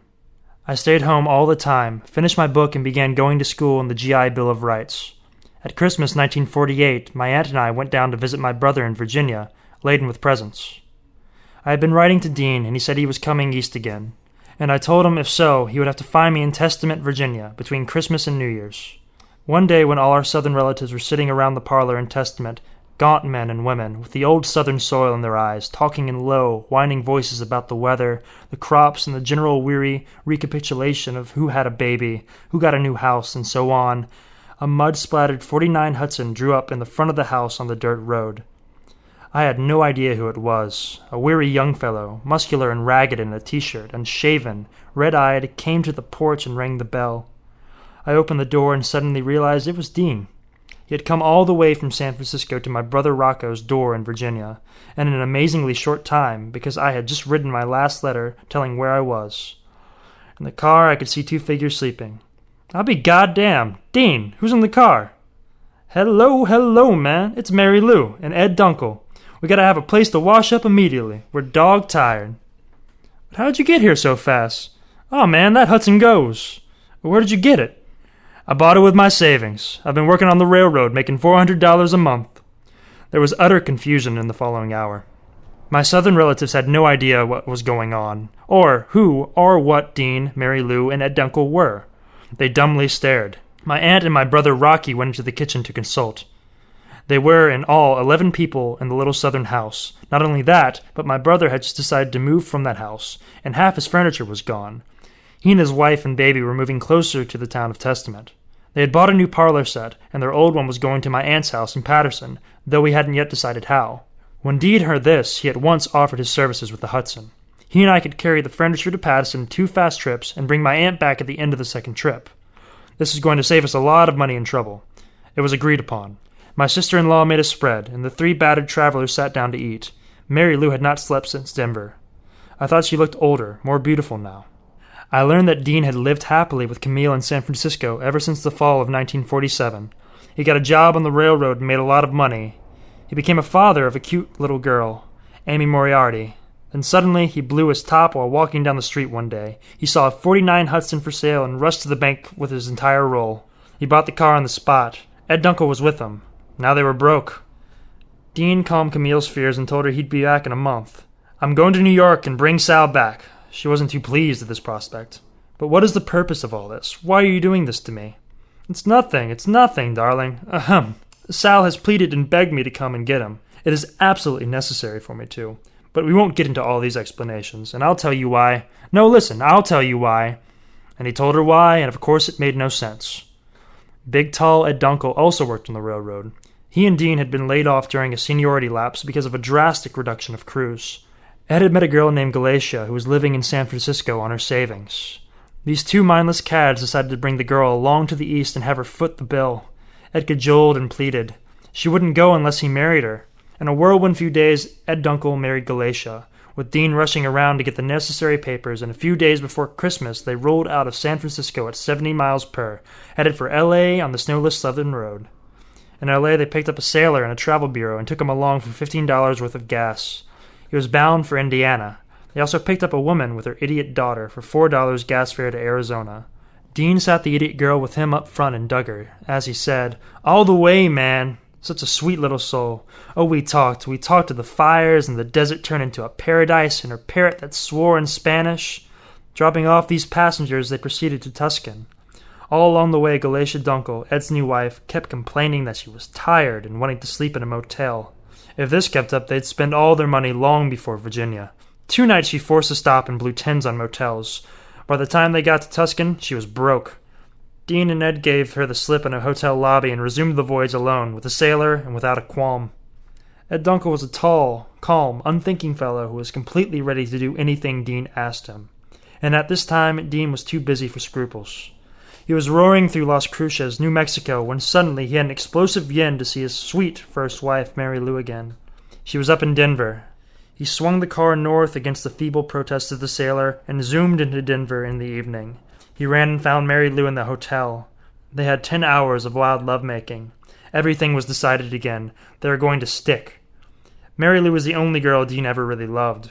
He was sick with regret, and when he saw her face again, as of yore, he pleaded and begged at her knees for the joy of her being. She understood Dean. She stroked his hair. She knew he was mad. To soothe the sailor, Dean fixed him up with a girl in the hotel room over at the bar, where the old pool hall gang always drank. But the sailor refused the girl, and in fact walked off in the night, and they never saw him again. He evidently took a bus to Indiana. Dean, Mary Lou, and Ed Dunkel roared east along Colfax. Out to the Kansas plains. Great snowstorms overtook them. In Missouri at night, Dean had to drive with his scarf-wrapped head stuck out the window, with snow glasses that made him look like a monk peering into the manuscripts of the snow, because the windshield was covered with an inch of ice.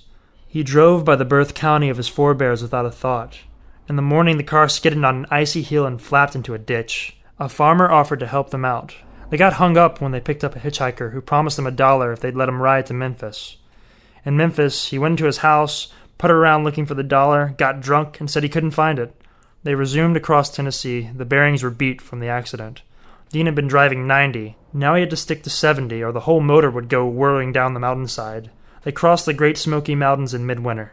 When they arrived at my brother's door, they had not eaten for 30 hours, except for candy and cheese crackers. They ate voraciously as Dean, sandwich in hand, stood bowed and jumping before the big phonograph, listening to the wild bop record I just bought called The Hunt, with Dexter Gordon and Wardell Gray blowing their tops before a screaming audience that gave the record fantastic frenzied volume. The southern folk looked at each other and shook their heads in awe. "What kind of friends does Sal have, anyway?" they said to my brother. He was stumped for an answer. Southerners don't like madness the least bit, not Dean's kind. He paid absolutely no attention to them. The madness of Dean had bloomed into a weird flower. I didn't realize this till he and I and Mary Lou and Dunkel left the house for a brief spin the Hudson, when for the first time we were alone and could talk about anything we wanted. Dean grabbed the wheel, shifted to second, mused a minute, rolling, suddenly seemed to decide something, and shot the car full jet down the road in a fury of decision. "All right now, children," he said, rubbing his nose and bending down to feel the emergency and pulling cigarettes out of the compartment and swaying back and forth as he did these things and drove. "The time has come for us to decide what we're going to do for the next week. Crucial, crucial, ahem!" He dodged the mule wagon. In it sat an old Negro plodding along. "Yes," yelled Dean, "yes, dig 'em! Now consider his soul. Stop a while and consider." And he slowed down the car for all of us to turn and look at the old jazzbo moaning along. "Oh, yes, dig 'em sweet. Now there's thoughts in that mind I would give my last arm to know. To climb in there and find out just what his poor ass been wondering these years turnip greens at hand. Sound, you don't know it, but I once lived with a farmer in Arkansas for a whole year when I was 11. I had awful chores. I had to skin a dead horse once. Haven't been to Arkansas since Christmas 1943, 5 years ago, when Ben Gavin and I were chased by a man with a gun who owned the car we were trying to steal. I say all this to show you that of the South that I can speak. I've known, man, I dig the South. I know it in and out. I've dug your letters to me about it. Oh yes, he said, trailing off and stopping altogether, and suddenly jumping the car back to 70 and hunching over the wheel. He stared doggedly ahead. Mary Lou was smiling serenely. This was the new and complete Dean, grown to maturity. I said to myself, my God, he's changed. Fury spouted out of his eyes when he told her the things he hated. Great glows of joy replaced this when he suddenly got happy. Every muscle twitched to live and go. "Oh, man, the things I could tell you," he said, poking me. "Oh, man, we must absolutely find the time. What has happened to Carlo?" "We all get to see Carlo, darlings, first thing tomorrow. Now, Mary Lou, we're getting some bread and meat to make a lunch for New York. How much money do you have, Sal? We'll put everything in the back seat, Mrs. P's furniture, and all of us will sit up front cuddly and close and tell stories as we zoom to New York. Mary Lou, honey thighs, you sit next to me, Sal next, then Ed at the window. Big Ed to cut off drafts whereby he comes into using the robe this time. And then we'll all go off to the sweet life, 'cause now is the time, and we all know time." He rubbed his jaw furiously. He swung the car and past 3 trucks. He roared into downtown Testament, looking in every direction and seeing everything in an arc of 180 degrees around his eyeballs without moving his head. Bang! He found a parking space in no time, and we were all parked. He leapt out of the car. Furiously he hustled into the railroad station. We followed sheepishly.